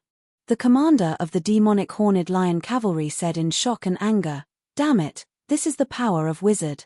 Damn magicians." In the red earth wasteland, such a strange mist had never been heard of. Obviously, only magic power could cause such a strange change. "There's a path here, follow me." The eyes of the commander of the demonic horned lion cavalry suddenly lit up. He vaguely saw a path leading to the outside world, and he said with a smile of excitement. The 2,000 demonic horned lion cavalrymen followed behind the commander and strode towards the path. No one noticed that the eyes of the commander flickered with a trace of absent-mindedness. A mist and a life form dominate trapped the 2,000 demonic horned lion cavalrymen. "I'm so strong that I'm afraid of myself." Above the fog, Yang Feng looked at the 2,000 demonic horned lion cavalrymen circling in the magic fog, and the corners of his mouth rose into a smile. "However, the consumption is relatively large. For every day that I trap them, I have to consume 100 inferior magic stones." Yang Feng looked at the level 1 secret treasure mist disk placed on a boulder, smiled slightly, and mused. The mist disk could continuously release mist, but it also consumed a lot of energy. For every day that it was released, it would consume the power of 100 inferior magic stones. However, as long as he could trap the 2,000 demonic horned lion cavalrymen and prevent them from pursuing the half-blood beast men, Yang Feng's goal would be achieved. Otherwise, with their speed, they would soon catch up with the half-blood beast men and unleash a massacre. A day later, the mist shrouding the 2,000 demonic horned lion cavalrymen slowly dissipated.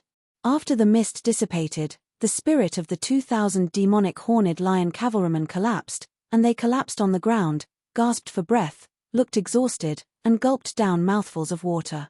Yang Feng played a little trick in the mist, making the 2,000 demonic horned lion cavalrymen as well as their mounts thirsty. The consumption of water was more than 5 times that of ordinary times. Lawrence led the main force of the Beastman Empire to catch up from the rear. When he saw the 2,000 demonic horned lion cavalrymen collapsed on the ground, Lawrence's complexion changed dramatically, and he shouted at once, "High Priest, come out!" An old man with a pair of lion ears slowly walked out. He had 9 feathers on his head, and his face was painted with layers of camouflage paint. He looked old, like a pile of wrinkled orange peel that was squeezed into a ball. He was dressed in luxurious clothes and had a pair of lion ears. This old man was Danilo, Lawrence's high priest who had followed him in the army. On the Fesuor plain, there were powerful beings with extraordinary power like wizards. The only thing that the Beastman Empire could contend against was the shaman priests who believed in gods. According to the classification of the Tsangji Plain, this high priest Danilo possessed terrifying strength comparable to that of a level 3 warlock. Lawrence pointed at the 2,000 demonic horned lion cavalrymen collapsed on the ground and asked solemnly, "High priest, what's wrong with them?" Danilo silently recited an incantation and pointed at the 2,000 demonic horned lion cavalrymen. Yellow light shrouded the demonic horned lion cavalrymen, and then the demonic horned lion cavalrymen emitted dark grey magic light. Danilo said unhurriedly, "There are magic fluctuations coming from them. They should have been hit by a spell like fog or labyrinth. It seems that there is a powerful wizard behind the half-blood beast men." Lawrence asked with some concern, "Are they going to be okay?" Lawrence was cruel and bloodthirsty, but he also knew that the Bloody Lion Knights were the foundation of his tyrannical and perverse behavior. If the warriors of the Bloody Lion Knights were all dead, his status as a Grand Prince in the Beastman Empire would plummet. Danilo said casually, "It's fine. As long as they are given some water and food, they will soon recover." Lawrence's face darkened slightly and became extremely unsightly. Danilo raised his eyebrows and whispered, "Is there not enough provisions?" Lawrence sighed hatefully, "There is enough provisions, but I underestimated the drought in the Red Earth wasteland. Marching here consumes 3 times more water than marching in ordinary areas. If we can't find a water source, we will have to retreat." The weather in the Red Earth wasteland was dry, and the moisture content in the air was thin. Lawrence didn't have the experience of marching on a large scale in the Red Earth wasteland. According to his experience of marching in ordinary areas, he carried water, but as a result, he was in a dilemma. Danilo said categorically, "Your Highness Grand Prince, don't worry. Don't the over 100,000 half-blood beast men need water to migrate in the Red Earth wasteland? With over 100,000 of them, they will need more water than us. Unless a god helps them, there must be a water source nearby." A Bloody Lion Knight quickly came to Lawrence's side and said with a mixed expression, "Your Highness Grand Prince, this subordinate has an important matter to report." Lawrence said, "What's the matter? Speak." The Bloody Lion Knight said with a look of grief and indignation, "We found a water source in the southwest. But the water source has been poisoned by those damn half-blood beastman bastards. A dozen brothers drank the water, and then were poisoned by those bastards." Lawrence's eyes flashed with ecstasy, and he burst into laughter. "Water source, haha. Sure enough, there's a water source. High Priest Danilo, I'll have to trouble you." Danilo nodded slightly and revealed a smile. Lawrence immediately led the army forward and soon saw a huge pond in front of him. Lawrence took several high-ranking officers and Danilo forward and arrived at the edge of the pond. At the edge of the pond, there were the corpses of a dozen demonic horned lions and their knights. Apparently, after the demonic horned lion knights saw the water source, they couldn't help but drink a few mouthfuls. Danilo arrived next to a knight's corpse, slightly opened its eyelids, and carefully examined it for a while. Then, he cut open the knight's corpse with his claws, licked the black blood inside, and closed his eyes. After a while, he silently recited an incantation, and a grey light enveloped his body and purified the toxins inside him. Danilo said solemnly, "This is molo grass mixed with black bat wings, lizard tails, heart-eroding grass, and a dozen other poisons. It's highly toxic. It's highly toxic. Even a demonic horned lion would be poisoned to death with just a sip of this pool of water." Chapter 231. Lawrence asked anxiously, "Can the priests purify it?" If the priests couldn't purify the toxins in the water, then no matter how unwilling Lawrence was, he could only choose to return home. Otherwise, he would be risking his life and that of tens of thousands of elites of the Beastman Empire. Danilo said lightly, "Yes. However, it will take the power of the entire priests to purify the toxins as soon as possible. Also, no external forces are allowed to disturb us while we are purifying it." Lawrence said solemnly, "All right. High Priest, don't worry, We won't let anyone disturb you while you are casting the spell. 200 apprentice priests, 30 priests, level 1 warlocks, and 5 shaman priests, level 2 warlocks, slowly walked out of the huge army. Under the leadership of the high priest Danilo, the apprentice priests and official priests began to recite prayers.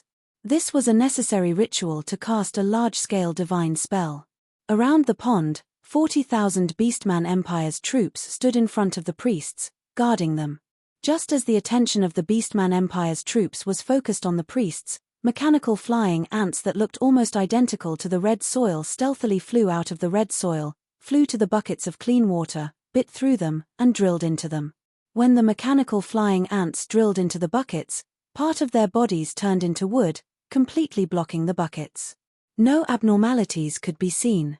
The great lion god Arkath said that he will purify the water with his divine power, dispel the toxins in the water, and let us be nourished by the water of life. Then, we can move forward and kill all rebels. Danilo pointed at the pond with the scepter in his hand, and a stream of divine power flew out of the scepter and entered the pond. Countless strands of black gas rose from the pond, and under the effect of the divine power, they turned to ashes. Danilo heaved a slight sigh of relief. One more wrinkle appeared on his forehead, and a look of exhaustion flashed past the abyss of his eyes. It was much easier to destroy than to guard. Danilo could also easily poison a pond, but if he wanted to purify it, it would consume a lot of his energy if he did not have the right medicine. Priests could use divine spells to purify all kinds of curses and poisons. Of course, this kind of universal divine spell also consumed a lot of power. If a warlock came to purify the water in this pond, they would look for extraordinary life forms and extraordinary plants that could absorb toxins, or use neutralizing potions to neutralize the toxins. This way, it would not consume much of his strength. This was one of the biggest differences between warlocks and priests. Of course, if a warlock's knowledge wasn't profound enough, they might not be able to find a way to purify this pond. Lawrence stepped forward and asked, "High Priest, is it done?" Danilo said indifferently, "We've already purified the water in this pond, so there shouldn't be any problems." But for safety's sake, he had to boil it before drinking it. "Then let the others drink." Lawrence nodded and immediately began to arrange for his subordinates to test the water source of the pond. After a series of tests showed no abnormalities, he had the people boil the water and then drink the water in the pond. As for himself and the 20,000 elite Blood Lion Knights, they drank the water brought from the frozen rock city. After the water source problem was solved, Lawrence arranged for the army to continue the pursuit of the half-blood beast men. A few days later, in the Red Earth wasteland, the half-blood beastman migration army stretched for more than a dozen kilometers. Every half-blood beastman moved somewhat numbly and mechanically. Along the way, Yang Feng performed miracles one after another and provided them with enough water and food. However, the dry climate of the Red Earth wasteland, the unchanging scenery, the pressure from the pursuers of the Beastman Empire, and the unfamiliar environment still left the half-blood beastmen breathless. If it wasn't for the successive miracles and the fact that there was no place to escape in the Red Earth wasteland, the half-blood beastman migration army might have already collapsed. A city appeared. And trees. There are trees. There are really trees. Suddenly, screams of surprise came from the half-blood beastman migration army. The half-blood beastmen, who were hurrying on with their heads lowered and eyes numb, were startled.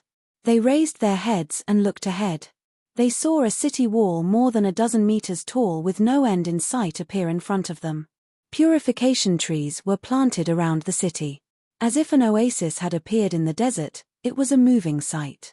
"There's really a city. That's our half-blood beastman city. That's our half-blood beastman city. Long live the great god Ian. Great god Ian, praise you." When the half-blood beast men saw the huge city that appeared in front of them, they were moved to tears. They called out and praised the god Ian. Extremely rich faith power gushed out of them and entered the idol made by Yang Feng. When she saw the huge city, Catherine's nose turned sour, and 2 streams of tears flowed out of her eyes. She mused, "A city, that's our half-blood beastman city. In that city, we half-blood beast men can live with dignity. Thank you, Master Ian, thank you." With tears in his eyes, Dick prostrated himself on the ground and said while stressing each syllable, "My Lord Ian, you are really a generous and benevolent God. I'm willing to fight to the death for you. A city. There's really a city that belongs to us half-blood beast men. My Lord Ian, you are really the embodiment of benevolence and magnanimity. I'm willing to dedicate myself to you." When Kuhn saw the huge city located in the Red Earth wasteland, tears streamed down his face, and he knelt on the ground. Pure faith power diffused from him.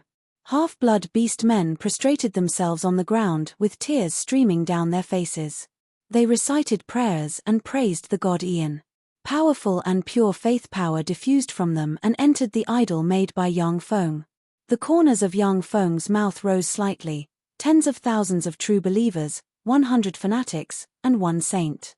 Among the more than 100,000 half-blood beast men, Kuhn, the former cowardly dog half-blood beastman, surprised Yang Feng a little. As for Catherine, she already knew the true face of the god Ian.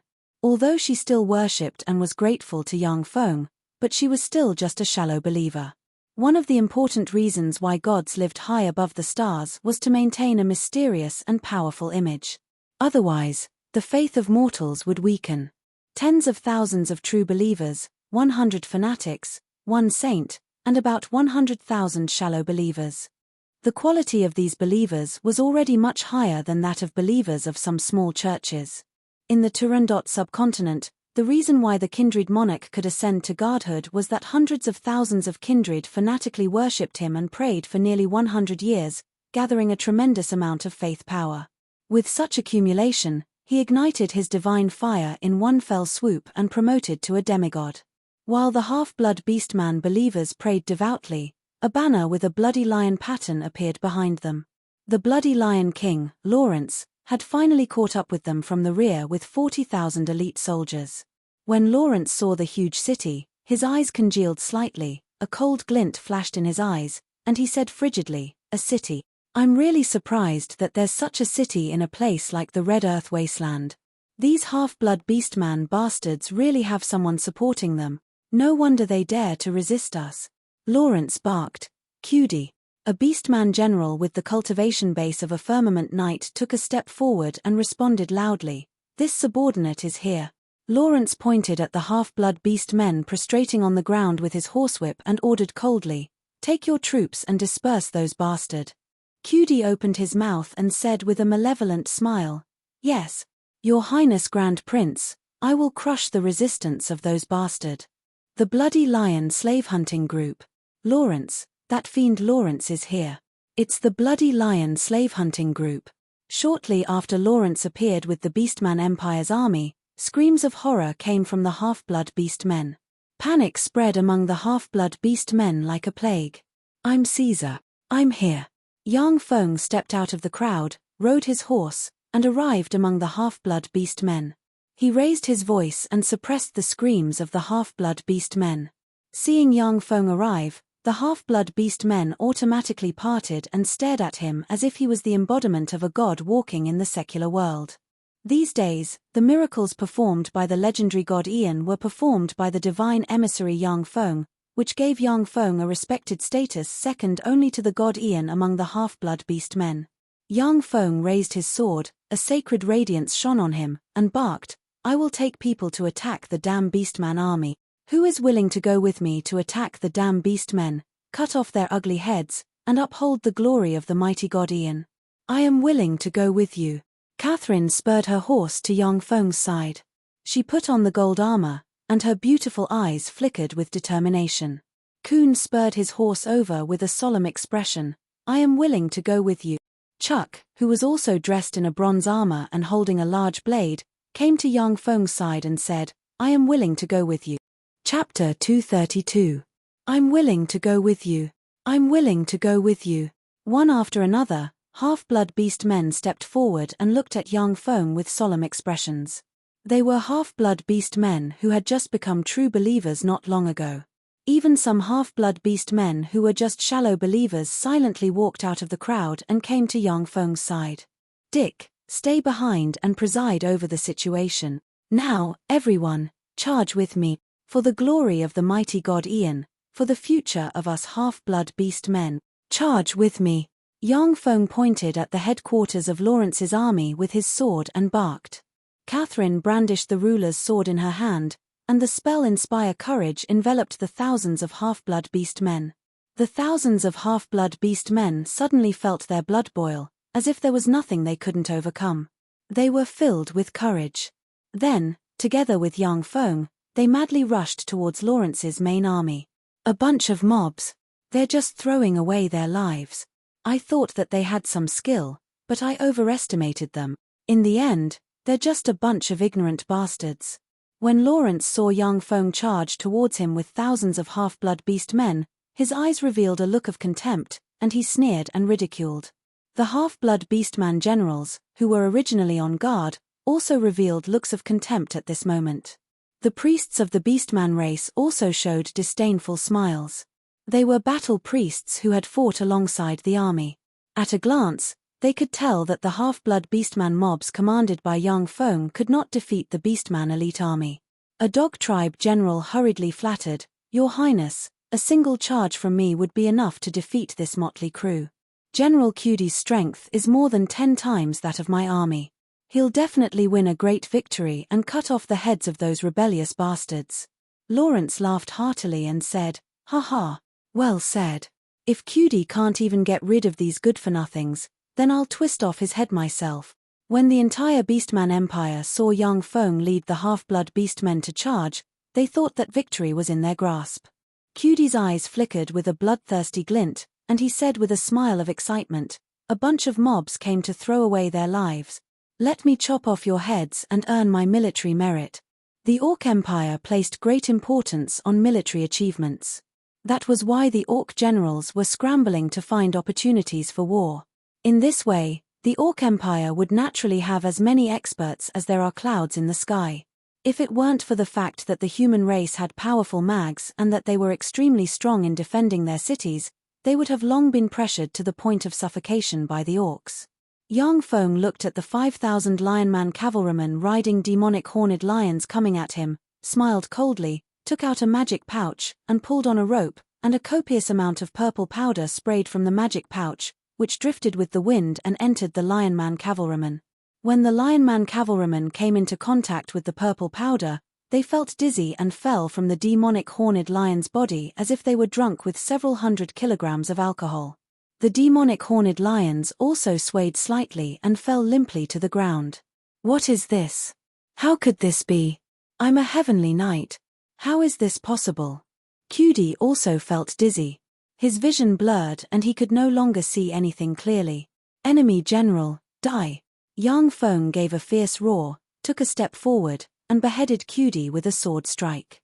When the thousands of half-blood beast men rushed into the midst of the Lionman cavalrymen, their eyes shot with blood, they brandished their swords and killed the Lionman cavalrymen one after another. An incredulous look on his face, Lawrence cried out, "How could this be?" That was the 5,000 elite warriors of the Bloody Lion Knights. They were all elites of the Empire, and every one of them was at least a knight. Even in the Orc Empire, they were considered the most elite corps. For such powerhouses to be routed in a single clash, it was simply unbelievable. Impossible. How is this possible? The Orc Empire's generals were also dumbstruck, unable to believe their eyes. The 5,000 Bloody Lion Knights could easily wipe out a small human principality. Such a formidable cavalry unit was actually routed in front of Yang Feng's motley crew. It was simply unbelievable. Yang Feng led the thousands of half-blood beast men to kill their way through the 5,000 Bloody Lion Knights, and then charged towards Lawrence's headquarters with an indomitable momentum. Seeing Yang Feng so valiant, and then recalling the inexplicable collapse of the Beastman warriors, the eyes of the Orc Empire's generals flashed with panic. Danilo stepped forward and said slowly, "Don't panic. This is just the magic of the half-blood beast men. With our priests here, those half-blood beast men are just a bunch of clowns." "That's right. With the high priest here, it's impossible for us to lose." "Yes. With the high priest here, they're dead for sure. Those bastards are dead for sure." The expressions of the Orc Empire's generals relaxed slightly, and they revealed smiles. Danilo was a great warlock with formidable power. Once he cast a level 3 divine spell, Its might was comparable to that of a level 3 warlock cast by a level 3 warlock. Even if his fleshly body and soul were far inferior to that of a level 3 warlock, but with the heavy protection, he could definitely display level 3 warlock rank destructive power in battle. Over the years, the Bloody Lion Knights had fought everywhere and won almost every battle. Danilo and his group of priests could be said to have made great contributions. But Danilo's words had yet to fall, when the Beastman apprentice priests, with looks of horror on their faces, sprayed black blood containing internal organs from their mouths and spread in all directions. Save, a priest's face suddenly turned black. He had just uttered a word, when he sprayed a mouthful of black blood and fell to the ground. As if they were infected by something, the shamans spat out mouthfuls of black blood one after another before they fell to the ground and died. Danilo's face changed dramatically, and he cried out, "Poisoned. Damn it, when did those half-blood beastman bastards poison us?" Danilo's words had just fallen, when he felt a cramping pain in his abdomen and his internal organs splitting apart. He sprayed a blood clot containing internal organs out of his mouth. Danilo seemed to have thought of something and a trace of despair flashed through his eyes. He reached out to grab Lawrence and shouted, "Lawrence, retreat quickly. This is a trap." Before Danilo could finish speaking, his body swayed, and he fell to the ground, dead. The destructive power of a level 3 divine spell cast by a high priest was comparable to that of a level 3 warlock, but their physique wasn't as strong as that of a warlock. As long as they weren't paying attention, it was very normal for them to be poisoned to death. Lawrence was secretly alarmed, and a black aura welled up in his cheeks. His chest tightened, and he sprayed a large mouthful of blood. At this juncture of life and death, he frantically urged his chi. In a flash, terrifying Star Knight rank chi erupted and forcibly suppressed the poison inside his body. The battle prowess of a Star Knight was comparable to that of a level 3 warlock, and the physique of a Star Knight was only slightly inferior to that of a level 3 warlock, yet it was far superior to Danilo's. At this moment, the level 2 extraordinary life form demon horned flame lion Lawrence was riding suddenly went berserk. It madly slammed into the rear, knocked away a dozen high-ranking officers of the Beastman Empire, and rushed towards the depths of the Red Earth wasteland with Lawrence on its back. Lawrence, who had used all his power to suppress the poison inside his body, could only watch helplessly as the demon-horned flame lion pulled him towards the depths of the Red Earth wasteland. The complexions of the generals and knights of the Bloody Lion Knights darkened, and they sprayed black poisonous blood and collapsed to the ground. The complexions of the chiefs from the major tribes darkened as well. After spewing a mouthful of blood, they fell from their mounts. The commander flag representing Lawrence collapsed to the ground with a loud rumble. "Lawrence is dead." Yang Feng operated a secret method and roared. In front of the Red Earth wasteland, only his voice reverberated in the area. When the warriors of the Beastman Empire saw the high-ranking officers spurting blood and collapsing to the ground, coupled with the collapse of Lawrence's commander flag, they were at a loss as to what to do. Yang Feng led the thousands of half-blood beast men into the midst of the Beastman Empire's warriors. As if a god of death, he unscrupulously killed all the warriors in front of him. The commanders of the Beastman Empire's warriors were basically poisoned. They were either dead or disabled, unable to command the battle. The Beastman warriors who bravely tried to resist Yang Feng were chopped in two by him in a face-off. Countless Beastman warriors died miserably. The remaining Beastman warriors finally collapsed and fled towards the rear like an avalanche. Yang Feng, with a force of about 100 cavalrymen, drove the Beastman warriors away as if they were herding a flock of sheep. As long as the Beastman warriors had the slightest intention of sticking together, they would be killed by Yang Feng and his people, forcing them to abandon their helmets and flee in a sorry state. Catherine, with the thousands of injured half-blood Beastman warriors, madly slaughtered the 20,000 Bloody Lion Knights who collapsed to the ground. Virtually all of the 20,000 Bloody Lion Knights were poisoned. But some Sky Knight and above powerhouses, by virtue of their frightening physiques, barely managed to control the poison. Catherine led the thousands of half-blood Beastman warriors and didn't show the slightest bit of mercy. With boundless hatred, they crazily slaughtered the 20,000 Blood Lion Knights. A Bloody Lion Knight with the cultivation base of a Sky Knight shouted with a pale face, "Stop, I surrender." In the Bloody Lion Knights, once they encountered an unstoppable force, they were allowed to surrender. Lawrence was willing to pay a huge price to redeem these loyal subordinates. Chapter 233. I surrender. Stay your hand, I surrender. The warriors of the Blood Lion Cavalry Regiment turned pale as they shouted in humiliation. If it was a head-on battle, they wouldn't fear any enemy. But now that they were poisoned, they could only wait to be slaughtered. They were very unwilling to die like this. When many half-blood beast men heard the Bloody Lion Knights beg for mercy, they hesitated and looked at Catherine. On the Fesuor plain, there was an unspoken rule. On the battlefield, if the enemy gave up resistance and was willing to surrender, generally, the other side would take them captive, and then demand a large ransom from the other side. Catherine's eyes flashed with killing intent, and she said coldly, "Kill them all, don't leave a single one alive. These bastards, when killing our compatriots, have they ever listened to the pleas of our compatriots? These bastards will only torture our compatriots more cruelly and take pleasure in it. These bastards don't deserve to live in this world."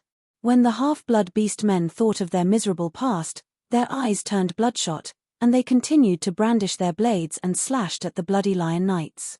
"You bastards, you'll die a horrible death. You lowly bastards, I curse you." The Bloody Lion Knights cursed frantically and continuously at the half-blood beast men. The half-blood beast men answered their curses with their blades, beheading the Bloody Lion Knights one after another. The land in front of the city was dyed red with blood, as if hinting that the fate of the city would be accompanied by slaughter and blood in the future. Red dust rose, and the sound of horse hooves came from afar. On the horizon, the figures of Yang Feng and the 100 half-blood beastman cavalrymen slowly appeared. "Long live Sir Caesar, long live the great god Ian, long live Sir Caesar, long live the great god Ian." Deafening cheers erupted from the crowd of half-blood beast men. The half-blood beast men madly shouted the names of Yang Feng's embodiment of Caesar and Ian, and gazes brimming with fanaticism focused on Yang Feng. From the fanatical half-blood beast men, Yang Feng could feel traces of faith power slowly converging on him. That was the power of faith he had obtained when he transformed into Caesar. It's a pity that the education level of these beast men is still a bit low. Calling a god long live was like cursing a god. Looks like I have to teach them a lesson. Shrouded in sacred light, Yang Feng waved at the half-blood beast men with a kind smile on his face. Every time he waved his hand, the crowd of half-beast men would erupt into cheers. The 100 half-blood beastman cavalrymen following behind Yang Feng held their heads high and accepted the cheers of the crowd with proud expressions on their faces. With a sword in hand, Yang Feng pointed at the city and said loudly, "This city is a miracle created by the mighty god Ian. This is a city that belongs to us half-blood beast men. Let's call it Guando City." In the ancient divine language of the Fesuor plain, Guandu meant half-blood beastman. Guando City was actually called the Orc City. Guando City. Guando City, from today onwards, it will be the city of us half-blood beast men. With tears in their eyes, the half-blood beast men sobbed and shouted loudly. Since the birth of half-blood beast men, there was finally a city that belonged to them. Prior to this, any city on the continent regarded half-blood beast men as slaves. They had almost no foothold. This Guando City was a city that belonged to them, a place where they could gain a foothold, a place where they could live with dignity. Enter the city. Yang Feng took the lead and spurred his horse towards the city gate. Enter the city. Enter the city. The half-blood beast men wept tears of joy and shouted joyfully. Following behind Yang Feng, they entered the Guando City in an orderly manner. As soon as they entered the Guando City, the half-blood beast men sized up the city that changed their fate with greedy eyes. So many trees. Those are breadfruit trees. There's a pond there. The ground, it's so strange. The half-blood beast men sized up everything in the city with curious gazes and issued cheerful laughter. After leaving everything to Kun and Dick, Yang Feng and Catherine went to the vicinity of the lake in the Guando City. In a place like the Red Earth Wasteland, every city had to have a lake and plant a lot of extraordinary plants, rain trees, in order to maintain the water content of the city. Otherwise, the city would soon be destroyed due to a lack of water. Yang Feng silently walked on the edge of the lake. Catherine followed behind young Feng. The color of her pretty face changed several times, then she clenched her silver teeth and took a few steps forward, saying, "I'm sorry, Sir Caesar. In a moment of impulse, I ordered the bloody knights to be killed. Many of them were planning to surrender, but I couldn't hold back my anger." Young Feng was silent for a while, then suddenly said with a light smile, "It's nothing. Even if you didn't kill them, I would have ordered you to take people to kill them. We don't have extra food and water to raise them." Catherine heaved a slight sigh of relief. Young Feng said faintly, "However, I hope that the next time you make such an important decision, you'd better discuss it with me first. If I'm not here, you can deal with it yourself." Catherine's heart shook slightly, and she replied, "Yes." The 20,000 elite Bloody Lion Knights were killed by Catherine. The 20,000 elite soldiers from different tribes lost their food and water in the Red Earth Wasteland. In the end, more than 99% of the soldiers died in the cruel environment of the Red Earth Wasteland. The Frozen Rock City. A carrier pigeon flew over from afar and eventually landed in Garrix's hand. Garrix glanced at the paper on the carrier pigeon and revealed a smile. Then, the smile slowly faded, and his eyes flashed with graveness. He frowned slightly. "Well done, Caesar. You annihilated Uncle Lawrence's Bloody Lion Knights and the 20,000-strong coalition army in one fell swoop. You did an excellent job, giving me a bit of a headache." Garrix suddenly smiled and said in a low voice, "However, I'll leave this headache to Imperial Father. In any case, I'm just an idle prince." Lawrence was a Star Knight rank powerhouse. He forcibly dispelled the toxins inside him with his frightening chi and fled from the Red Earth Wasteland back to the Beastman Empire in a sorry state. Lawrence's crushing defeat couldn't be concealed, and the entire Beastman Empire was shaken. 40,000 elite troops were left in the Red Earth Wasteland. In particular, the 20,000 Bloody Lion Knights were one of the strongest legions among the Lion Men. Such an army was completely annihilated. Even though Lawrence was a prince of the Empire, he was immediately locked up and thrown into the prison. The Beastman Empire's capital, the Glory City. The Glory City's city wall was 100 meters tall, and huge statues of gods were built at intervals along the city wall. Moreover, there were exquisite murals engraved below the huge statues. The city wall stretched as far as the eye could see. The entire city covered an extremely vast area, not losing out to large cities like St. Corlin City in the Turandot subcontinent. In the center of the Glory City, there was a magnificent imperial palace. The imperial palace was the Beastman Empire's Glory Imperial Court. In order to enter the Glory Imperial Court, the Lion Men and the Tiger Men, the two major Beastman races, fought endlessly. In this generation, however, the Lion Men won the honor of entering the Glory Imperial Court and wielding the imperial power of the Beastman Empire. In the center of the Glory Imperial Court, inside the Hall of Glory where the various races discussed official business. A burly middle-aged lion race expert with a pair of lion ears and a lion tail wrapped around his waist sat on a golden throne, looking down at the experts below. He had a pair of lion ears and a lion tail wrapped around his waist. He had a square face and big ears, and he wore an imperial robe. He exuded a majestic aura even without being angry. The middle-aged lion man powerhouse was Angurio's Eye, the ruler of the Beastman Empire. The Orc Empire respected the strong. In those days, it was Angurio's Eye who used his iron fists to defeat countless powerhouses of the Lion Men and the Tiger Men. Moreover, he made great contributions and led the Lion Men to enter the Imperial Court of Glory, becoming the real royalty of the Orc Empire. The imperial throne of the Beastman Empire wasn't hereditary. Just because Angurios became the emperor of the Beastman Empire didn't mean that his descendants could become the emperor of the Beastman Empire. Therefore, although Angurios was extremely powerful in the Beastman Empire, but he didn't reach the point where he could cover the sky with one hand. He still had to listen to the opinions of the tribal patriarchs. A burly leopardman powerhouse, with a pair of leopard ears and a leopard tail wrapped around his waist, stepped forward and said loudly, "Your Majesty, I request that you immediately send troops to clean up the half-blood Beastman bandits in the Red Earth Wasteland. A single spark can start a prairie fire.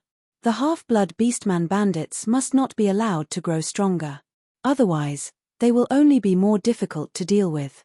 I'm willing to be the vanguard and behead the traitor Caesar for your majesty. A jackal powerhouse also stepped forward and shouted, "That's right. Your majesty, please send troops to encircle the Red Earth wasteland. I'm willing to be the vanguard." A gold wolfman powerhouse with golden wolf fur also stepped forward and said, "Your majesty, please send troops to encircle the Red Earth wasteland. The gold wolfman is willing to send 1,000 warriors. Your majesty, send troops." A ferocious-looking beastman officer exuding a valiant aura got up and asked loudly. Only war could show the value of these beastman officers and let them get more spoils of war, merit, reputation, and land. Chapter 234. Angurio's eye slightly frowned and looked at Foxman Race's Prime Minister, Faulkner, who was standing motionless like a puppet. His gaze was like a knife that nearly pierced Faulkner's body. Seeing that he couldn't avoid it, Faulkner sighed slowly, walked to the center of the hall, and said unhurriedly, "Your Majesty, I don't think we should send troops now." The complexion of the leopard man general changed, and he barked, "Faulkner, you coward, what do you mean? Don't tell me the 40,000 warriors of the Beastman Empire died in vain." The generals of the Beastman Empire also glared at Faulkner. Although Faulkner was the Prime Minister of the Beastman Empire, but he wasn't strong. He only had a knight-rank cultivation base. Therefore, in the Beastman Empire where the strong were respected, the military powerhouses looked down on Faulkner, the Foxman Prime Minister. Faulkner, the Prime Minister of the Beastman Empire, didn't have a high status and power like human prime ministers. Some powerful prime ministers could even control the court. If it wasn't for the tradition of Foxman prime ministers in the Beastman Empire and Angurio's eye's strong promotion, Faulkner wouldn't have been able to sit firmly in the position of prime minister. Faulkner said faintly, "Our grain harvest this year is very poor. Besides, the grain that should have been smuggled into our country has been purchased by the miracle city built by the human wizard Ian in the Red Earth wasteland. Coupled with Ahriman's loss, the frozen rock city has led to the burning of a large amount of grain. Unless we use our strategic grain reserves or have the major tribes donate some grain, we don't have enough grain to carry out a war. General Tiger, do you want our soldiers to go into the Red Earth wasteland to fight the half-blood beast men with empty stomachs?" Tiger couldn't help but be taken aback. "Is our grain so tight?" The Beastman generals also fell silent. They were all from tribes of the Beastman Empire, large and small. This year's harvest wasn't good to begin with. If the tribes continued to contribute grain, it would undoubtedly force the old and weak of many tribes to death. Faulkner said faintly, "Besides, the geographical location of the Red Earth wasteland determines that it is a place that is easy to defend and difficult to attack. Once we fail, it will be an extravagant hope to come back alive." The Beastman generals also had unsightly expressions on their faces. In the Red Earth wasteland, there was a shortage of water, drought, little rain, and no food. More than 99% of the 20,000-strong tribal coalition army defeated by Yang Feng died of thirst or starvation in the Red Earth wasteland. Even the surviving orcs had gloomy and murderous expressions on their faces. No one dared to ask them how they managed to return alive. Tiger asked with some annoyance, "Then the 40,000 warriors of our orc empire died in vain?" Faulkner replied indifferently, "General Tiger, if you have a way to solve the two problems I've just raised, I'll be willing to help you. In that case, I completely agree with your opinion. We should immediately dispatch troops to exterminate those half-blood beast men." Tiger snorted coldly and said coldly, "The matter of provisions is the business of you civil officials. If we were the ones to solve everything, what would we need you civil officials for?" The generals of the Beastman Empire shouted, "That's right, the problem of provisions is the problem of you civil officials, it should be solved by you." The Orc Empire worshipped strength, and only the strong were respected. Many generals looked down on those civil officials. Unmoved, Faulkner said indifferently, "I'm sorry, but my ability is limited. This is the only thing I can do. If I don't apportion supplies like the major tribes, I really can't conjure up provisions." Tiger pestered endlessly, "I don't care. Since you're the Prime Minister, you have to come up with a solution. Our 40,000 warriors can't die in vain." The generals of the Beastman Empire supported Tiger one after another. The civil officials supported Faulkner one after another. People on both sides quarreled in the reception hall. In the Beastman Empire, the strong were respected, and the generals were the object of envy. As for the civil officials, they were firmly suppressed by the generals. Under Faulkner's leadership, the civil officials had a bit of a better life, so they naturally weren't willing to concede even a little bit. A short werewolf minister walked to the center of the reception hall and proposed, "Your Majesty, how about we invite the Empire's sacred warriors to take action? As long as we invite a sacred warrior to kill the few leading half-blood beastmen, such as Caesar. The half-blood beastmen force will naturally collapse on its own. We can also take advantage of their chaos to take the opportunity to make a promise. After they disintegrate, we can annihilate these rebels in one fell swoop." Faulkner raised his eyebrows and remained silent. Tiger's eyes flashed with joy, and he loudly praised, "Good. If we invite the Empire's sacred warriors to take action, they will definitely be able to kill those rebels." The other generals of the Beastman Empire also voiced their agreement.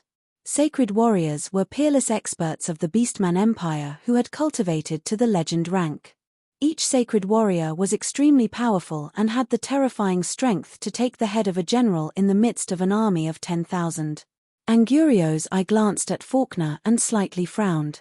His gaze swept past Tiger and the other Beastman generals before falling on a middle-aged man with a tall and sturdy figure, a pair of tiger ears, and a tiger's tail coiled around his waist. The middle-aged man emitted a dignified aura without being angry and was full of the aura of a king. The middle-aged tiger man was the current patriarch of the tiger men, Kemitson. He was also Angurios's strongest competitor in the past. It wasn't easy for Angurios to suppress Kemitson and finally ascend to the throne. Even so, Kemitson was the most powerful prince of the Beastman Empire. Angurios, I said indifferently, "In that case, Sir Sacred Warrior Thunderclaw, please make a trip to the Red Earth Wasteland and annihilate those bastards." The court assembly passed the order without any objection. After the court assembly, Angurios I summoned Faulkner to the imperial study.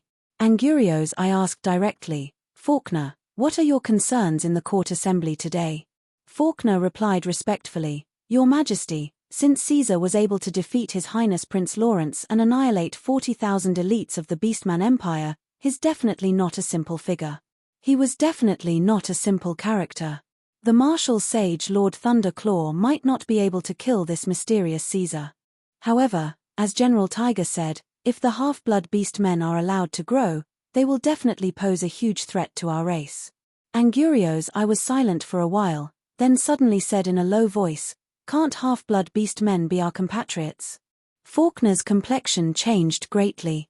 He hurriedly lowered his voice and said anxiously, "Your Majesty, you must not mention this in front of others. Half-blood beastman slaves are one of the cornerstones of the Beastman Empire.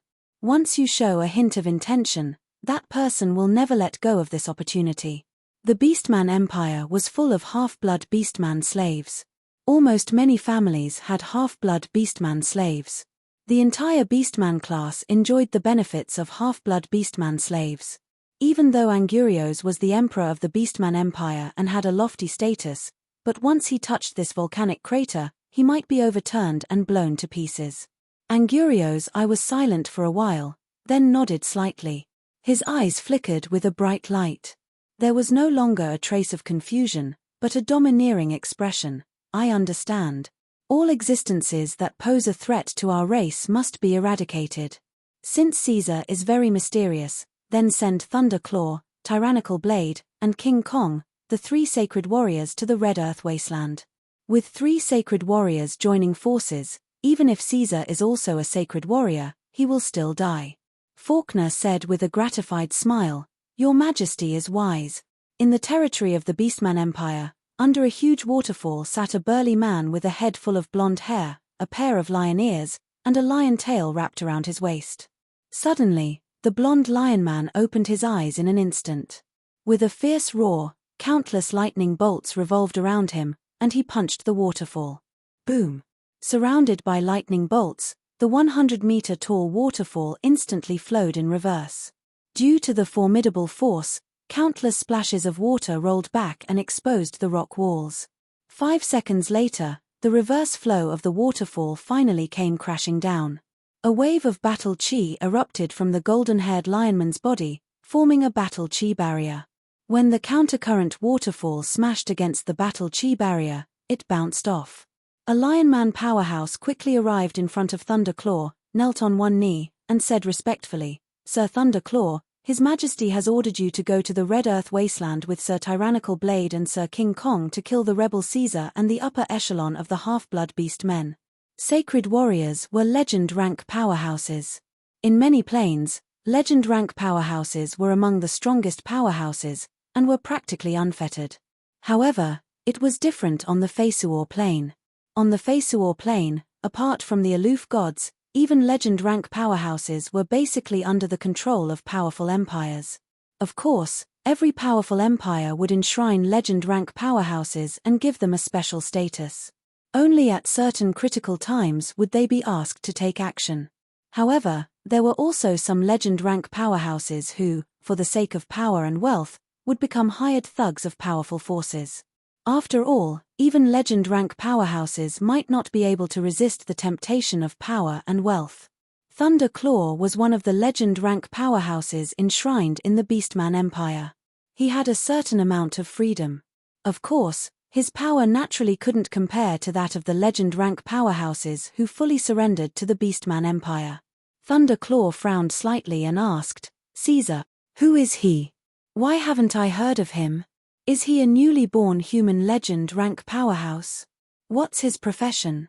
The guard promptly replied, "Sir Thunderclaw, Caesar shouldn't be a legend-rank powerhouse. According to survivors, he should be a half-blood beastman knight between a firmament knight and a star knight. However, he might also be a wizard. He used magic items on the battlefield." Chapter 235. Fury flashed in Thunderclaw's eyes, and an extremely violent aura spread out from his body. He said coldly, "Angurios, you actually want me to join forces with others to deal with a Star Knight? Are you trying to humiliate me?" As a legend-rank powerhouse and a sacred warrior of the Beastman Empire, Thunderclaw had his dignity and pride. To have him kill a Star Knight was an insult to his identity. Suppressed by Thunderclaw's aura, the guard suddenly felt breathless. As if a frog being stared at by a viper, he felt a chill run down his spine. He gritted his teeth and said while stressing each syllable, "Caesar set up a vicious trap in the Red Earth Wasteland and killed 40,000 soldiers of the Beastman Empire. The Empire is currently unable to deal with him, so we asked you and the other two sacred warriors to kill him together." Thunderclaw was slightly startled and said solemnly, "What a ruthless guy. He killed 40,000 soldiers of the Beastman Empire. Without the interference of magic, the Beastman Empire was recognized as number one in field warfare. The Beastman Empire generally adopted an offensive stance. Even if they failed, they could calmly retreat by virtue of their powerful mobility. The loss of 40,000 elites was the most disastrous loss the Beastman Empire had suffered in the past 100 years. In that case, I'll go to the Red Earth Wasteland and kill him.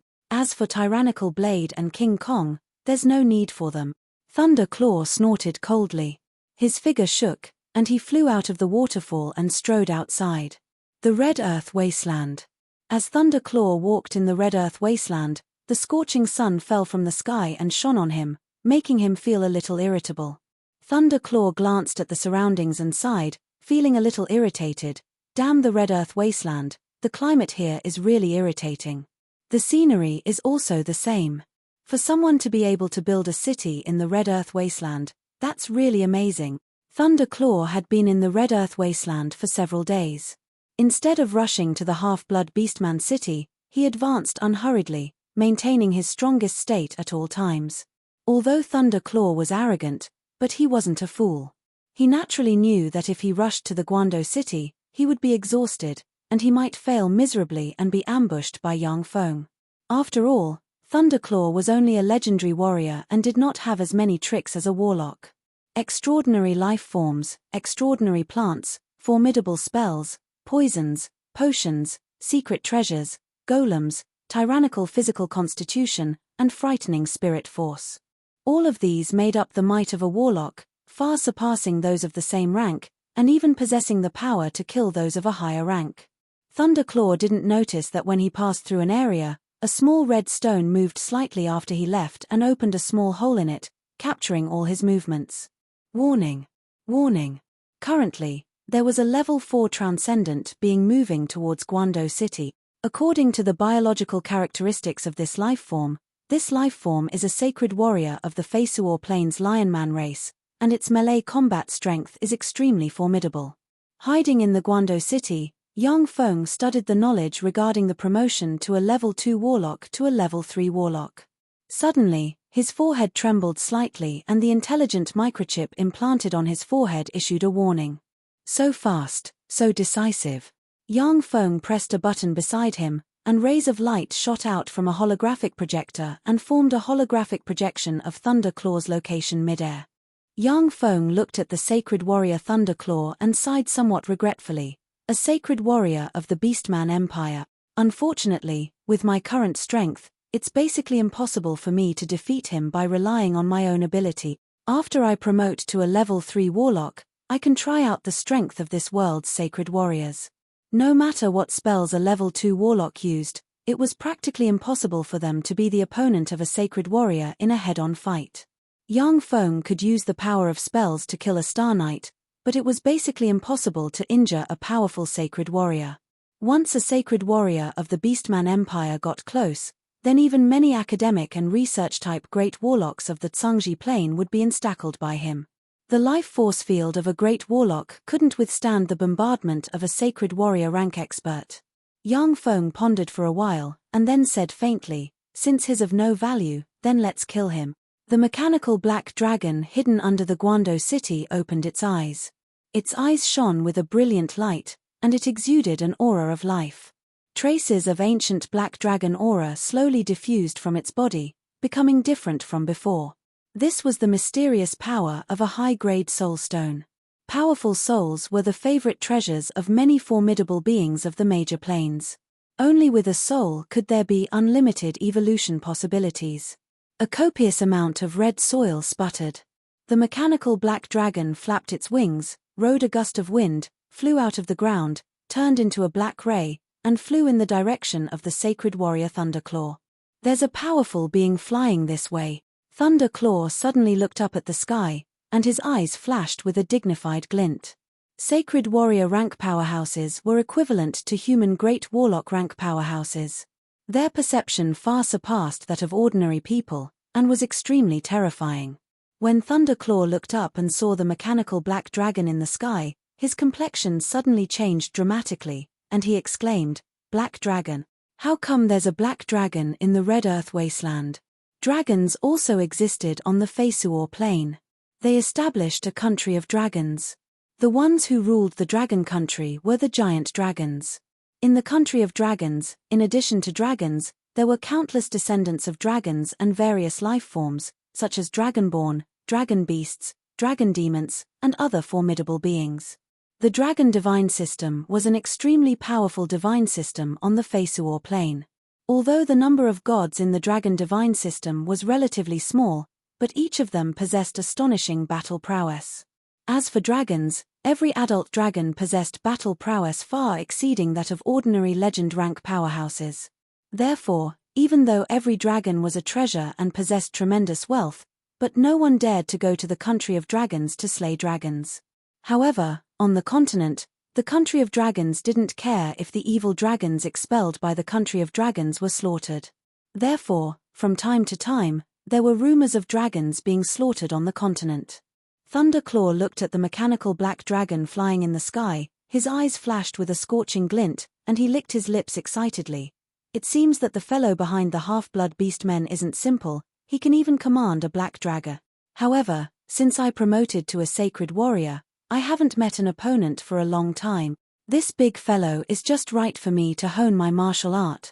As soon as the mechanical black dragon appeared on the battlefield, it didn't utter any nonsense. It dropped from the sky and pounced towards Thunderclaw. Thunderclaw gave a furious roar, erupted with chi in a flash, strengthened his physique by several times in a split second, and unleashed his self-created martial art Thunderclaw 9 strikes. Thunderclaw roared furiously, erupted with chi, strengthened his physique by several times in a flash, and unleashed his self-created martial art Thunder Claw 9 strikes. The mechanical black dragon erupted with a terrifying life force, and its muscles squirmed. The terrifying power of the Thunder Claw's 9 claws was forcefully neutralized by the Thunder Claw. Thunder Claw was dumbstruck, unable to believe his eyes. How could this be? Is a black dragon actually such a powerful existence? In that instant, the mechanical black dragon ferociously swung its huge tail at Thunder Claw with the force of a mountain. Thunder Claw couldn't avoid it. He clenched his teeth, pushed his chi to the limit, and crossed his arms in front of him. Boom! Along with a frightening explosion, Thunder Claw, like a cannonball, slammed into the ground and blasted open a big hole. Blood spurted out of his facial orifices, looking extremely miserable. Thunder Claw coughed up a big mouthful of blood and said despairingly, "So strong. An adult black dragon was actually this powerful? No wonder no one dares to slay dragons. I was a bit careless." Dragons were a powerful race at the top of the extraordinary life-form food chain. Whether it was physical resistance or magic resistance, they were first-class existences. Their strength had been verified by the blood and lives of countless other races. On the Fesuor plane, the dragons that were killed were either slain by demigod-rank powerhouses or besieged and killed by legend-rank squads. There were very few legend-rank powerhouses that could kill dragons one-on-one. Having succeeded in its attack, the mechanical black dragon flapped its wings, rode a gust of wind, opened its bloody maw, and bit at Thunder Claw. "Stop!" With a furious roar, a Tigerman martial saint, B.A. Dao, who was missing an ear, unsheathed a long black saber, and with lightning speed, a black saber radiance shot out from the side and slashed at the mechanical black dragon. The invincible black saber beam broke through the mechanical black dragon's dragon scales and cut into its flesh. With a forceful slash, a large amount of red blood sprayed out of the mechanical black dragon's body. The mechanical black dragon was originally a mechanical creation created by Yang Feng using Shizu technology and the ancient black dragon Vedania's dragon crystal, dragon bones, dragon scales, dragon tendons, as well as a high-grade soul stone. However, under the effect of the mysterious and unfathomable high-grade soul stone, the mechanical black dragon underwent a change that Yang Feng found hard to understand. It unexpectedly gave birth to flesh and self-awareness, and slowly transformed into a living black dragon. Only then did it possess the blood of a living creature. A 2.5-meter-tall ape-man sacred warrior Vaja, who looked like an ancient ape-man, gave a furious roar, rushed out, erupted with chi, grabbed the tail of the mechanical black dragon, and swung hard. As if a mouse lifting a car, the mechanical black dragon was flung away in a very strange manner. Chapter 236. Thunder Claw lightly jumped up from the ground, operated chi all over his body, and forcibly healed 80% of his injuries, restoring about 70% of his battle prowess. Thunder Claw said somewhat awkwardly, "Tyrannical Blade, King Kong, many thanks. If you hadn't come in time, then I might have already died." Tyrannical Blade didn't waste any words, saying directly, "Let's withdraw. That black dragon is really too strong. Only by dispatching more than 10 sacred warriors, coupled with several legend shaman priests of the temple, would it be possible to get rid of it." King Kong nodded with a dignified expression. Just now, he had forcibly flung the mechanical black dragon away, merely by taking advantage of the fact that the mechanical black dragon was unprepared. Although his strength surpassed that of many beastman sacred warriors, but compared to a giant dragon like the mechanical black dragon, he still couldn't compare. The mechanical black dragon flapped its wings, and a gust of wind suddenly erupted, shrouding it and blocking its flight. Its eyes turned, and in a flash, a fierce and terrifying life force erupted from its body. The terrifying life force was already infinitely close to the Starry Sky Warlock rank. Soul Stone. It's the common currency used by experts of the various planes. So that's how it is. Creations with souls have limitless evolution possibilities. Souls are the things that contain the mysteries of immortality. Yang Feng watched the battle from afar through the monitoring equipment. When he saw the changes in the mechanical black dragon, his eyes lit up slightly. In addition to the mechanical black dragon, Yang Feng also used Shizu technology combined with the alchemy he learned in Turandot subcontinent to manufacture many mechanical golems with battle prowess comparable to that of level 4 extraordinary life forms. When the mechanical golems were manufactured, their battle prowess was basically fixed. They could only be enhanced by installing all kinds of external equipment. On the other hand, the mechanical black dragon was different. As the mysterious high-quality soulstone had completely fused with its body, it had strangely turned from a pure mechanical creation into a strange existence that was a mixture of machinery and flesh and blood. The preciousness of the soulstone could be well imagined. Yang Feng searched the treasuries of Turandot subcontinent's major forces, and found some inferior soulstones, but didn't find a single superior soulstone. In the history of Turandot subcontinent, superior soulstones had also appeared. However, as soon as they appeared, they would be taken away and used by great warlock rank experts. Therefore, even if Yang Feng searched the treasuries of the major forces, he still wouldn't be able to find a single superior soulstone.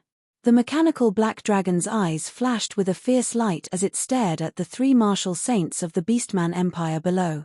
Finally, its gaze locked on the Thunder Claw. It flapped its wings and rushed towards the Thunder Claw with a terrifying gale. Idiot! There are three of us.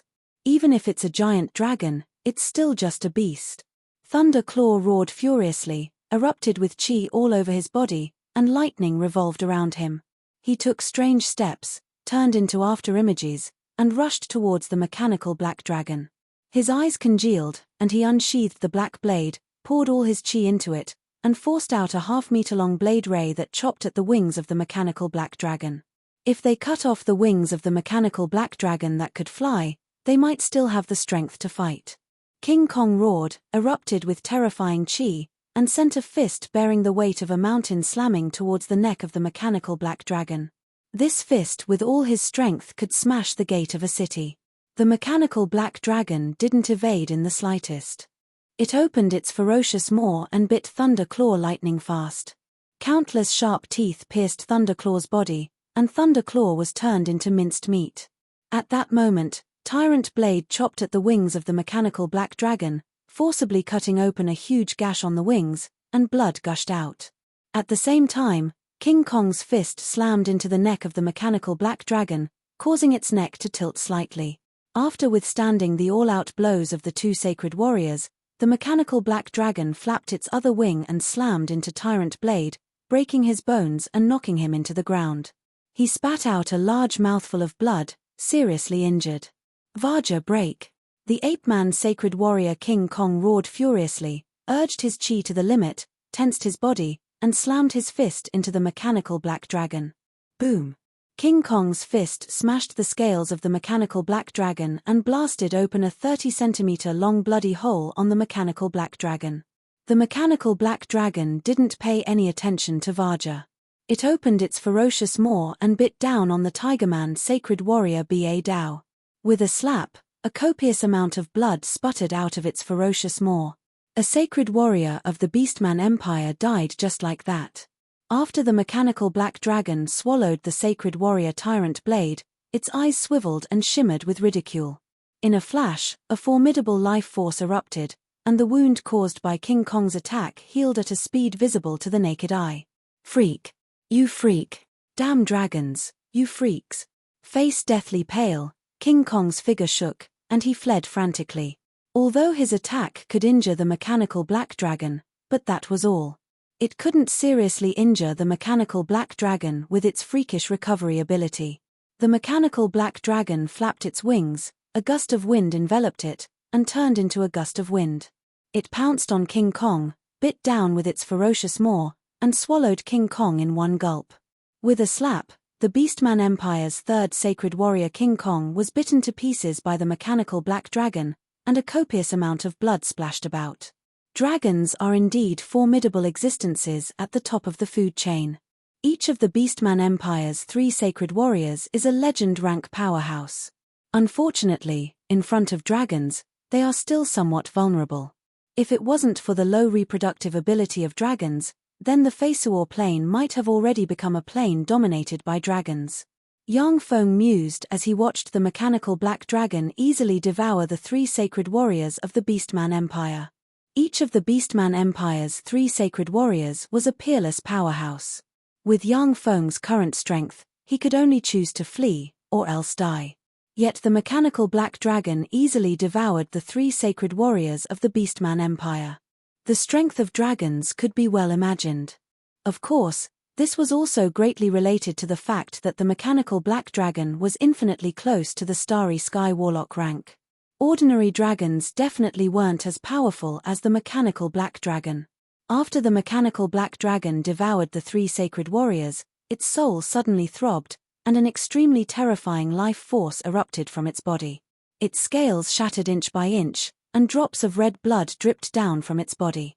Yang Feng was slightly startled when he saw this. Is it going to evolve into a real ancient dragon? The greater part of the mechanical black dragon was manufactured by Yang Feng using the corpse of the ancient dragon Vedania. The ancient dragon Vedania was originally a terrifying existence comparable to the Starry Sky Warlock rank, and could fight with demigod rank powerhouses. However, it had been sealed for too long, and its strength had weakened to the Great Warlock rank. After the mechanical black dragon integrated with a high-grade soulstone, its evolution potential was boundless. Yang Feng didn't think that it would promote to the demigod rank so quickly. Yang Feng mused for a moment, then his figure shook and he disappeared. Not long after, a magic carpet flew over from the horizon. Yang Feng sat on the magic carpet, looked at the mechanical black dragon struggling in pain, and sank into contemplation. Massacre, blood energy, fear, these 3 divinities have the least effect on me. Blood energy has the least effect on me, so I'll give it to you. I hope you can go further. Yang Feng mused for a moment, then silently recited an incantation, operated a secret method, and touched his forehead with a finger. The divinity of blood energy in his spirit sea trembled slightly, moved slowly, and slowly flew out of his spirit sea. With a dignified look in his eyes, Yang Feng slowly pulled out the divinity of blood energy, then flicked his finger, and a golden radiance immediately dropped from the sky and entered the mechanical black dragon. When the divinity of blood energy entered the mechanical black dragon, its body trembled, and a copious amount of power converged with the divinity of blood energy, then broke through a certain limit, and directly transformed into a terrifying Starry Sky Warlock rank divine life form. The so-called demigod referred to beings that had ignited their divine fire, yet still hadn't condensed their godhead. On the Feisuor plane, apart from dragons and some extremely powerful extraordinary life forms, other life forms had to rely on faith power to ignite their divine fire, in order to break through the limits of their bodies and become demigods, possessing terrifying strength beyond the ordinary, and their battle prowess comparable to that of the Tsangji Plains Starry Sky Warlocks. As for dragons, giants, ancient fiends, ancient devils, and some other innately powerful extraordinary life forms, even if they didn't gather faith power, they could still continue to evolve, possessing terrifying strength comparable to that of demigods, or even gods. At present, the mechanical black dragon was just a terrifying divine life form with demigod battle prowess, but it wasn't a true demigod of the Feisuor plane.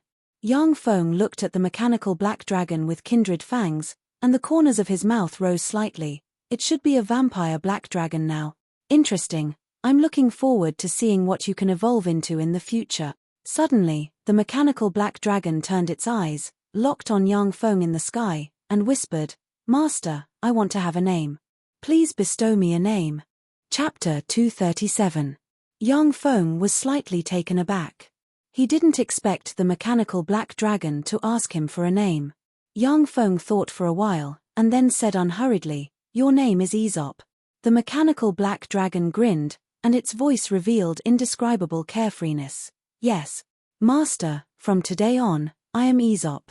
Yang Feng asked curiously, "What do you need now, magic stones, flesh and blood of life forms, or high-energy crystals?" Prior to this, Yang Feng had been providing the mechanical black dragon Aesop with high-energy crystals. But now, thanks to the strange power of the soulstone, the mechanical black dragon had unexpectedly turned into a half-mechanical, half-flesh and blood life form. Yang Feng didn't have the experience of raising this kind of black dragon. Aesop said, "Anything is fine. I can eat anything now. Of course, I can also eat nothing. Now, I can absorb the free energy in space to survive. Unless my energy is constantly extracted, or I am sealed in a place without spatial energy, then I will need to replenish my energy. Because of the divinity of blood energy, if I absorb enough blood of experts, I can continue to evolve. Of course, if I want to continue to evolve, then I can only absorb the blood of demigods or gods. Kindred were a race that relied on absorbing the blood of experts to evolve.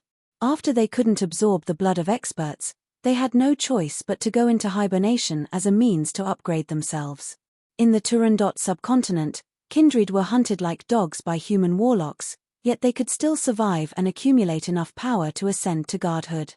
The strength of kindred was evident. But the Tsangji Plains human warlocks were too powerful, which was why the Tsangji Plains kindred couldn't withstand a single blow. Yang Feng looked at Aesop and the corners of his mouth rose slightly, revealing a trace of joy. With Aesop, a divine life form with demigod battle prowess, I'm one step closer to my goal of slaying a demigod rank existence.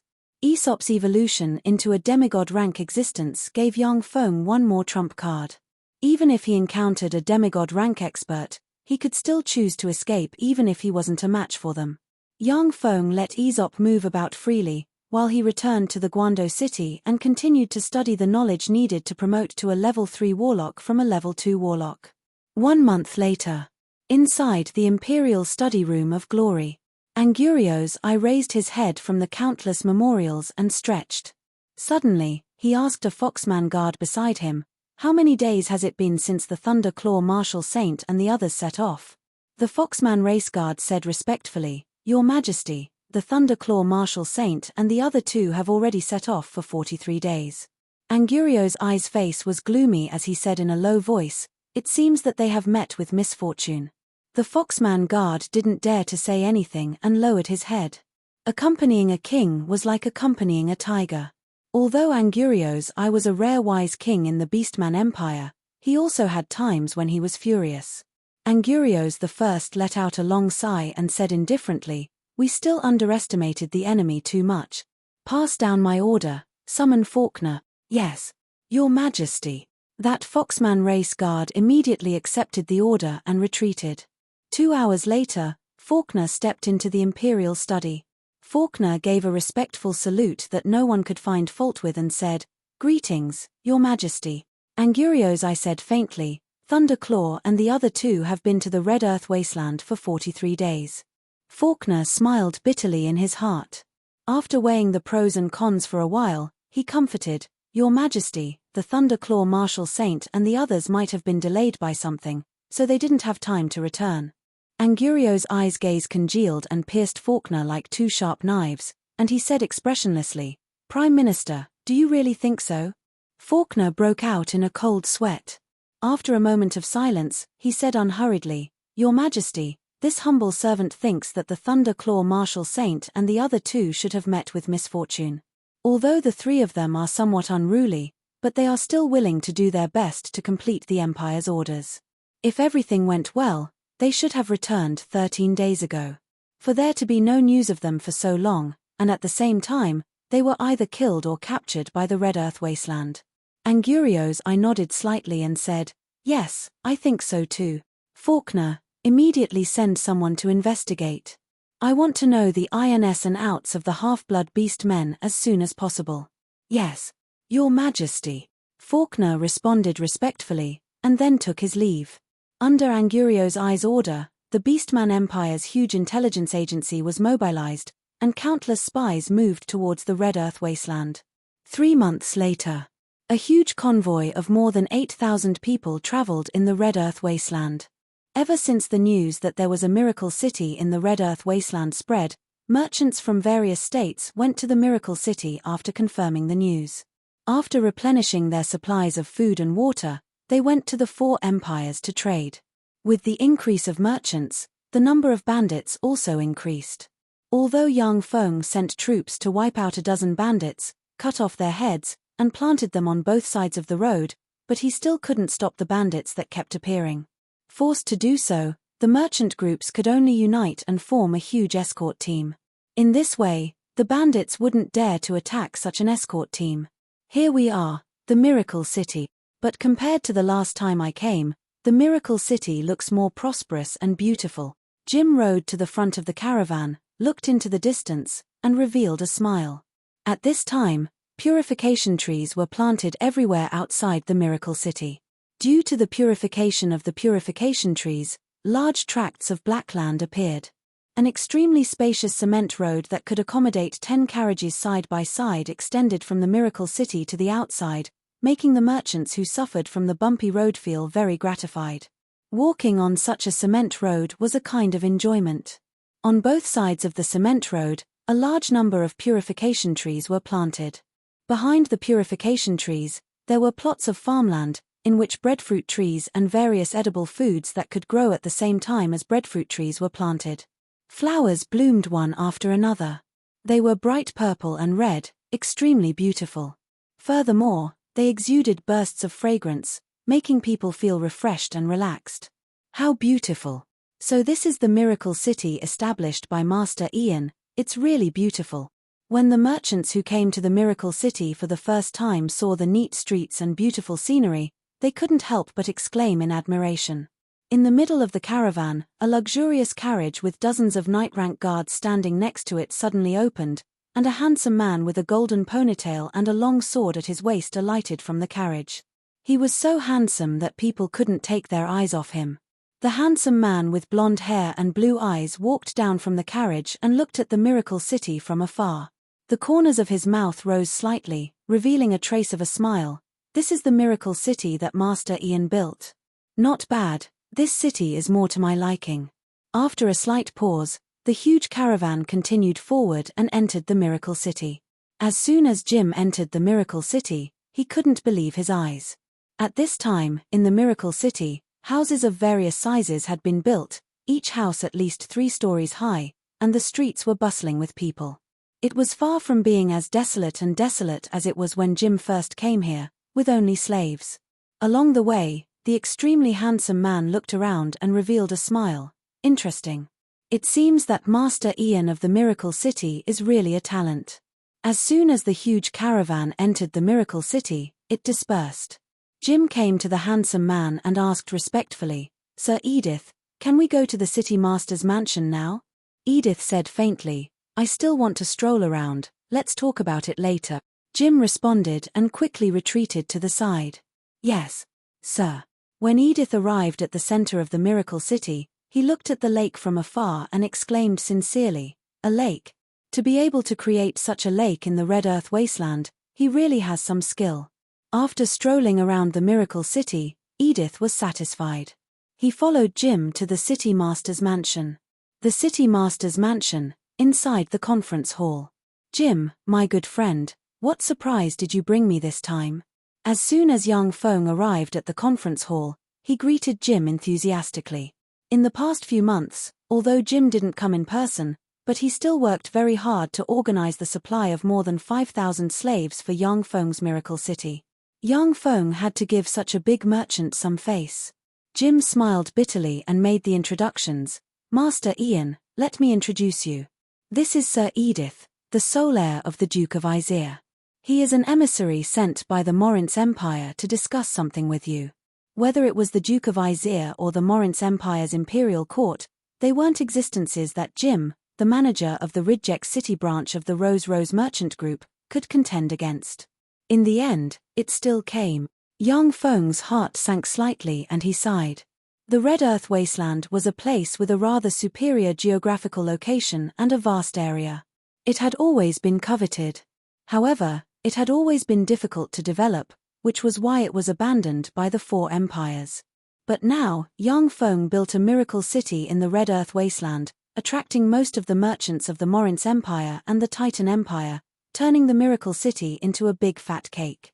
It would be strange if the 2 empires didn't react. Chapter 238. Young Feng said faintly, "So it's an emissary of the Morince Empire. What brings you to my Miracle City?" Edith carefully sized up young Feng for a while, then said with a faint smile, "Master Ian, the Red Earth Wasteland has always been the territory of the Morince Empire. You established this city on the territory of the Morince Empire, so you must return it to the Morince Empire. Of course, in order to commend your contribution in establishing a city on the Red Earth Wasteland, the Empire will give you a hereditary aristocratic title of a Chevalier, grant you a Chevalier, and make you a hereditary aristocrat of the Morince Empire." Young Feng sneered and said frigidly, a trifling chevalier wants to swallow my miracle city. The Morince Empire really has a big appetite. Under Yang Feng's continuous management, the miracle city had broken away from desertification and become a beautiful and rich city. The number of slaves in the city was as high as tens of thousands. Yang Feng spent a huge price to buy them from many slave merchants. A trifling chevalier and an aristocratic title of the Morince Empire weren't even 1/10,000th of the value of the miracle city. In fact, you have no choice. The Morince Empire has millions of regular troops and hundreds of main divisions. There are tens of thousands of firmament knights and over 1,000 star knights. There are more than 300 great wizards and over 30 arch-wizards serving the Morince Empire. How much power does the miracle city have?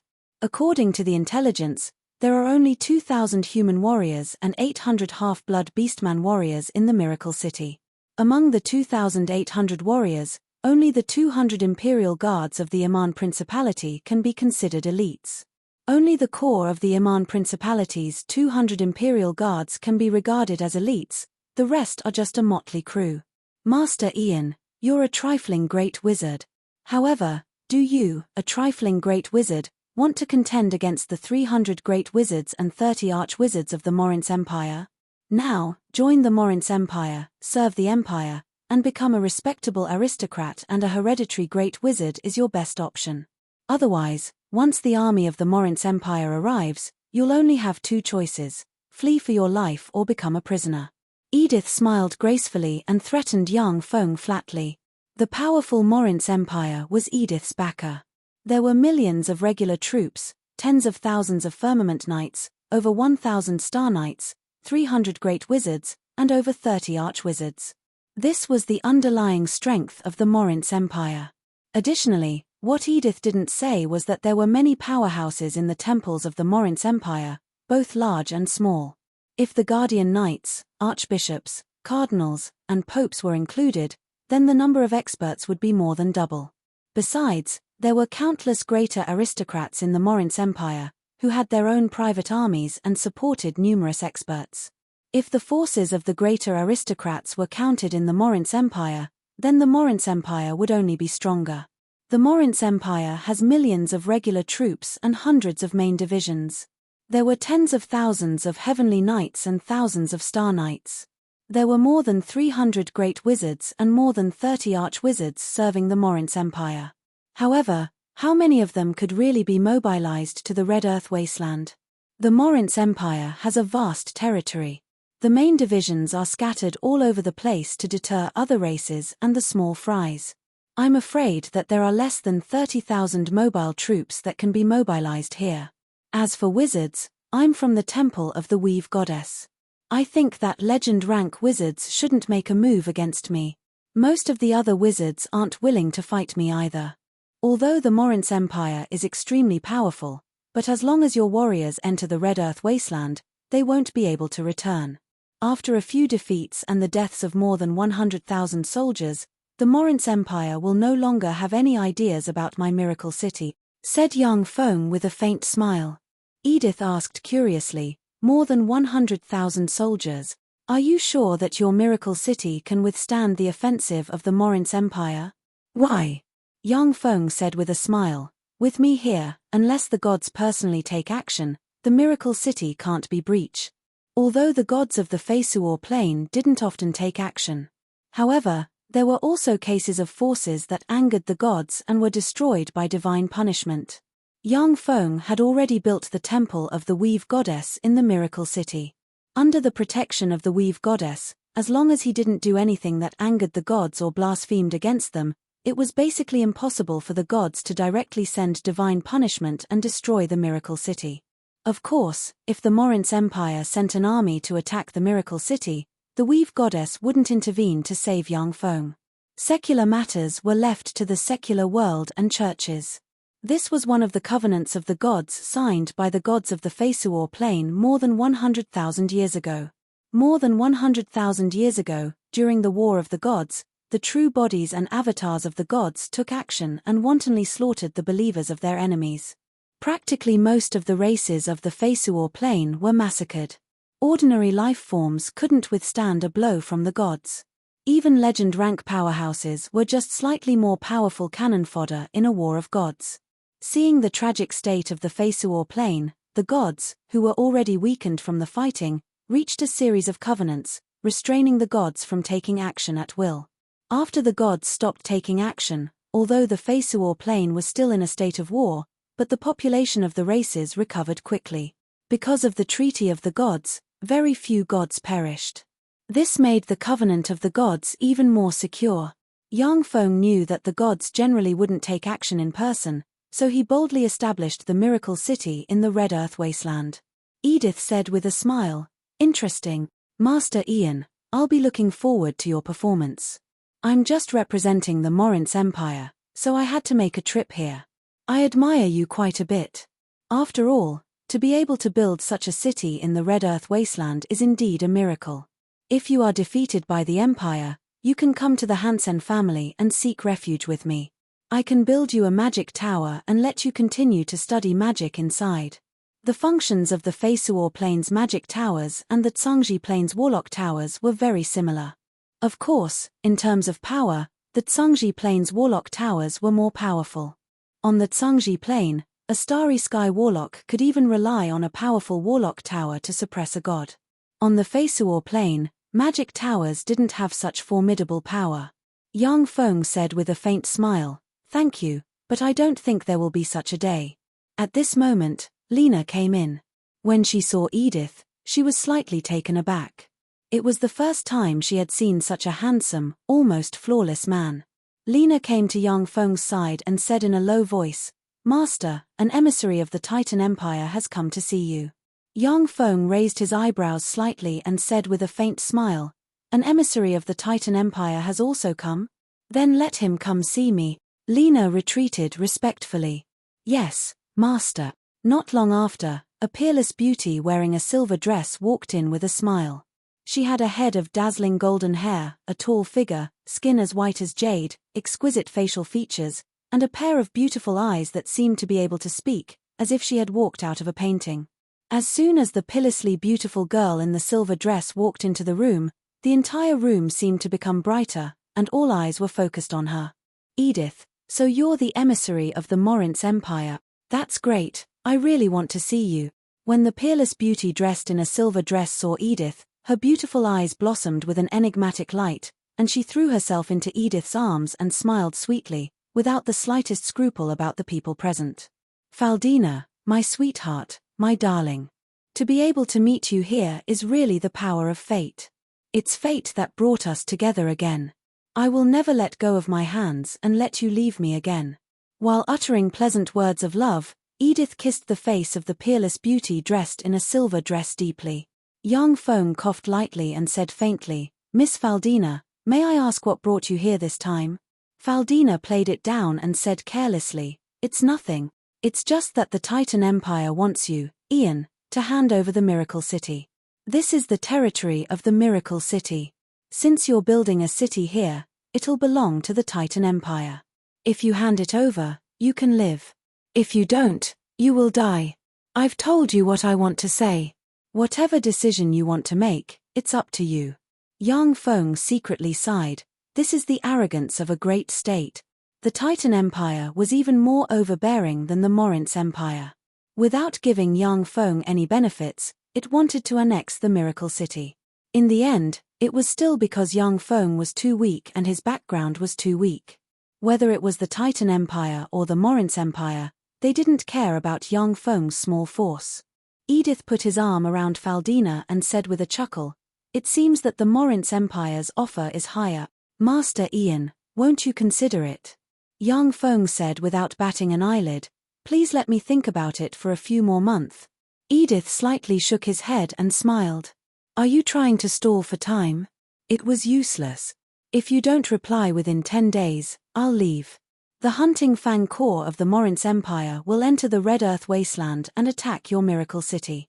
Yang Feng sighed slightly and said, "In this case, regrettably, it seems that the Hunting Fang Corps of the Morince Empire will soon disappear from your empire."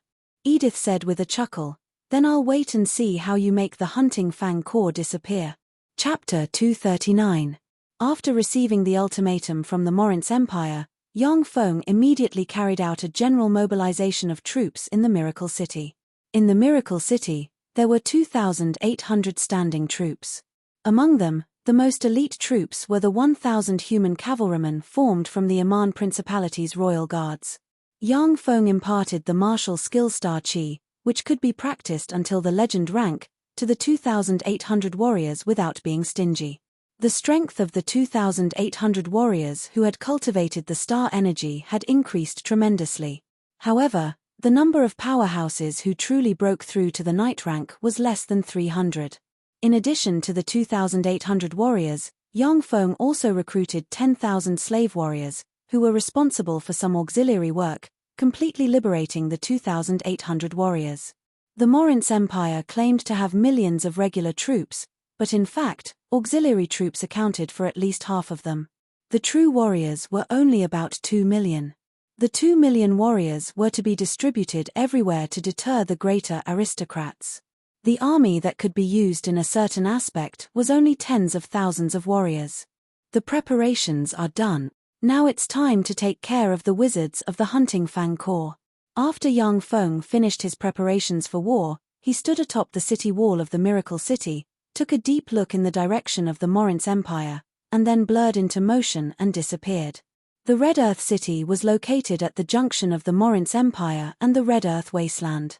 It was a city established by the Morince Empire to defend against the goblin bandits, bugbears, ogres, and other bandits that came out of the Red Earth Wasteland. Originally, there were only 3,000 troops garrisoned in the city. But now, it had become a huge fortress with 20,000 warriors and 40,000 auxiliary troops. Because of the 60,000 human warriors garrisoned in the city, the Red Earth City became bustling almost overnight. Countless merchants entered the Red Earth City to sell their goods to the warriors. At the same time, many prostitutes gathered here to do business with the warriors. As night fell, darkness enveloped the land. In the Red Earth City, the brothels were brightly lit and bustling with people coming and going. Many high-ranking officers of the Hunting Fang Corps began to linger in the brothels and indulge in debauchery. In the Red Earth Wasteland's Miracle City, there were only 2,800 warriors and only one great wizard. The Hunting Fang Legion had more than 20,000 regular soldiers, 10 great mags, and even a magic shooter. With such a powerful legion attacking Miracle City, it was impossible for them to fail. My Miracle City is really being looked down upon by others. But this is also good. The Red Earth City, in a hotel room, Yang Feng leaned against the window, looked at the bustling brothel street, and revealed a faint smile. Under the cover of darkness, no one noticed that mechanical ants easily climbed into the logistics office of the Hunting Fang Corps, bit through the wooden barrels filled with water, and climbed in directly. The corners of Yang Feng's mouth rose slightly. The defense is really lax. Unfortunately, such a move can't be used casually. Otherwise, once someone sees through me, I'll have one less trump card. Poisoning couldn't be used frequently. Otherwise, once it was seen through, it would be very easy to defend against it. As long as a few wizards were sent to guard the rations and water and set up layers upon layers of defensive magic arrays, the rations and water could be completely defended. After all the preparations were completed, Yang Feng looked deeply in the direction of the Morince Empire for a while, and a chill flashed past the abyss of his eyes. 10 days passed in a flash. Without receiving a reply from Yang Feng, the Hunting Fang Corps stationed in the Red Earth City brazenly set out and advanced into the Red Earth Wasteland. Numerous merchants with large and small convoys followed along to supply the army with rations and water. In the Red Earth Wasteland, what was most lacking was rations and water. The amount of water and food consumed by tens of thousands of people in the Red Earth Wasteland every day was astronomical. After the Hunting Fang Corps marched in the Red Earth Wasteland for 15 days, they finally saw the Miracle City hidden in the depths of the Red Earth Wasteland. The climate in the Red Earth Wasteland is really dry. My skin is dry from the sun, it's really uncomfortable. Surrounded by many high-ranking officers of the Hunting Fang Corps, a handsome young man with rosy lips, white teeth, and more enchanting than a woman, dressed in the uniform of an imperial major general, looked at his hands and complained. The many high-ranking officers of the Hunting Fang Corps looked at the man who was more beautiful than a woman, and disgust streaked past the abyss of their eyes. The man who was more beautiful than a woman was called Amadeo. He was the new commander of the Hunting Fang Corps and the most favored man of the Emperor of the Morince Empire. This time, His Majesty the Emperor specially appointed his favorite man as the commander of the Hunting Fang Legion. He wanted Amadeo to make a great contribution, so that he could legitimately promote this beautiful man. Amadeo wiped his lips with a moist white towel, making his lips moist and beautiful, and ordered gracefully, "Fredo, I'll give you 3 days. If you don't capture the city within 3 days, then come see me with your head." Fredo was the previous commander of the Hunting Fang Corps. Because of a small mistake, he was demoted by the Emperor to deputy commander, responsible for assisting Amadeo. He was the true backbone of the Hunting Fang Corps. Amadeo was very cunning. He knew that he wasn't good at military affairs, let alone head-on combat. Therefore, he very cleverly handed over military command to Fredo. In this way, if Fredo won, it would be his credit, and if he lost, the blame could be shifted to Fredo. Fredo stepped forward and responded, "Yes." Fredo came to an old mage with white hair and beard, and said respectfully, "Master Pagos, I'll leave it to your group of mags to suppress Master Ian later." Master Pagos was the leader of a wizard squad that commanded 10 great wizards and 100 official wizards. He was a very powerful arch-wizard. The destructive power of arch-wizards on the battlefield was extremely terrifying. The power of the spells they cast was comparable to the power of spells cast by level 3 warlocks. On the battlefield, even level 3 warlocks could be killed by the spells of arch-wizards if they weren't careful. On the Feisuor plane, such experts would be respected no matter where they went. Pagos said full of arrogance, "If a trifling great wizard dares to show his face, then he'll die." They left the city. They actually left the city. Do they want to throw away their lives? Suddenly, there was a commotion in the Hunting Fang Corps. The high-ranking generals of the Hunting Fang Corps were surprised to find that 1,000 cavalrymen came out of the Miracle City and formed a formation in front of the Miracle City. They slowly accelerated and launched a charge towards this side. When he saw this, Pagos sneered and said full of contempt, "A bunch of idiots. Fredo, it seems that our wizard squad doesn't need to take action." "That's right, these idiots. Our Hunting Fang Corps can easily take care of them." Fredo smiled contemptuously and ordered coldly, "Biso, Carter, the 2 of you defeat him. Let these damn slaves experience the power of our Hunting Fang Corps." "Yes." 2 Sky Knight rank generals stepped forward and responded in unison.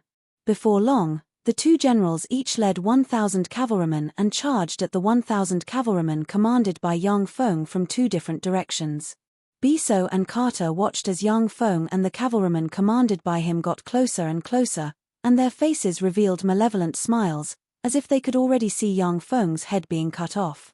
The horses they rode were first-class horses, and the equipment they wore was of excellent quality, far better than the equipment forged by ordinary principalities. Their warriors were battle-hardened regular troops that had gone through strict training. No matter how they thought about it, there was no possibility of them failing. Weakness. When the distance between the 2 sides was less than 300 meters, Yang Feng suddenly raised his sword, pointed at Biso and Carter, and barked. The 2 Sky Knights suddenly felt a sharp pain in their abdomens, then spat out a large mouthful of blood and fell from their horses. The cavalrymen commanded by Biso and Carter also felt a sharp pain in their abdomens. Black gas attacked their hearts, and they screamed and fell from their horses. With just one sword strike, the 2,000 cavalrymen of the Hunting Fang Corps fell to the ground like wheat being cut down, wailing mournfully. Dumbstruck, the generals of the Hunting Fang Corps couldn't believe their eyes. "What sorcery is this? Master Pagos, you have to protect me. You have to protect me well." Amadeo trembled and his eyes filled with fear when he saw this scene. He hid behind Archwizard Pagos and screamed like a woman. The generals of the Hunting Fang Corps swept Amadeo with a glance, and their eyes revealed contempt. As if assisted by the gods, Yang Feng commanded the 1,000 cavalrymen to charge straight towards the Hunting Fang's corps. Fredo mobilized troops to block in front of Yang Feng. As long as Yang Feng pointed with his sword, the troops would spit out blood and fall to the ground, unable to stop him. Pagos looked carefully for a while, then his face turned ashen and he said coldly, This is poison. These lowly slaves are very despicable. They poisoned our warriors. Amadeo trembled and shouted with an ashen face. Poison. Damn it, am I poisoned? Master Pagos, you have to save me. I don't want to die. I really don't want to die. Pagos silently recited an incantation and cast the spell Detect Poison, and a grey magic light enveloped the many generals of the Hunting Fang Corps. Chapter 240. Clouds of black gas appeared on the faces of the Hunting Fang Corps high-ranking officers and wizards. Everyone was horrified when they saw this scene. Fuck, I'm poisoned. We're poisoned. When did this happen? Damn it, when did this happen? When were we poisoned? The high-ranking officers of the Hunting Fang Corps looked at each other, their eyes flashed with fear, and they discussed animatedly. Amadeo took out a bronze mirror, looked at it for a while, and screamed, My face, no, don't, how did my face become like this? Amadeo won His Majesty's favor with his pitilessly beautiful face. If his face was no longer beautiful, then His Majesty's favor would leave him. Amadeo grabbed one of Grandmaster Pagos's arms and implored loudly, Grandmaster Pagos, save me, save me. When I return to the imperial capital, I'll have His Majesty give you a lot of rewards. Don't panic. This poison was not an incurable poison. Before Pagos finished speaking, he vaguely felt young Feng look at him with an enigmatic smile. A sharp pain welled up inside Pagos, and he couldn't help but spit out a big mouthful of blood and collapse to the ground, unable to budge. Although wizards had strong spirits, but their fleshly bodies were too frail. After being poisoned by young Feng, as long as young Feng didn't give them time to cast a spell, they had no way to resist. The high-ranking officers of the Hunting Fang Corps spat out blood and collapsed to the ground. The flag representing the marshal's flag also fell to the ground with a loud rumble.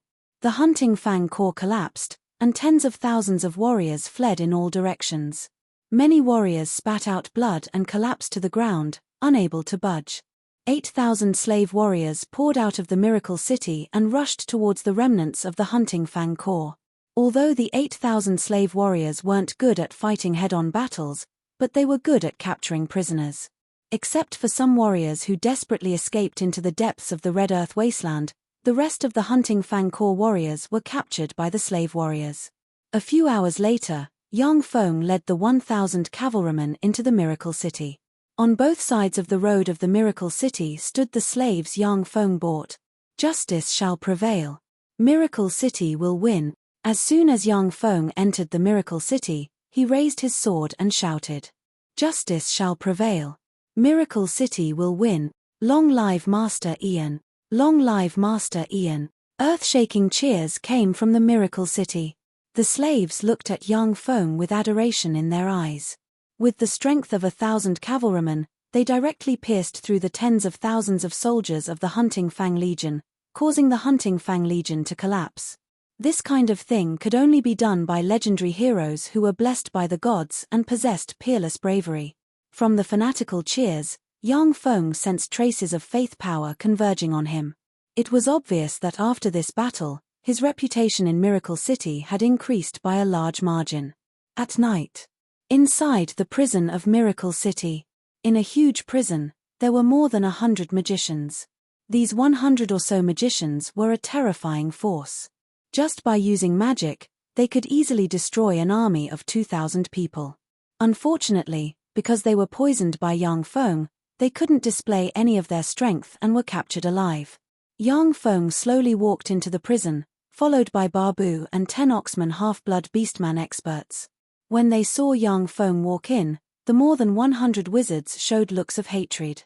Young Feng swept the more than 100 wizards with a glance and said indifferently, I am Master Ian, the city master of the Miracle City. I'm here to recruit you. Those who are willing to serve me, stand on the left. Those who aren't willing can stay or stand on the right. The more than 100 wizards stared at young Feng with ridicule in their eyes. They were noble wizards. How could they be willing to be loyal to young Feng, a wandering wizard with no background, an unstable foundation, and even offended the Morince Empire? Young Feng waited for a while. When he saw that no wizard moved, he clapped his hands. Babu stepped forward, drew his sword, pointed at a wizard, and asked in a low, muffled voice, "Are you willing to serve my master?" The magician spat on the ground and said coldly and arrogantly, "P2E, a bunch of lowly slaves. Since you're unwilling, then go to hell." A cold look in his eyes, Babu stepped forward and beheaded the wizard.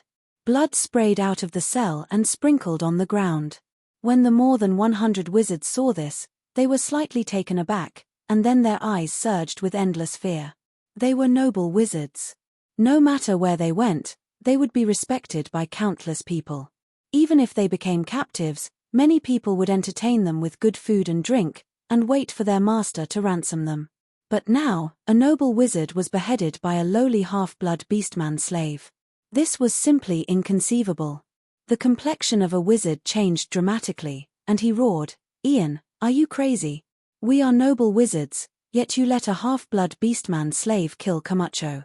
If word of this gets out, there will definitely be no magicians who will come to you. All the wizards of the Feisuor Plain will be your enemy." Yang Feng said lightly, "If you all die here, won't this matter not spread?" When the more than 100 wizards heard that, they felt a chill in their hearts. A wizard suddenly said loudly, "I'm willing to pay the ransom. 100,000 gold coins, no, 1,000,000 gold coins. I'm willing to pay the ransom. Please spare my life and return me my freedom." Wizards were far richer than ordinary people. But even so, 1,000,000 gold coins was not a small sum for a wizard. Generally, 1,000,000 gold coins was enough to redeem a wizard. Yang Feng shook his head somewhat regretfully, saying, "Unfortunately, I don't lack money, but I lack wizard. Since you've delivered yourself to me, then you only have two choices, death or serving me." Babu pointed at another wizard with his blade and said in a low, muffled voice, Are you willing to serve my master?" The wizard fell into a state of hesitation. Without hesitation, Babu chopped off the wizard's head with his blade. "Since you don't want to, then go to hell." Seeing the decapitated corpse of the wizards felt a chill in their hearts and were filled with fear. Babu pointed at another wizard with his blade and said in a low, muffled voice, Are you willing to serve my master?" The wizard's complexion changed greatly. He got up, stood to the left, and shouted, "I'm willing, don't kill me." Under the threat of death, the wizards hesitated, then helplessly got up and stood to the left. A dozen wizards who were unwilling to surrender were beheaded by Babu. Soon, Bags was the only one left in the prison. Pagos said solemnly, "Ian, if I'm not willing to serve you, are you going to kill me as well?" Yang Feng replied decisively, "That's right." Pagos enunciated each syllable, "We are believers of the Weave Goddess. Aren't you afraid of the wrath of the Weave Goddess for killing us like this?" Yang Feng said with a cold smile, "This is a city belonging to the goddess. You wizards dare to attack a city under the protection of the goddess. I'm already giving you face by not tying you to the stake and burning you as heretics." The wizards trembled and felt the air turn a bit colder. Being burned to death at the stake was a punishment more cruel than beheading. Pagos was choked speechless. After a long silence, he finally gave a long sigh and said, "Fine, I'm willing to serve you. Don't resist." Yang Feng flicked his finger, and syringes filled with liquid metal nano-robot elixir flew out and stabbed the arms of the wizards. The complexions of the wizards changed slightly. But after seeing the corpses, they fell silent and let the syringes stab their arms. After the liquid metal nano-robot elixir was injected into the wizards, Yang Feng snapped his fingers, and the wizards felt pain in their bodies. They opened their mouths and spat out a black liquid, which reeked of a fishy smell. After spitting out the black liquid, the wizards immediately felt their bodies become a lot more refreshed. Yang Feng said lightly, "This elixir can dispel the toxins in your body and strengthen your physique at the same time. However, if you want to betray me, then the elixir will kill you. Let me warn you, I hope that you won't do anything stupid." When the wizards heard that, their complexions suddenly changed, and they fell silent. There were endless mysteries in magic, and many elixirs had mystical abilities. It wasn't strange for an elixir that could control others to appear. Yang Feng clapped his hands. Immediately after, Lena came in with a dozen maids, saluted Yang Feng, and said, "Master, what are your orders?" Yang Feng pointed at the nearly 100 official wizards and said lightly, Take these honorable wizards away and make arrangement. After Lena saluted young Feng, she turned to the wizards and said, "Yes, master. Sir wizards, please come with me." The wizards looked at each other, sighed helplessly, got up, and followed Lena outside. Yang Feng turned and walked towards the depths of the prison, before pushing open a door. Inside the room sat a man, a very beautiful man, Amadeo. Truly a man who is more feminine than a woman. When Yang Feng entered the room and saw Amadeo, his eyes lit up slightly, and he praised him. When Amadeo saw Yang Feng, his complexion changed slightly, and he asked, "Who are you?" Yang Feng said with a smile, "I am Ian, the master of this city." "General Amadeo, are you used to living here?" As if a woman, Amadeo growled somewhat nervously, "I'm not used to it. It's too dirty and smelly here. There are no carpets, no red wine, and no incense. I don't want to stay here for a moment. Let me go, I'll pay the ransom." "Is 1,000,000 gold coins enough?" Yang Feng said straightforwardly, "Okay, I'll let you go. I hope that after you leave, you can send me the ransom of 1,000,000 gold coins." Amadeo was slightly taken aback, saying, "You're letting me go just like that?" Yang Feng replied, "That's right. There are too many bandits outside. It might not be safe for you to go alone. You can choose 10 of your most trusted guards to escort you out of here.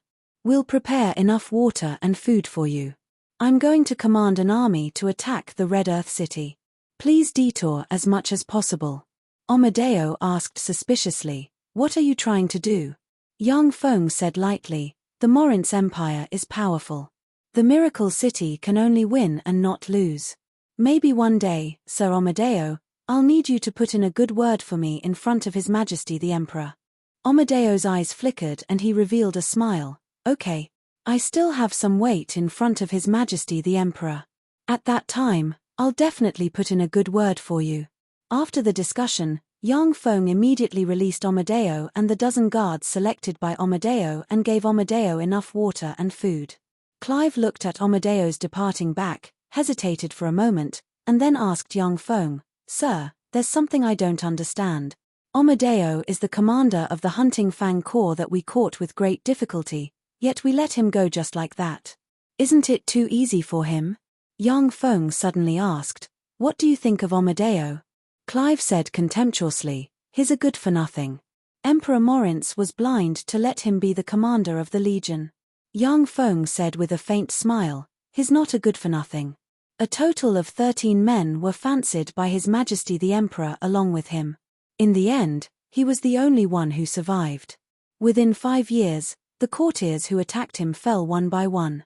Only the Prime Minister of the Morince Empire, Cosimiro, was left alive. Don't you think he's amazing?" Clive suddenly inhaled a breath of cold air, his eyes filled with shock. In his eyes, Amadeo was a rabbit that sold its butt. For such a rabbit to defeat the courtiers of the Morince Empire one by one, Amadeo's ability in court struggles could be imagined. Yang Feng said meaningfully, "We can't kill such a person. We have to protect them as much as possible. The Morince Empire is a towering tree. Without these vermin, it would be difficult for us to contend against it." Clive was silent for a while before nodding firmly. Chapter 241. The Red Earth City. Ever since the main force of the Hunting Fang Corps left, the city lost its bustle and liveliness not long ago. However, the prostitutes and the merchants didn't leave. They were looking forward to the Hunting Fang Corps' triumphant return, so that they could once again make a big profit. Outside the Red Earth City, smoke and dust billowed, and a 2,000-strong cavalry galloped towards the Red Earth City like a sharp arrow. "Enemy attack! Enemy attack!" When a patrolling warrior saw the 2,000-strong cavalry above the Red Earth City wall, his complexion suddenly changed greatly, and he screamed. Hearing the scream, the Red Earth City suddenly fell into a panic, and teams of warriors were driven to the city wall by the high-ranking officers. Everyone was bewildered and full of fear. The Hunting Fang Corps dispatched the elite troops capable of fighting in the Red Earth City, leaving only 1,000 local troops to defend the city. The 1,000 local troops could barely suppress some rioters and gangsters, but they had no experience in fighting against a regular army. The goblins, bugbears, and ogres of the Red Earth wasteland would never attack a human city protected by a city wall, as they didn't even know how to build siege equipment. When a city guard officer saw the 2,000 cavalrymen commanded by Yang Feng, he heaved a sigh of relief and said loudly, "Cavalrymen, don't be afraid, they're cavalrymen. They can't attack the city. They should be horse bandits who had wandered over. As long as we close the city gate, there won't be any problems."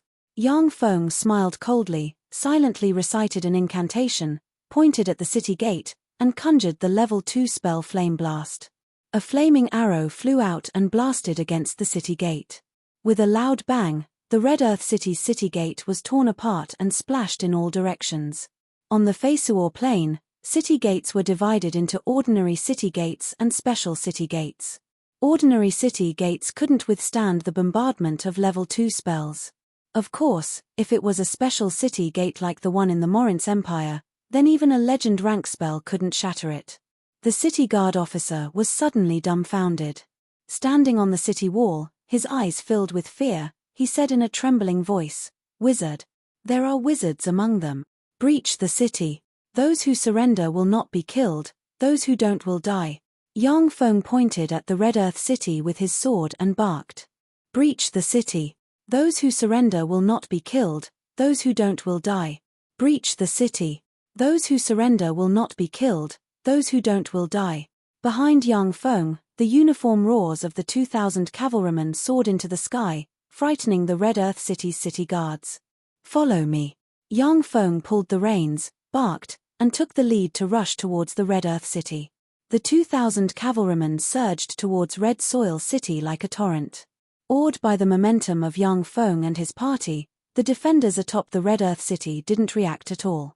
They watched helplessly as Yang Feng led the 2,000 cavalrymen into the city. Once Yang Feng's 2,000 cavalrymen broke into the city, they quickly took over everything in the city. Not long after, 3,000 Miracle City infantry who had barely learned how to ride finally arrived from the rear and quickly took over the city. When the follow-up troops arrived, Yang Feng continued to command the 2,000 cavalrymen to stab straight into the hinterland of the Morinth Empire. The Hunting Fang Corps was the most powerful corps of the Morinth Empire in this region.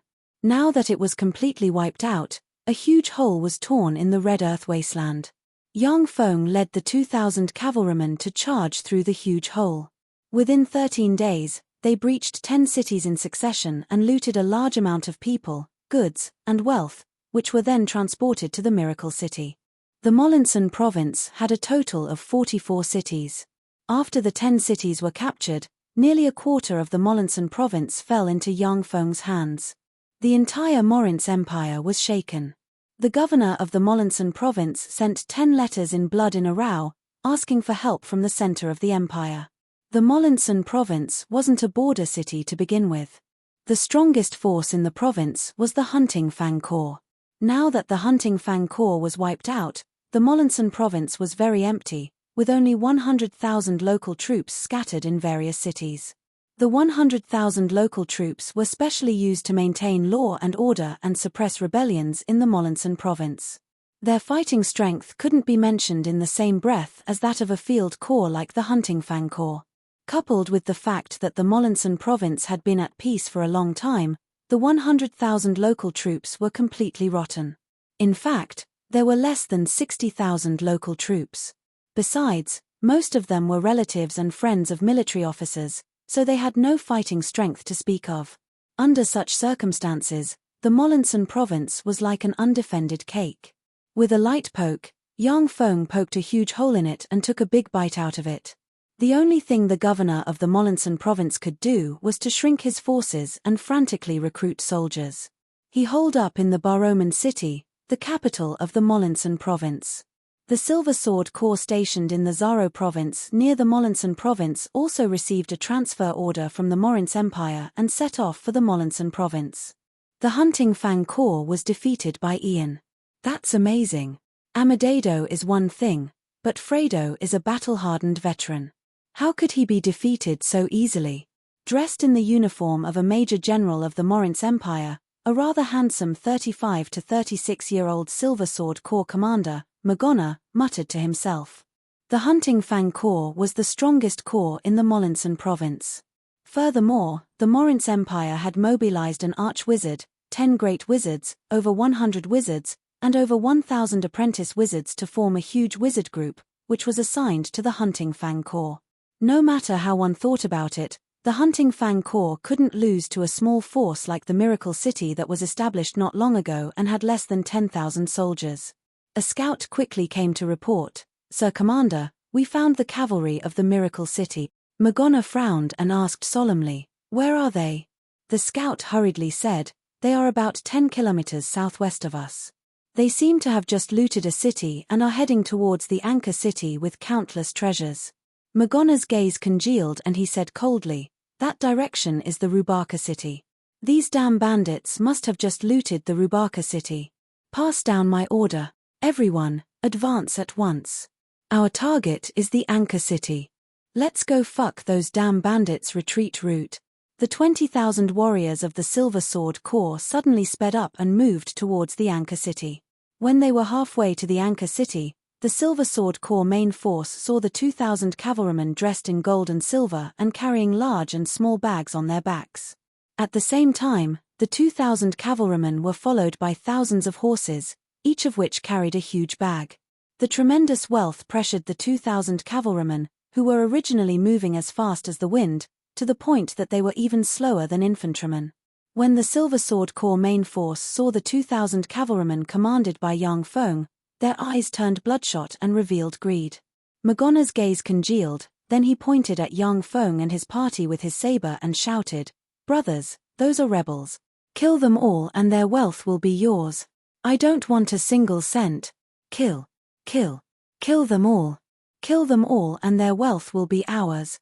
The morale of the warriors of the Silver Sword Corps was raised to the limit. Their eyes were bloodshot, and under the command of the high-ranking officers, they rushed towards Yang Feng's 2,000 cavalrymen.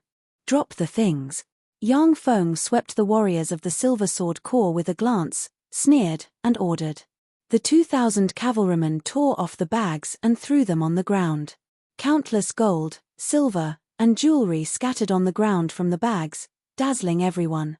When the 2,000 cavalrymen pulled the ropes, the gold, silver, and jewelry tied to the horses also scattered on the ground, making the area look as if it was covered in gold, silver, and jewelry. "Retreat." After discarding all the treasures, Yang Feng smiled coldly, turned around, and retreated towards the Anchor City with the 2,000 cavalrymen. "Mine. These treasures are mine. Fuck, I'll kill anyone who dares to rob me of my gold." When the warriors of the Silver Sword Corps rushed to the area full of gold, silver, and jewelry, they no longer moved. Instead, they scrambled for the jewelry, their eyes bloodshot. For the sake of the jewelry, many warriors even drew their swords. The monthly salary of the warriors of the Morince Empire was only 1 gold coin. Many of the gems on the ground could be sold for hundreds of gold coins, or even 1,000 gold coins. As long as they grabbed a gem, it was equivalent to decades or even 100 years of their salary. Naturally, it made them crazy. In particular, Morgana had promised that the wealth would belong to whoever grabbed it, which made the situation even more chaotic. No one had the will to fight, only thinking about grabbing the gold, silver, and jewelry. Even many high-ranking officers of the Silver Sword Corps joined in the scramble for the gold, silver, and jewelry. Morgana shouted anxiously, "Get up, all of you. Stop grabbing. Stop grabbing. It's very dangerous now. The cavalry of the Miracle City may be waiting for us to fall into chaos." Apart from Morgana's personal guards, no one listened to him. Everyone's attention was attracted by the gold, silver, and jewelry, and they scrambled endlessly. "It's time. Charge with me." When Yang Feng saw the chaotic scene through the magic eyes, he sneered and urged his horse to charge towards the Silver Sword Corps. Chapter 242. When Morgana saw the dust raised by the cavalrymen, his complexion changed dramatically, and he roared wildly, "Get into formation! Get into formation! The cavalrymen of the Miracle City are here." The warriors of the Silver Sword Corps were already in disarray, scrambling for the jewels scattered on the ground. There were only a few officers who responded to Morgana's orders, but they were unable to organize an organized army. The The 2,000 cavalrymen under Yang Feng's command quickly arrived. As if a sharp sword piercing through tofu, they split the Silver Sword's warriors in two and pierced through each other. Unable to resist, the warriors of the Silver Sword Corps were chased by the 2,000 cavalrymen commanded by Yang Feng like pigs and dogs. The brave warriors of the Silver Sword Corps had just gathered, when Yang Feng and the 2,000 cavalrymen slaughtered them. The warriors of the Silver Sword Corps who were scrambling for the jewels on the ground came to their senses.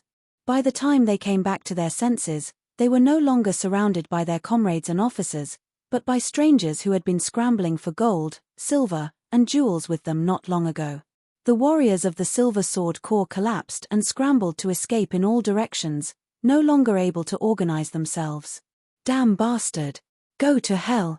Along with a furious roar, Magona erupted with Star Knight rank Chi, Man and Mount united, charged towards Yang Feng in a tyrannical manner, and slashed at Yang Feng with his sword with the force of a mountain. Under such circumstances, the only way to reverse the situation was to kill Yang Feng with a sword strike. Magona was a martial arts genius of the Morince Empire. At the age of 45, he had already cultivated Star Knight rank Chi.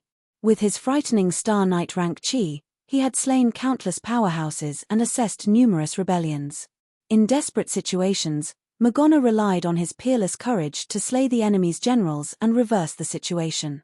Step by step, he climbed to the high position of a legion commander. Yang Feng raised his eyebrows. Without dodging, he slashed at Magona with the magic sword forged from divine blood steel. Ding! The two swords clashed, and under Magona's horrified gaze, his sword was directly cut in two. The incomparably sharp magic sword had directly cut him in two.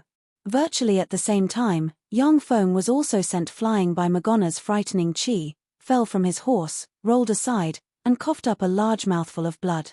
It's a pity that your strength isn't weak. It's just that your weapon is too weak. Yang Feng glanced at Magona and left a sentence, then jumped onto another horse and continued to chase after the Silver Sword's main force. If their weapons were equal, then Magona would be able to send Yang Feng flying from his horse, while he himself wouldn't suffer any injuries. Now that Magona was killed by Yang Feng, this was the huge gap between the weapons of the two sides. A good weapon was equally important to an expert. It was precisely because of this that the 5 magic swords in the Miracle City would cause countless merchants to fight over them. Yang Feng took the 2,000 cavalrymen to pursue the Silver Sword's main force for 20 kilometers. After killing about 7,000 Silver Sword warriors, he turned back and returned to the Anchor City. Of the 20,000 Silver Sword warriors, only 5,000 of them fled back to the Zaro province, cutting a sorry figure. Jiero province immediately gathered the 5,000 remaining soldiers of the Silver Sword to the rear. At the same time, the other main battle legion in the province, the Silver Hammer, was transferred to the border between Jiero province and Molinson province, where they would bide their time. After the Silver Sword's main force was annihilated, the governor of the Zaro province didn't think about how to assist his allies, but how to protect himself. If Yang Feng's 2,000 cavalrymen killed their way into the Zaro province and turned it upside down, then his position as governor would come to an end. The Anchor City. Standing atop the Anchor City's city wall, Yang Feng gazed at the depths of the Morince Empire's hinterland and gave a long sigh. Unfortunately, I have too few troops. Otherwise, I would have already captured the Molinson province.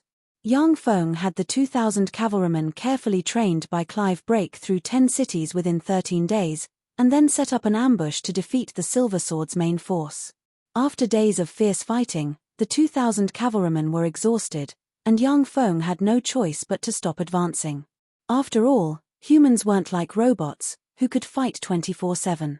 If Yang Feng commanded the Shizu robot army, he would have seized the opportunity when the Hunting Fang Corps was wiped out to capture the entire Molinson province.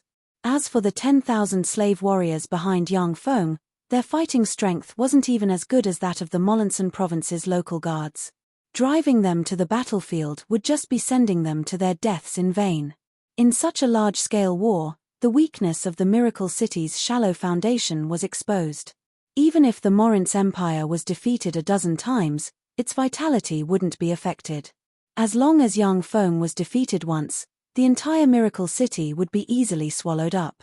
This was the absolute gap in the strength of both sides.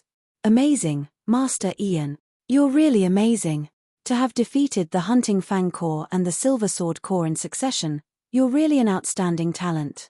Along with a chuckle, Edith slowly walked out from a corner of the Anchor City's city wall. Smiling like a flower, Faldina followed beside Edith. Every step she took was in sync with Edith's, as if she was his shadow. 3 burly warriors exuding frightening auras and armed with rapiers flanked Yang Feng, cutting off his path of retreat. Behind the 3 warriors stood 2 great wizards, who stared at Yang Feng with ice-cold expressions. Yang Feng frowned slightly and said solemnly, "How did you get in?" Yang Feng had been very cautious all his life. He had also set up many micromonitoring devices in the Anchor City, with no blind spots. He didn't understand how Edith and them could sneak up to him. Edith said with a smile, "Master Ian, your magic ability is really strong. However, you're not the only wizard in the world. My dearest sweetheart, Faldina, is also a genius archwizard. There's no problem in deceiving the perception of a great wizard like you." Yang Feng frowned slightly, saying, "Miss Faldina, I heard that the Titan Empire and the Morince Empire are enemies. Why did you join forces with Edith to ambush me? Isn't the more damage I cause to the Morince Empire, the better it is for the Titan Empire? What you said makes sense." Faldina blinked her big beautiful eyes, and then said with a light smile, "But I love Edith. Since he wants to ambush you, I'll help him. As for the rest, I don't care." Yang Feng's thousands of excuses were blocked by Faldina. He was speechless at a woman who was blinded by love and an archwizard rank powerhouse to boot. Such a pitilessly beautiful girl who was dead set on love was simply a goddess in the eyes of many men. Yang Feng couldn't help but feel a trace of jealousy towards Edith. Edith said with a light smile, "Master Ian, the Hansen family is in great need of a talent like you. Please join our Hansen family. Only then will you have the space to display your outstanding abilities." Yang Feng frowned slightly and said faintly, "What if I don't join?" Still very elegant, Edith said without a trace of anger, "If you don't join, then regrettably, this will be your burial place. His Majesty has offered a sky-high bounty for your head. Even I'm tempted by such a bounty. In that case, then please go to hell with me." A cold glint flashed past Yang Feng's eyes. He operated a secret method, and countless black dragon scales suddenly covered his body. He silently recited an incantation and waved his hand, and 30 vampiric rattan seeds suddenly flew out. Under the effect of the spell, the 30 vampiric rattan seeds suddenly erupted and grew frantically into freaks with countless sharp barbs and tendrils. "Master Ian, the magic sword you made is very sharp, I like it very much." Edith smiled faintly and took a step forward. Frightening Star Knight rank chi erupted in a flash, and the magic sword strapped to his waist was unsheathed in a flash. It turned into star-like sword rays that tore apart the defenses of the 30 vampiric rattan seeds and chopped the cores of the 30 vampiric rattan seeds. When the cores of the 30 vampiric rattan seeds were broken, just like a human brain being minced, the vines withered and scattered on the ground, emitting black smoke, and gradually collapsed. "Mind Hammer." Faldina smiled sweetly, then silently recited an incantation and took out a dark green legend rank magic staff. She pointed at Yang Feng, and a white magic radiance shot towards Yang Feng. Psychic spells were the most difficult to resist, and it was very difficult for defensive spells to resist psychic spells. Only by strengthening one's willpower was the best way to resist psychic spells. When the mind hammer hit Yang Feng, his mind shook, his head felt like it was splitting, his eyes glazed over, and his body stiffened. In a flash, the 3 warriors erupted with firmament knight rank chi, and 3 swords slashed at Yang Feng from different directions.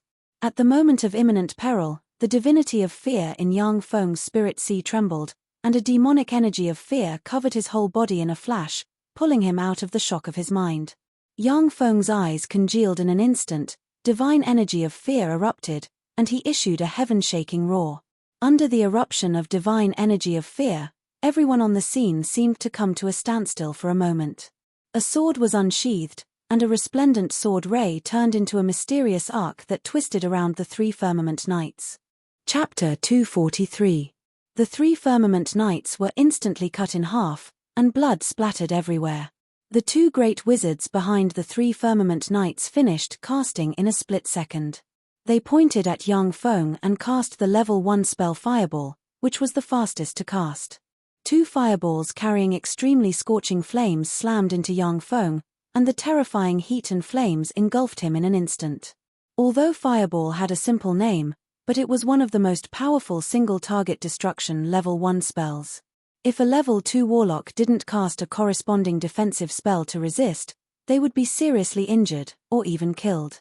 Amid the terrifying flames, a figure pierced through the flames and appeared in front of the two great wizards in an instant. With a flash of sword rays, the heads of the two great wizards flew high into the air, and a copious amount of hot blood spurted out of their chests and scattered on the ground.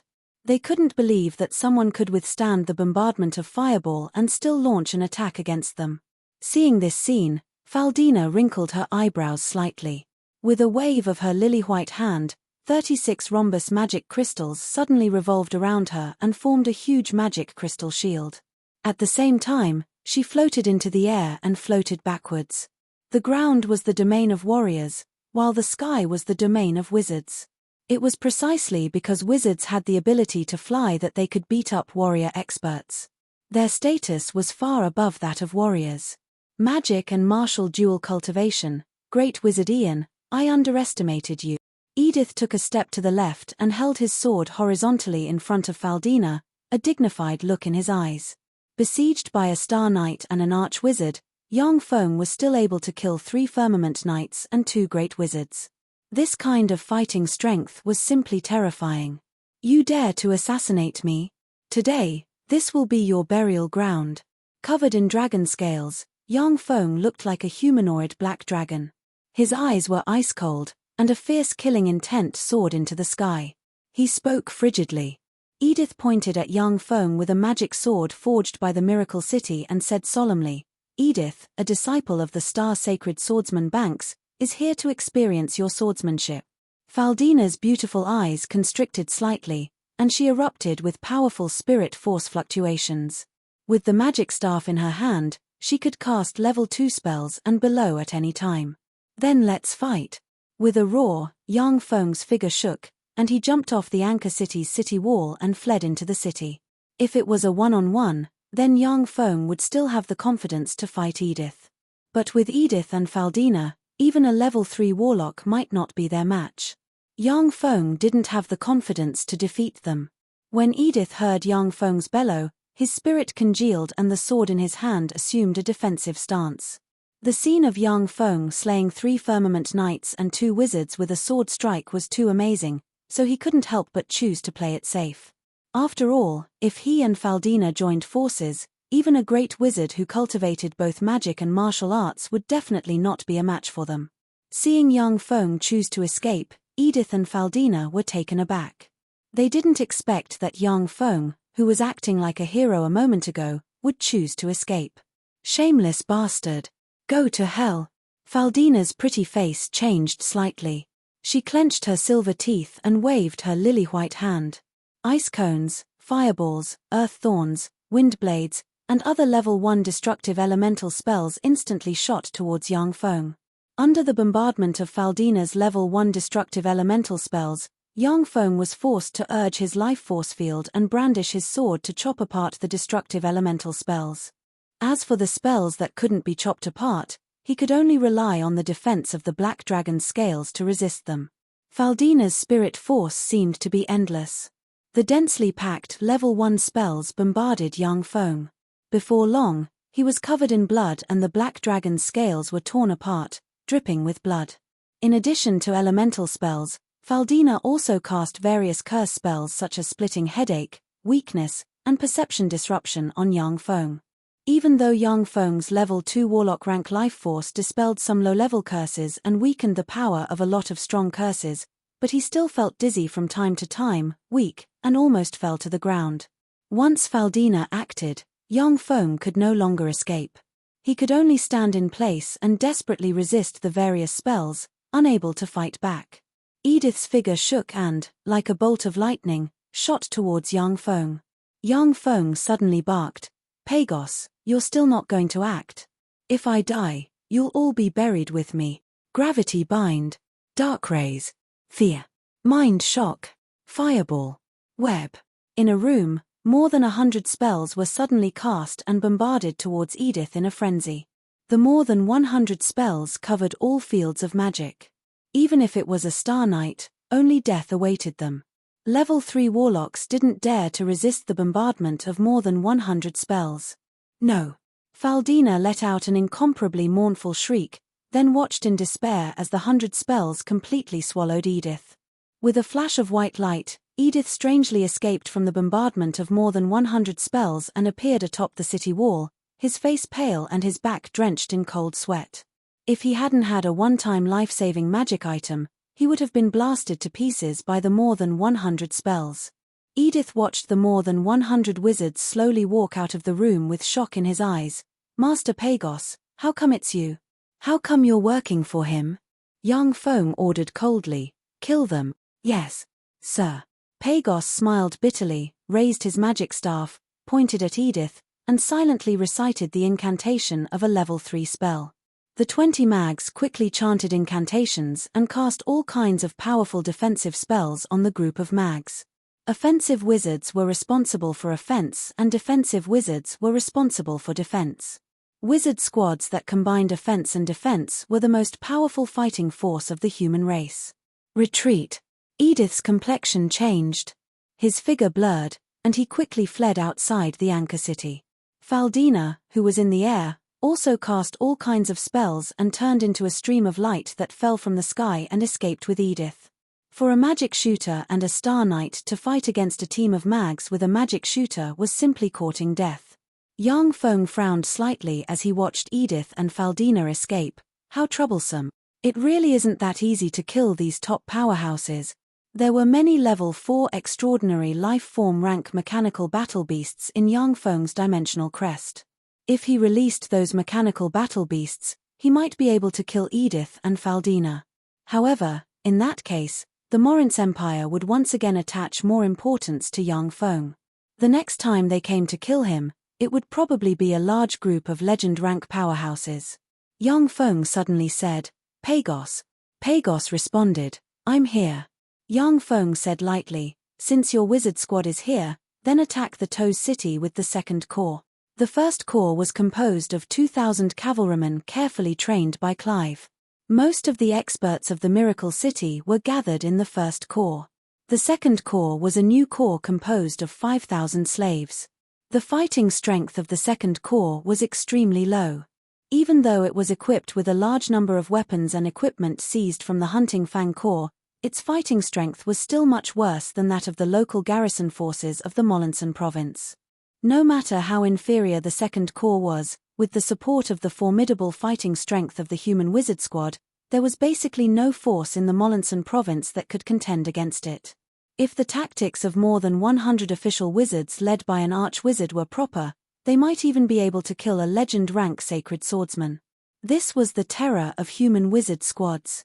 Of course, if a legend-rank sacred swordsman closed in on them, then the wizard squad would likely be wiped out in less than a minute. Pagos hesitated for a moment before saying, Master Ian, the strength of the Morince Empire is beyond your imagination. It has the favor of the gods. Even if you capture the Molinson province, you won't be able to hold it. The Morince Empire was one of the 4 most fertile empires of the Feisuor Plain, and it was supported by the Zelaya divine system. In the history of the Feisuor Plain, there was no lack of geniuses who established their own states and threatened the rule of the Morince Empire. Then, divine chosen, divine descendants, and demigod-rank heroes appeared in the Morince Empire. Under the guidance of the gods, they destroyed the geniuses and the states they established. The Morince Empire and the Titan Empire were almost impossible to destroy. Pagos had no choice but to remind Yang Feng of this cruel fact. Yang Feng said with a faint smile, It doesn't matter. Anyway, I don't intend to hold the Molinson province. I just have to plunder the Molinson province and sell the population to the Titan Empire, and then I can withdraw. Pagos felt a chill in his heart. Only now did he understand why Yang Feng would plunder the population of a city and transport them to the Miracle City every time he captured it. If Yang Feng did this to the Molinson province, It would take at least 10 years to recover its vitality. It would be even more difficult for the Morince Empire to attack Young Feng from the Molinson province. Pagos hesitated for a moment, then gritted his teeth and said, "Sir, isn't this too cruel?" "Cruel?" Young Feng was taken aback, and then smiled lightly and said coldly, "If I had been the one defeated in the Red Earth Wasteland, Master Pagos, you should know what would have happened to the tens of thousands of people of the Miracle City, right? Why didn't you think of the word cruel at that time?" Pagos was speechless at once. If the Miracle City was defeated, everyone inside would be captured by the Hunting Fang Corps, reduced to slaves, and sold to other people. All the wealth of the Miracle City would be plundered. However, at that time, Pagos didn't regard the slaves of the Miracle City as people.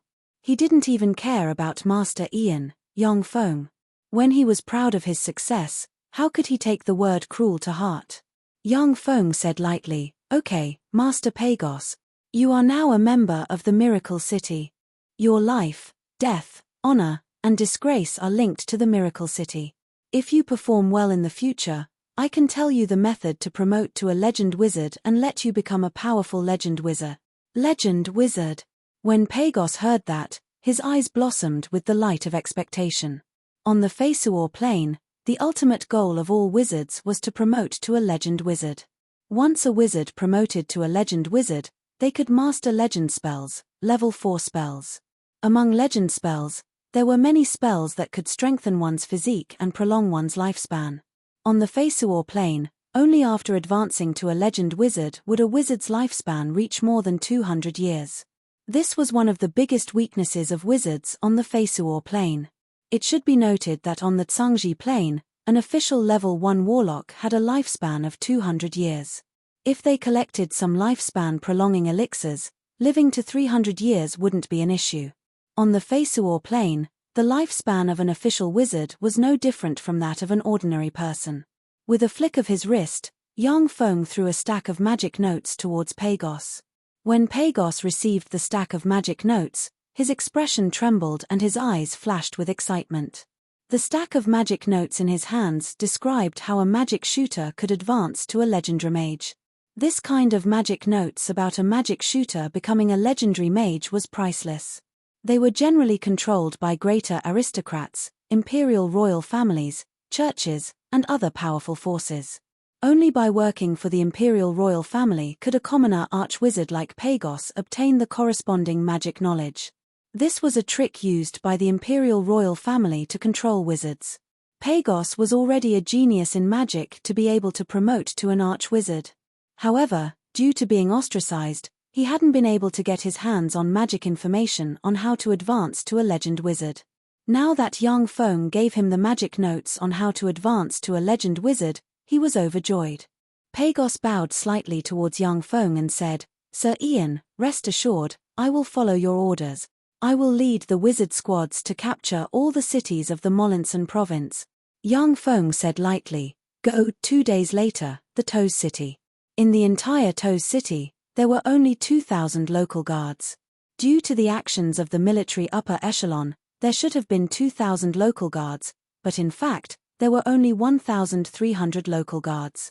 The Toes City was already full of guards, who looked at the 5,000 warriors of the Miracle City's Second Corps outside the city with frightened expressions. Chapter 244. In fact, the 5,000 warriors of the Miracle City's Second Corps were slaves, and they had only been trained for a month. In terms of fighting strength, they might not be able to compare to the guards.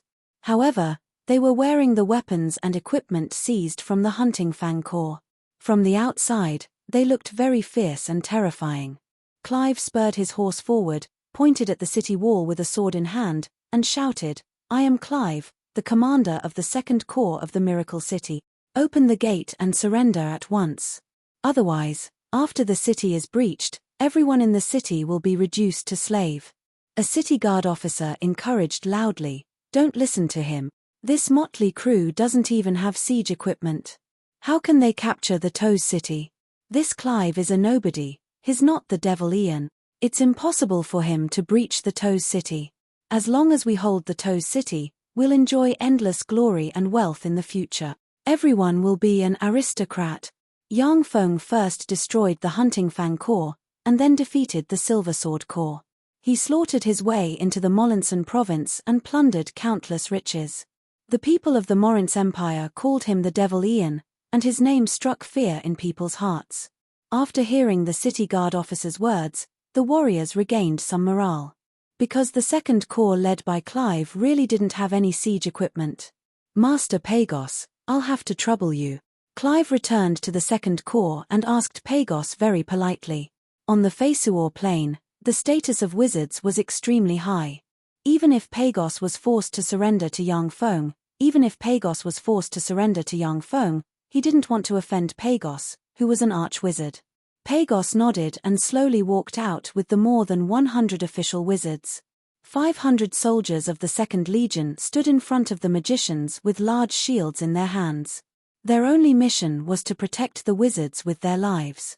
Pagos silently recited an incantation, pointed at the city gate with the magic staff in his hand, and conjured the level 3 spell Advanced Fire Arrow.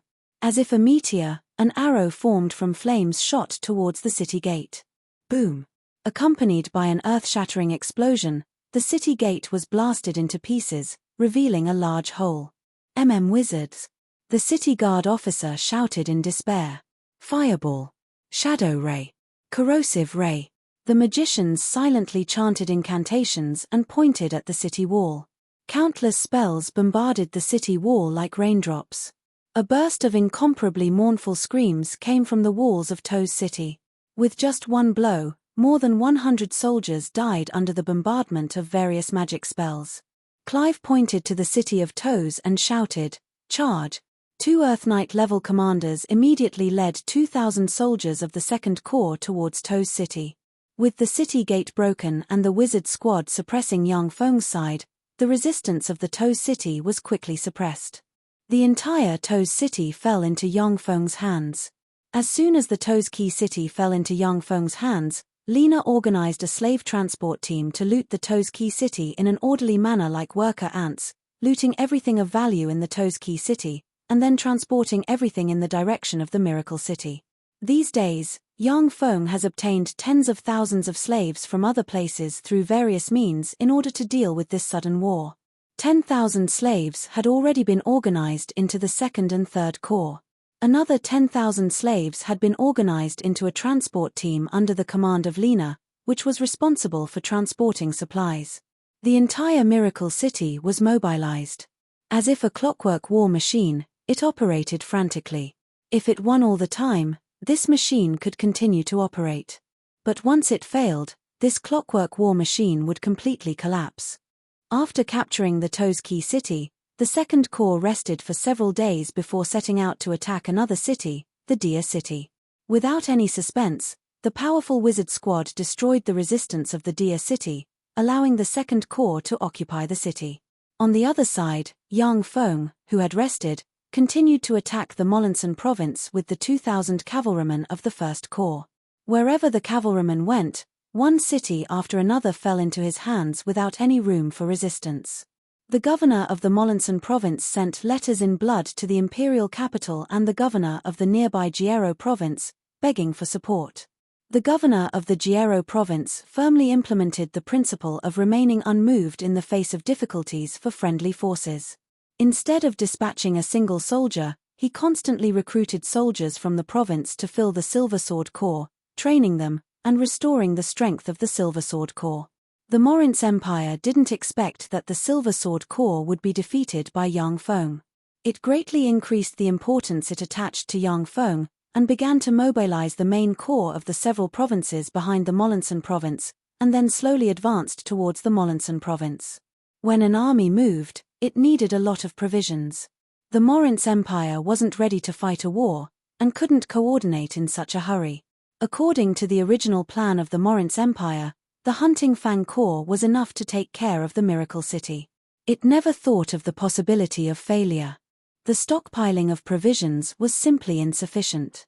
Now that Yang Feng defeated the Hunting Fang Corps and the Silver Sword Corps, the predicament of the Morince Empire's lack of preparation was exposed. The huge empire had countless provisions and elite soldiers. But because it wasn't prepared in advance, it was very difficult to mobilize provisions. Due to logistical issues, the movement speed of the main army that was transferred from the major provinces was also very slow. 10 days later, the First and Second Corps of the Miracle City finally met in the Bar-Roman city. Yang Feng urged his horse forward and looked at the Bar-Roman city from afar with a dignified look in his eyes. The Bar-Roman city's city wall was 20 meters tall and made of mysterious steel rock. It could even resist some legend rank spells. The city gate of the Bar-Roman city was made of the magic metal star magic iron and blessed by legend wizards. It could completely withstand the bombardment of legend rank spells. Inside the Bar-Roman city, there was a great temple dedicated to the sun god Dragoni. The Molinson province was one of the main preaching places of the sun god Dragoni. The sun god Dragoni was a powerful intermediate divine power rank existence of the Zelaya divine system, second only to the 9 primary gods of the Zelaya divine system. His fighting strength was terrifying, and reportedly, he wasn't inferior to the primary gods of some weak divine systems. If the Sun Temple in the Bar-Roman city fully supported the governor of the Bar-Roman city in defending the city, then with Yang Feng's current strength, he might not be able to capture the Bar-Roman city. With the support of the Sun Temple's priests, then with my current strength, unless I use legend rank mechanical battle beasts, it will be difficult to capture such a huge city. Yang Feng stared at the Bar-Roman city, his eyes flickered, and plans emerged in his mind, only to be rejected one by one. Unless he used poison or mechanical battle beasts, he had no hope of capturing the Bar-Roman city. Just the siege equipment alone was enough to stump Yang Feng. Of the 2 armies under Yang Feng's command, one was a cavalry legion, the other was a slave legion. Neither of the 2 legions had much experience in sieging a city. Basically, it was Yang Feng or the Bag's Wizard Legion who smashed the city gate with magic, and then easily broke into the city. The most desperate siege of the city had never been fought even once. Yang Feng took a deep look at the Bar-Roman city, and his eyes flashed with determination. Let's test it out a bit. If it's really difficult to capture, then retreat immediately. The 2,000 cavalrymen and 5,000 slave warriors were the foundation of Yang Feng's miracle city. Without these 2 armies, Yang Feng's forces would be greatly weakened. If it was outside, Yang Feng was confident that he could defeat the army recruited by Governor Molinson, who was already frightened by the mere twang of a bow. But defending a city was different. In defending a city, even the newly recruited green forms would have some fighting strength. The Bar-Roman city had 130,000 warriors. With so many warriors, even if the casualty ratio was 10:1, it would still be enough to exhaust Yang Feng's army. Suddenly, sounds of fighting came from the entrance of the Bar-Roman city's city gate, and the gate weighing hundreds of thousands of kilograms was lowered. Above the city wall, white flags were raised. Seeing this scene, all the high-ranking officers of the Miracle City, including Yang Feng, were dumbstruck, unable to believe their eyes. They suspected that they had run into a huge trap. There was a huge barrier inside the Bar-Roman city, which was a powerful barrier released by the temple of the sun god Dragoni. Yang Feng didn't dare to take the risk of letting his mechanical flies fly in to investigate. Otherwise, once he was exposed, he might be hunted down by the god's true body. Clive said promptly, "My lord, this is a once-in-a-lifetime opportunity. Whether it's a trap or not, we should send people to take a look." Yang Feng's thoughts revolved lightning fast, and then he made a decision and ordered, "Elio, take 500 people to take a look. If there's no problem, send the signal at once." "Yes, my lord." Elio, who had an Earth Knight rank cultivation base and was born in the Iman Principality, immediately urged his warhorse and rushed towards the Bar-Roman city with the 500 cavalrymen. Yang Feng and everyone else stared nervously at the 500 cavalrymen. They saw the 500 cavalrymen rush into the Bar-Roman city. Before long, a signal flare soared into the sky. A cavalryman quickly spurred his horse back and shouted excitedly, "The city is breach. My lord, the city is breach." Yang Feng ordered promptly, "Enter the city." With that, Yang Feng led the 1,500 cavalrymen into the Bar-Roman city. As soon as he entered the Bar-Roman city, Yang Feng saw chaos everywhere, with cries, shouts, and screams lingering. Countless people fled in the direction of the other city gate. Chapter 245. A very capable-looking young man came up to Yang Feng and said, "Subordinate Andro greets the Lord." Yang Feng looked at the young man and said faintly, "Andro, you're Artai's man." Ever since Artais obtained the support of Yang Feng's huge sum of money, his power expanded geometrically. Yang Feng was able to be so well informed and understand the intelligence of the Morince Empire and the Titan Empire. Without the intelligence sent by Artais, Yang Feng wouldn't have dared to rashly attack the hinterland of the Morince Empire and turn the Molinson province upside down. In war, information and intelligence were the two most important factors. Yang Feng was very glad that he didn't choose to kill Artais, but instead took him in as his subordinate. Andro said respectfully, "Yes, Lord. I'm the person in charge of the Baroman city arranged by Sir Artais." Yang Feng asked curiously, "What's going on? How could the Baroman city be seized by you so easily?" The governor of the Molinson province recruited more than 100,000 troops in the Baroman city. This astonishing army wasn't good in the field, but its battle prowess was considerable in defending a city. For the small army arranged by Artais to be able to seize the gate of the Baroman city was simply a miracle. "This is all thanks to you, sir. Sir, you've been besieging cities all over these days. Wherever you go, people are swept away. No city can withstand a single attack from you.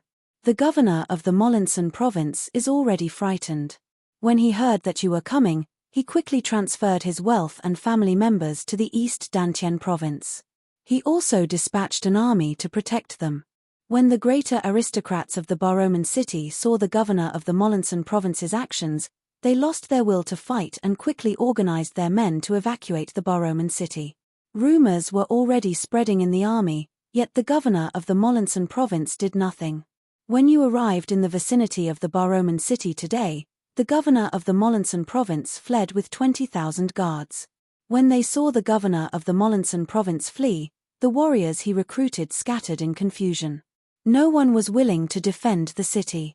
When I saw this situation, I was afraid that a long delay would bring trouble, so I led my men to seize the city gate and welcome the arrival of my lord." Andro said methodically.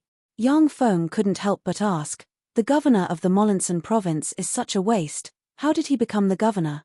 Andro said, "The governor of the Molinson province has a younger sister, who is the most favored concubine of the south, the emperor of the Morince Empire. It was the southern concubine who begged His Majesty to make her brother the governor of Molinson province. In the Feisuor Plains Morince Empire, every adult was allowed to marry 6 wives, 2 official wives and 4 secondary wives. As for concubines, he could marry countless of them. The Morince Empire had 2 empresses and 4 imperial concubines, which were the 6 most distinguished women in the imperial harem. The status of the other concubines was not as high as these 6 women. The reason for this rule was that the first emperor of the Morince Empire was followed by 6 women of noble status. The 6 women were either the most beloved women of the emperor, or demigods with great forces backing them and noble divine blood flowing in their veins. In order to show that the 6 women were different from the other women, the emperor concubines conferred the title of 2 empresses and 4 imperial concubines. The status of the other concubines was far inferior to that of the 6 women. In the Morince Empire, unless the 2 empresses and 4 imperial concubines had no children, the children of the other concubines had no right to inherit the empire. Yang Feng's eyes flashed with a peculiar glint, and he said slowly, "The emperor of the Morince Empire is so muddlehead." Andro's eyes flashed with disdain, and he said, "The emperor of the Morince Empire is a good-for-nothing. Not only is he fond of men, but he's also extremely muddlehead and uses people in a mess. If it wasn't for the deep foundation of the Morince Empire, it would have collapsed long ago." Yang Feng shook his head and said slowly, "Impossible. No matter how much of a good-for-nothing and muddlehead he is, the Morince Empire won't collapse. Because there are gods watching from the sky. The Morince Empire was an empire supported by the Zelaya divine system. In the empire, there were countless temples and believers of the Zelaya divine system's gods. The gods of the Zelaya divine system would never let the Morince Empire collapse. If they thought it was necessary, they would use various methods to interfere with the secular world. They would destroy the forces that threatened the Morince Empire. As long as each god of the Zelaya divine system sent a divine chosen, the terrifying power would be enough to destroy Yang Feng's small miracle city. Yang Feng glanced at Andro and said solemnly, "Andro, you made a great contribution this time. I'll definitely reward you handsomely. How about serving me by my side?" Andro's eyes flashed with joy, yet he still said respectfully, "If Artais agrees, then this subordinate is willing to go to Sir's side and serve you, sir." Yang Feng smiled and tossed a vial of elixir towards Andro. "I'll talk to Artais about it. This is your reward. Drink it and you'll be able to extend your lifespan by 10 years and promote to a knight rank powerhouse in one fell swoop."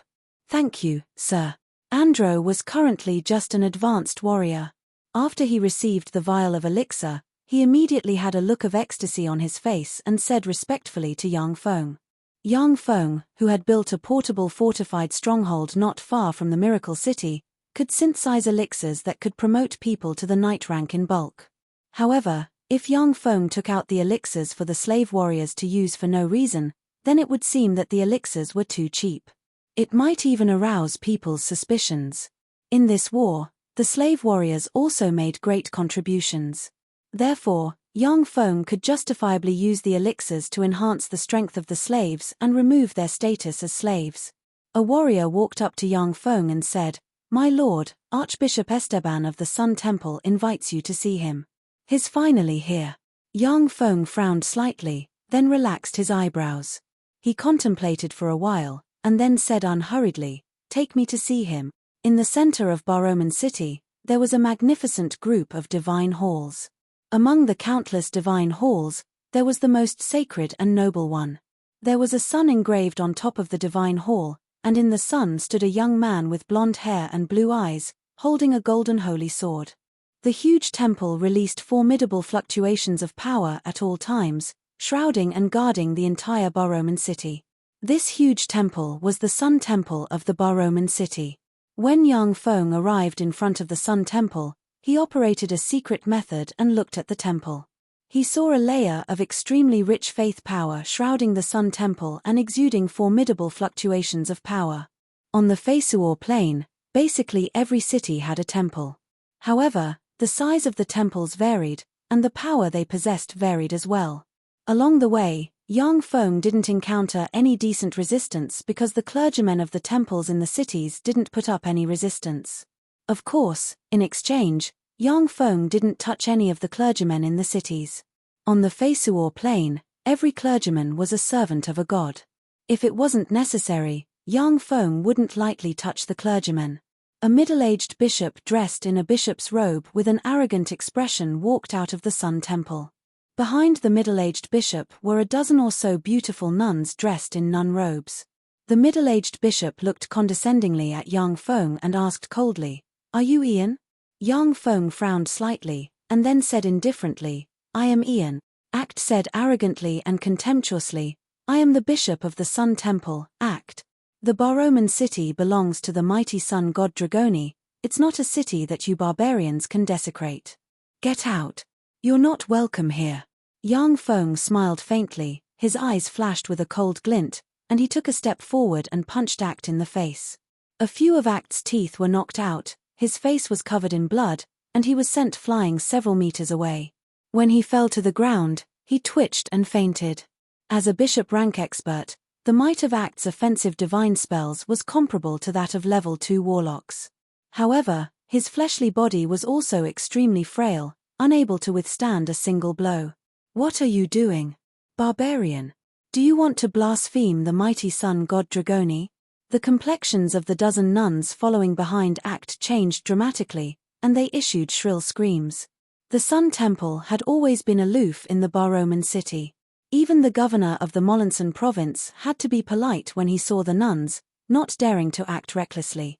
Now, a bishop-rank bigwig was punched to the ground by Yang Feng like a dead dog, which was simply unimaginable. Yang Feng swept the dozen chattering nuns with a glance. His gaze turned cold, he unsheathed the sword at his waist, and barked coldly, "Shut up, all of you. Now, I am the master of the Baroman City. I can decide your fate with a word. I can let you live, but I can also let you die. I can let you go to heaven, but I can also let you taste the pain of hell. The more than 30 guards next to young Feng unsheathed the swords at their waist and pointed at the dozen nuns. So long as young Feng gave the order, they would rush into the Sun Temple and kill all the nuns. The pretty complexions of the dozen beautiful nuns changed, they felt a chill in their hearts, and their delicate bodies trembled. Chapter 246. Master Ian, they're just a bunch of ignorant girls. Why lower yourself to the level of these girls? A gentle and magnetic voice slowly came from the shrine. A handsome man in the uniform of the Archbishop of the Sun Shrine slowly walked out of the shrine. He was enveloped in a layer of holy light, giving people a good impression. He was about 31 or 32 years old and wore the clothes of the Archbishop of the Sun Shrine. Behind the young man were 5 bishops of the Sun Temple. All the light was overshadowed by the young man's light. Young Feng praised in his heart, "What an outstanding quack, he can compete with me. As a most outstanding and professional quack, he must be shrouded in sacred light at all times, giving people a favorable impression of him and giving people a sense of worship, awe. In this way, it would be more convenient to preach. When necessary, young Feng would never be stingy with his spirit force and cast a holy radiance spell on himself. This would make him look more amiable and sacred. In many churches, one of the important criteria for selecting priests and nuns was to have good facial features and outstanding looks. The more handsome and beautiful a person was, the easier it was for them to be promoted in the church. In fact, in terms of appearance alone, the young man was more than a notch better than young Feng. After all, the young man was a professional quack. When the beautiful nuns saw the man shrouded in holy light, their eyes flashed with admiration. They bowed to him respectfully and said, "Archbishop Esteban." The 5 bishops following behind Esteban glanced at Bishop Act lying on the ground, and then focused their gazes on young Feng, and their eyes flashed with anger. Esteban said with a gentle smile, "Master Ian, my subordinates were a bit rude, please forgive them." Young Feng smiled faintly. He didn't expose the fact that Esteban was hiding not far from the temple when Bishop Act came out. Young Feng said calmly, "Although I am a believer of the great Weave Goddess. However, I maintain humility and respect for the great gods of the Zelaya divine system. This act went so far as to sow discord between the great Weave Goddess and the great Sun God. I guess that he should be a heretic who infiltrated the Sun Temple in an attempt to sow discord between the 2 temples. He should be burned at the stake." When he said this, the complexions of the dozen beautiful nuns and the 5 bishops changed dramatically. Heresy was one of the biggest crimes in the churches of the Feisuo Plain. Once someone was convicted of heresy, what awaited them would be the cruelest punishment and burning at the stake. The people of the Sun Temple didn't expect young Feng to be so ruthless as to directly accuse Act of heresy. Once this crime was carried out, Act's soul would not be able to return to the divine country of the sun god Dragoni after his death. Instead, he would fall into the netherworld or the abyss. Esteban's heart trembled slightly, but he still maintained a kind smile on his face as he said, "Act is a bit impatient and usually makes some small mistakes. However, I can guarantee that he is not a heretic. If he offended you in any way, I apologize on his behalf." Young Feng said coldly with an expressionless face, "Sir Esteban, I have 2,000 cavalrymen, 5,000 warriors, and a wizard squad under my command. So long as I give the order, the Sun Temple in the Baroman city will cease to exist. Do you really want to make an enemy of me for a trifling act? If anything happens to the Sun Temple in the Baroman city, then I'm afraid that none of you here will be able to return to the divine country of the great Sun God after your death." The complexions of the people of the Sun Temple suddenly changed dramatically and their eyes flashed with panic. The Feisuo Plain was a world with gods. On this plane, if the clergymen of the churches were pious, then after their death, they could be taken into the divine country of their god and be reborn there. The sun god Dragoni was a powerful god with his own divine country. He could take his believers into his divine country after their death. Many of the clergymen of the Sun Temple were willing to die on the battlefield so that they could return to their divine country. But if the Sun Temple was destroyed, then they would be unable to return to their divine country after their death after committing such a great crime. This would be the greatest punishment for them. Esteban still had a refreshing smile on his face. After a few words, he took a few steps back and said, "Master Ian, the Sun Temple has no intention of getting involved in secular disputes. As long as you don't offend the believers of the Sun Church, then the Sun Temple can remain neutral." Originally, Esteban intended to have Yang Feng not attack the believers of the gods of the Zelaya divine system. However, under Yang Feng's aggressiveness, he could only choose to protect the believers of the Sun Temple. Yang Feng asked, "How do I distinguish which believers of the Sun Church are?"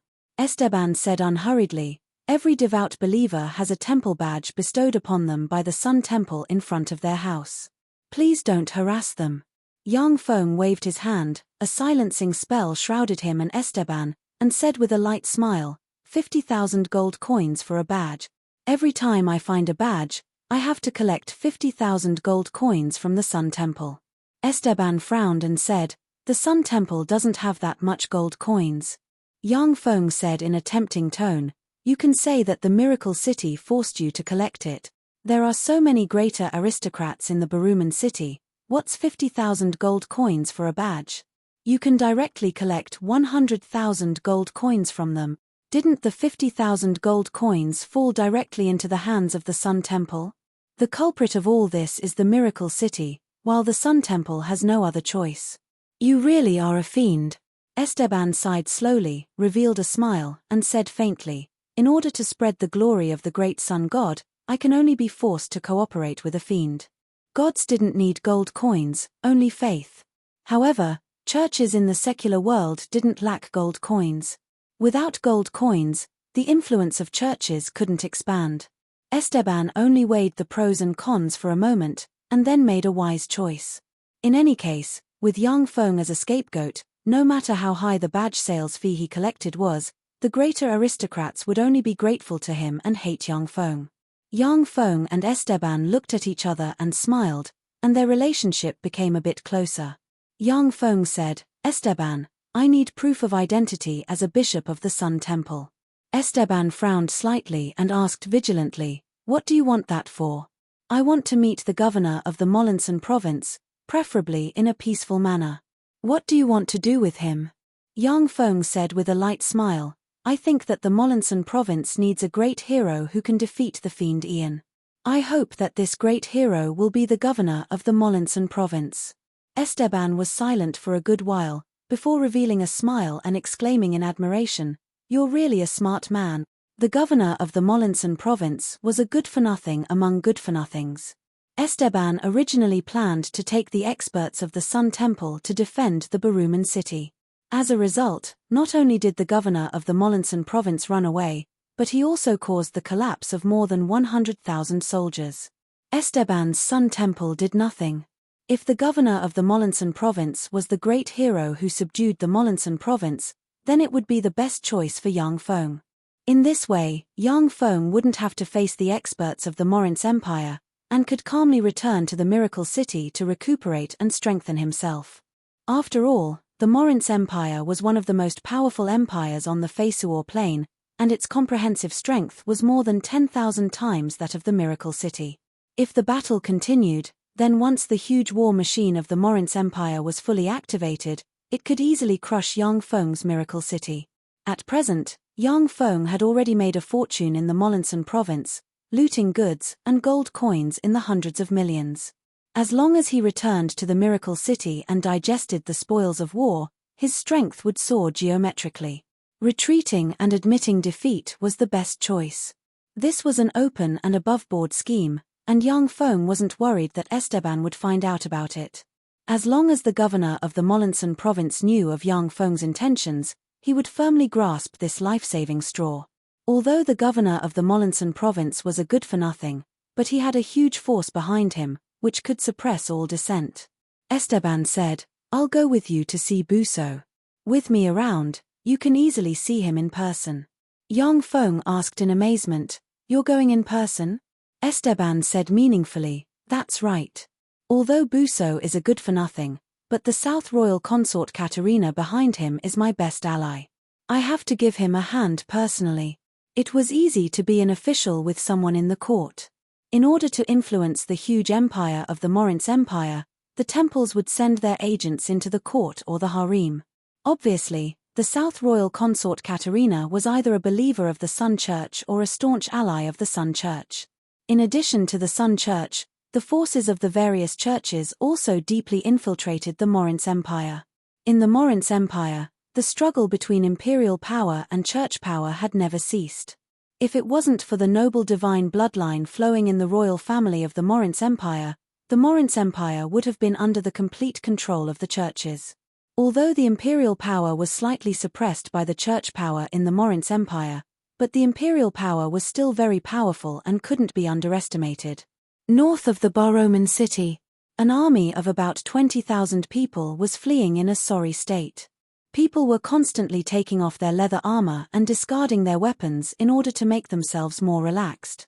Under normal circumstances, this kind of behavior would definitely be stopped by the upper echelons and severely punished. But in that army, no one cared about it. Everyone just kept on fleeing. Hurry. Hurry up. Hurry up. You good-for-nothings. Hurry up and protect your master. A fat man with glossy skin and a belly like a huge beer barrel, a sullen expression on his face, holding a horsewhip, kept berating. A high-ranking officer stepped forward and advised, "Governor Busso, the current speed is already at the limit. If we go any faster, the infantry won't be able to hold on." Busso said loudly, "Then let's abandon the infantry. We still have 2,000 cavalrymen. As long as the 2,000 cavalrymen escort me to the imperial capital, you'll all be greatly rewarded. If we go any slower, the fiend Ian will lead his troops to kill me. Now, you have to be fast, understand? You good-for-nothings." The complexions of the generals beside Busso changed dramatically, and they remained silent. Furious gazes were focused on Busso. If Busso hadn't ordered the high-ranking officers to escort him out of here as the governor, the Baroman city wouldn't have collapsed. The generals had analyzed it many times and concluded that as long as Busso held fast to the Baroman city, he wouldn't fail. Unfortunately, Busso stubbornly gave the order to flee, which allowed the Baroman city to easily fall into Yang Feng's hands. A handsome young general immediately echoed, "That's right, Sir Busso is right. With the infantry, when can we escape?" It was time to abandon the infantrymen. If we hurry up with the cavalry, we can escape the pursuit of the Miracle City. Busso praised loudly with satisfaction. "Good. Ovano, you said it well. When I'm safe, I'll promote you to a commander." Ovano was overjoyed and said, "Thank you, Sir Governor." Ovano swept the indignant high-ranking officers with a glance and said coldly, "You lot, hurry up and carry out Sir Governor's order. Don't tell me you want to rebel." Busso immediately shouted, "Yes. You lot, hurry up and carry out the order, otherwise, you'll be charged with treason. That's a great crime that will bring disaster to the family." "Yes, Sir Governor." Helpless, the high-ranking officers could only comply. Under Busso's order, the 2,000 cavalrymen immediately escorted Busso and the high-ranking officers of the Molenson province and quickly fled. "These bastards. We've been abandoned. Disperse. We've been abandoned. Everyone, disperse." The more than 20,000 infantrymen issued wails and immediately dispersed, fleeing in all directions. "This guy is really a genius." In the sky, wrapped in a black cloth, Yang Feng looked at the 20,000 scattered infantrymen and couldn't help but praise them. The 20,000 infantrymen were the remaining 20,000 most elite warriors of the Molenson province. Without using poison, Yang Feng would have to expend some effort to defeat the 20,000 elite infantrymen. Now, before he even made a move, the 20,000 warriors collapsed on their own, which left him feeling somewhat incredulous.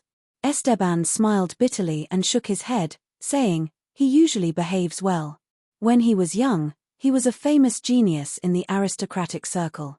I didn't expect that he would behave so badly when things really happened." Chapter 247. Riding the magic carpet, Yang Feng's group of two smoothly circled to in front of Busso's 2,000 cavalrymen. "I am Archbishop Esteban of the Sun Temple. Tell Governor Busso to come see me." Esteban jumped off the magic carpet, landed on the ground, and blocked in front of Busso's troops. A dazzling sun slowly rose behind him, radiating endless light, indicating his identity as the Archbishop of the Sun Temple. When the 2,000 cavalrymen saw the sun and heard Esteban's words, their hearts shook, and they spurred their horses to a halt. On the Fesuor plain, the people that couldn't be provoked the most were churches. Once they were judged to be heretics by the church, their entire family would be burned at the stake. Even aristocrats, once judged to be heretics, would be burned to death and have their titles confiscated. Their entire family would be implicated. Moreover, this was a world with gods. Gods held high in their star-divine countries, and from time to time, they would descend miracles in the secular world. Everyone knew of the existence of gods, and they were full of reverence for the churches that worshipped gods. Greetings, Archbishop. A dozen high-ranking officers escorted Buso out. After seeing Esteban, they bowed slightly in salute and said respectfully. Esteban was recognized as a genius of the Sun Temple, a powerhouse most likely to promote to a legend-rank archbishop. The high-ranking officers naturally didn't dare to slight him. When Buso came out, he saw the magic carpet behind Esteban. His eyes lit up, and he asked full of expectation, "Esteban, are you here to take me with you?" On the Fesuor plain, there were no secret treasures refined by the Tsangji Plains human warlocks. However, there were still some magic items circulating in the world. As a greater aristocrat, Buso wasn't surprised by magic items such as magic carpets. He had a few life-saving magic items, but he didn't have a high-grade flight secret treasure such as a magic carpet. Esteban swept Buso with a dignified glance and said in an indisputable tone, "I brought someone who wants to have a good talk with you. Let's go over there and have a good talk." "Yes." Awed by Esteban's imposing manner, Buso obediently followed Esteban and Buso away from the 2,000 cavalrymen. Yang Feng silently recited an incantation, pointed at the surroundings, a magic radiance flickered, and a silent spell was cast, shrouding the three people.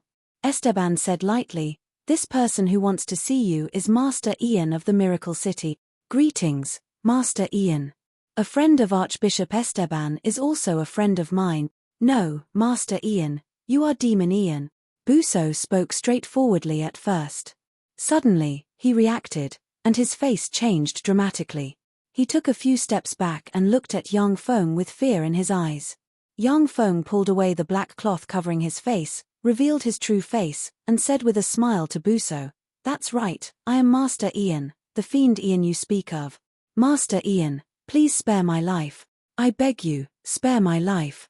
I'll give you a lot of money. I'll give you a lot of ransom. Spare my life. I don't want to die yet." Buso knelt on the ground and cried loudly. Snot and tears flowed down his face as he begged bitterly. This guy is really of the highest quality. Yang Feng found it funny, but he strengthened his resolve. Yang Feng said with a smile, "Governor Buso, I didn't come here to kill you.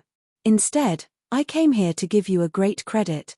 Under the leadership of Governor Buso, the army of the Miracle City suffered successive defeats and eventually retreated back to the Miracle City. What do you think of this credit? You didn't come here to kill me." Buso was taken aback. He wiped the snot and tears off his face, got up, and his eyes lit up, saying, "You want to fake a war and lose to me on purpose. What do you want in return?" Yang Feng was slightly surprised. He thought that Buso was a good-for-nothing, but he didn't expect Buso to react so quickly and grasp the crux of the matter. Yang Feng said lightly, "Governor Buso, with such a great credit, can you keep the position of governor of the Molinson province in peace?" Buso's eyes lit up and he said with a beaming smile, "If it was someone else, even if they made such a great contribution, they would still be demoted to a commoner. However, with the strength of our family, I can atone for my crimes by making such a great contribution and firmly sit on the position of governor of the Molinson province." It was easy to be an official in the court. In the Morince Empire, the Buso family had great power. His younger sister, the southern royal consort Katerina, was one of the 4 consorts favored by the emperor of the Morince Empire. If he suffered a crushing defeat, Katerina wouldn't be able to protect him. However, once he staged a stunning counterattack, he would be able to clear his name and make a great contribution. Yang Feng said lightly, "I want to scrape 200 million gold coins from the Baroman city." Buso was taken aback. He pondered for a while before saying, 200 million gold coins is too much. How about 100 million gold coins? I know that most of the assets of the greater aristocrats of the Borroman city are real estate. Their liquid funds are quite small, so it's very difficult to take out 100 million gold coins. However, if antiques, gems, and the like are included, then you can get 200 million gold coins. Yang Feng suddenly said, "What kind of title can I get from the Morince Empire if I request to be attached to it?"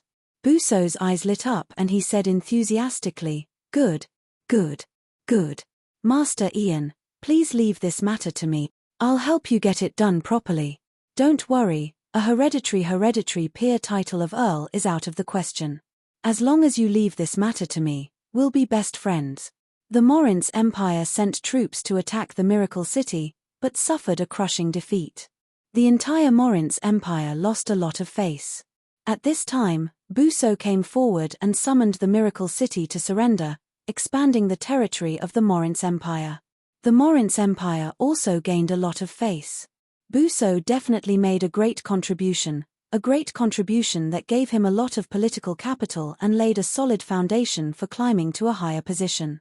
Yang Feng said, "However, I don't want others to interfere with the operation of the Miracle City. What should I do?" He could surrender to the Morince Empire in name, but Yang Feng didn't want the Miracle City he built to be annexed. Buso laughed and said carelessly, "Haha, that's easy. There are so many bandits in the Red Earth Wasteland. It's very common for officials to accidentally die at the hands of bandits. Everyone does it. As long as you do it cleanly, no one will find out about it. With the Cayman family covering up for you in the Imperial Court, you won't be able to stir up any waves." Although Buso was timid and afraid of death, but he was very clear about the various ways of the Morince Empire. When it came to killing people, he played it down and didn't seem to care. Clearly, his hands were stained with who knows how much blood. The corners of Yang Feng's mouth rose slightly, revealing a smile. The behemoth Morince Empire was so chaotic that he could fish in troubled waters. Archbishop Esteban watched with a smile as Yang Feng and Buso discussed how to cooperate and how to plunder the Molinson province. For Buso, Yang Feng's attack on the Molinson province was a great opportunity. He could take the opportunity to eradicate his political enemies. He could borrow Yang Feng's hands to get rid of all his enemies and make a big profit. Yang Feng and Esteban could make a fortune out of it. For the Sun Temple, as long as Yang Feng cooperated well in this invasion, he could expand the faith of the Sun Church in the Molinson province and increase the devotion of the believers. As for the life and death of other people, Esteban didn't care. 3 days later, Buso suddenly led 2,000 cavalrymen to counterattack the Borroman city. The troops of the Miracle City were defeated and withdrew from the Borroman city in an orderly manner. A day later, Buso personally led 2,000 cavalrymen in pursuit and once again defeated the main force of the Miracle City in the Talon City. Within 10 days, the main force of the Miracle City was defeated 10 times in 10 battles. Reports of their victories were sent to the capital of the Morince Empire like raindrops. A peerless general of the Morince Empire named Buso gradually rose to prominence. Under Buso's frantic pursuit, the main force of the Miracle City finally returned in defeat. Carrying treasures and goods dozens of kilometers long, they happily escorted countless slaves back to their base in the Red Earth Wasteland. The capital of the Morince Empire, the Saint Toulan City. As one of the 2 imperial capitals of the Morince Empire on the Feisuor Plain, this city wasn't something that could be built by mortals. It was a divine city personally built by the gods in a miraculous manner. The city wall of the St. Toulan city was 200 meters tall and made of the highest grade of mysterious steel rock. Besides, it was blessed by the gods of the Zelaya divine system. The city wall of the St. Toulan city was enchanted with numerous defensive divine spells. Even a demigod rank powerhouse with a divine armament would find it difficult to destroy the city wall. In the center of the St. Toulan city, there were magnificent, sacred, and noble temples. Formidable fluctuations of power emanated from the temples and formed powerful boundaries that enveloped the entire St. Toulan city. Any dark or evil life form that entered the St. Toulan city blessed by the gods would be purified. Any spiritual type or control type spells that entered this barrier would be weakened and revealed. It was practically impossible for anyone to control the upper echelon of the Saint Toulon city through evil spells. Within the Saint Toulon city, there were only temples of the gods of the Zelaya divine system. Even a powerful god like the Weave goddess couldn't have her own temple in the Saint Toulon city and preach openly. Chapter 248. About 10 kilometers away from the magnificent temple complex, there was an exquisite and luxurious imperial palace with a 50-meter-tall city wall. Inside the imperial palace, there were countless blessings of the gods and all kinds of powerful perpetual divine spells. In the imperial palace, poisons, spells, and other control methods could easily be purified by the perpetual spells left by the gods. In the history of the Morince Empire, none of the successive emperors had been poisoned to death or had their minds controlled by powerful wizards. In some of the smaller duchies, there would be news from time to time that some of the smaller duchies' kings were controlled by powerful mags or dark creatures. The imperial palace, in the reception hall. An elderly man with a crown on his head and a set of royal robes sat on the throne. He had a burly figure and was quite handsome, but his eyes were slightly swollen. He gave off a dignified aura, but at the same time, he gave off an aura of decay. The old man was the emperor of the Morince Empire, Morince 2867th. The Morince Empire was a human empire born after the War of the Gods. Under the protection of the Zelaya divine system, the ancient and huge empire declined, sank, and experienced countless rebellions, upheavals, coups, and divisions.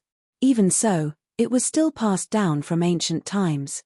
As long as the gods of the Zelaya divine system didn't abandon the Morince Empire, and as long as the gods of the Zelaya divine system weren't defeated or suppressed by other powerful beings, the Morince Empire wouldn't be completely destroyed. This was the difference between a state protected by a god and a state without one. Before the gods of the Zelaya divine system were suppressed, any force that threatened the survival of the Morince Empire would eventually be destroyed by the gods. Yang Feng wisely quit while he was ahead and returned to the Miracle City with his troops. An official walked to the center of the reception hall and said loudly, "Your Majesty, Governor Busso of the Molinson province has a report of success." Morince 2867th's spirit shook slightly, and he said in a slightly aged voice, "Read it." The official read slowly, "Yes. I, Busso, led 2,000 cavalrymen, caught up with the main force of Master Ian of the Miracle City in the Red Earth City. I fought desperately and suffered 18 sword wounds. In the end, I beheaded over 7,000 people and defeated Master Ian's main force. I recaptured the Red Earth City in one fell swoop. Recover the entire Molinson province." In the assembly hall, the eyes of the ministers standing on both sides of the Morince Empire flickered with strange looks. The well-informed ministers of the Morince Empire had long since learned through their intelligence network that Busso had fled before Yang Feng's main force arrived at the Baroman city, leaving behind an intact Baroman city for Yang Feng to loot. Immediately after, as if with the help of the gods, Busso defeated Yang Feng's forces again and again. This was the 44th time he reported victory. According to the statistics in Busso's report, he had already killed more than 200,000 people from Miracle City. Morince 2867th said with a faint smile, "In the face of adversity, Busso still doesn't give up." In the end, with 2,000 cavalrymen, he mounted a sneak attack on Ian's main force and inflicted heavy damage on him. He's really a pillar of the Morince Empire. As His Majesty said, Governor Busso is really an example for us to learn from. Governor Busso didn't panic in the face of danger. He took the initiative to abandon the Baroman city to win Ian's heart, and then took the opportunity to mount a sneak attack on the Baroman city and defeat the Devil Ian's main force. Furthermore, he defeated the Devil Ian 44 times in a row. His military ability is simply unpredictable. He's really a pillar of the Morince Empire. His Majesty should reward him handsomely. As if they had seen it with their own eyes, the officials of Busso's family loudly praised Busso's achievements and inverted the truth. The imperial court was silent. No one came forward to debunk the big lie. As if a puppet statue, Cosimiro, the Prime Minister of the Morince Empire, stood in place, not saying a word. Morince 2867th said faintly, "Good. Busso has indeed made a great contribution this time. However, He has also lost a lot of territory before. Merits offset demerits, so there's no reward or punishment. Let him continue to be the governor of the Molinson province. Your Majesty is wise. In the imperial court, countless important officials of the imperial court respectfully said in unison. An official came forward respectfully and said, "Your Majesty, Governor Buso is a man of great talent and bold vision. After defeating the Devil Ian in the Red Earth City, he finally persuaded the Devil Ian to agree to attach to the Morince Empire. This is the letter of request offered by the Devil Ian. Please have a look, Your Majesty." Morince 2867th's eyes lit up, and he said solemnly, "The Devil Ian is willing to attach. Hand over the letter of request." The official respectfully handed the letter of request to Morince 2867. The letter of request was specially prepared by Buso for young Feng. It contained many humble words, stating that the fiend Ian was inspired by the great Morince 2867 personality. Moved by Buso's emotions and reasoning, the fiend Ian was finally persuaded to join the Morince Empire as an aristocrat. Morince 2867th's face flushed and he praised repeatedly, "Good, good, good. This Ian is really sensible. Haha, under my rule, the territory of the Morince Empire has expanded again. This achievement surpasses that of countless ancestors. Haha. Ian and Buso have done a good job, I want to reward them handsomely." Ever since he inherited the throne, Morince 2867 had everything he wanted. His only regret was that he couldn't make any contributions and surpass his ancestors. Now that the Miracle City had chosen to attach, the territory of the Morince Empire had expanded again. Morince 2867 would become the most accomplished emperor among the more than 2,000 emperors of the Morince Empire, which was enough for him to show off to his ancestors and descendants. The official continued to propose, "Your Majesty, Governor Buso believes that Master Ian has attached the entire Miracle City and made outstanding contributions. Only by conferring him the title of Duke can he reward his contributions. As for his fief, let the Red Earth Wasteland be his fief. Anyway, the Red Earth Wasteland isn't part of the territory of the Morince Empire. With his Miracle City as a barrier, we can resist the military pressure from the three empires, the Beastman Empire, the Elven Empire, and the Titan Empire, from the Red Earth Wasteland. If Yang Feng's incarnation of Ian was conferred the title of Duke in one fell swoop, then the Buso family would gain a political ally of a hereditary peer greater aristocrat in the Morince Empire. It would also be of great benefit to the Buso family. With a flushed complexion, Morince 2867 was ready to accept the appointment. Good, good. Morince 2867 had long since heard about the barrenness of the Red Earth Wasteland. That piece of barren land had never been on his mind.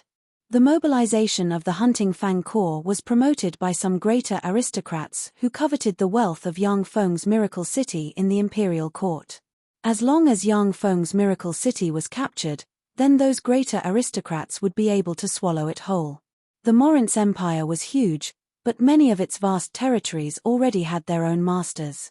The Miracle City, which had no background, was the best target to annex. Even if those greater aristocrats swallowed this fat piece of meat, it wouldn't cause too much of a backlash. "No, Your Majesty, you mustn't." At this moment, a tall, handsome middle-aged man with a trace of an overbearing aura between his eyebrows stepped forward, came to the center of the hall, and said loudly. Morince 2867th's face sank slightly, and he said coldly, "Isaiah, state your reason." "Your Majesty, the fiend Ian killed 100,000 soldiers of the Hunting Fang Corps and 50,000 soldiers of the Silver Sword Corps. At the same time, he entered the Molinson province and burned and looted, killing hundreds of thousands of people. We mustn't let such a fiend possess us. Governor Buso, reports of success have been coming in every day, and he has defeated the fiend Ian's main force in the Red Earth City in one fell swoop. He's really a peerless general of the Morince Empire. I think we should let him lead his troops to attack the Miracle City, capture it, and offer it to you, Your Majesty." "That's the best plan," Isaiah said with a cold smile to the officials of Governor Buso's faction. The complexions of many officials of Governor Buso's faction changed slightly. They knew very well how Buso won this victory. If Governor Buso led his troops into the Red Earth wasteland, only death would await him. Morince 2867 swept the patriarch of Buso's Orthox family with a glance and said faintly, "Farvio, what do you think?" Farvio replied calmly, "Your Majesty, the Red Earth wasteland is easy to defend and difficult to attack. It lacks water and food. If the main force attacks, the amount of provisions and water consumed will be astronomical. The Molenson province has suffered successive military disasters, and it will be difficult to come up with the money and provisions to continue attacking the Red Earth wasteland. If the Empire wants Governor Buso to attack the Miracle City, then I believe that Governor Buso will do his utmost to capture the Red Earth wasteland for the Empire. But before that, the Empire would like to allocate 40 million gold coins for military expenses. In addition, it is also necessary to allocate 2 core weapons, equipment, siege equipment, and a large amount of provisions. Otherwise, if we rashly enter the Red Earth wasteland without sufficient preparation, we will only repeat the defeat of the Hunting Fang Corps." Morince 2867 frowned slightly and sank into his thoughts. So much money and provisions,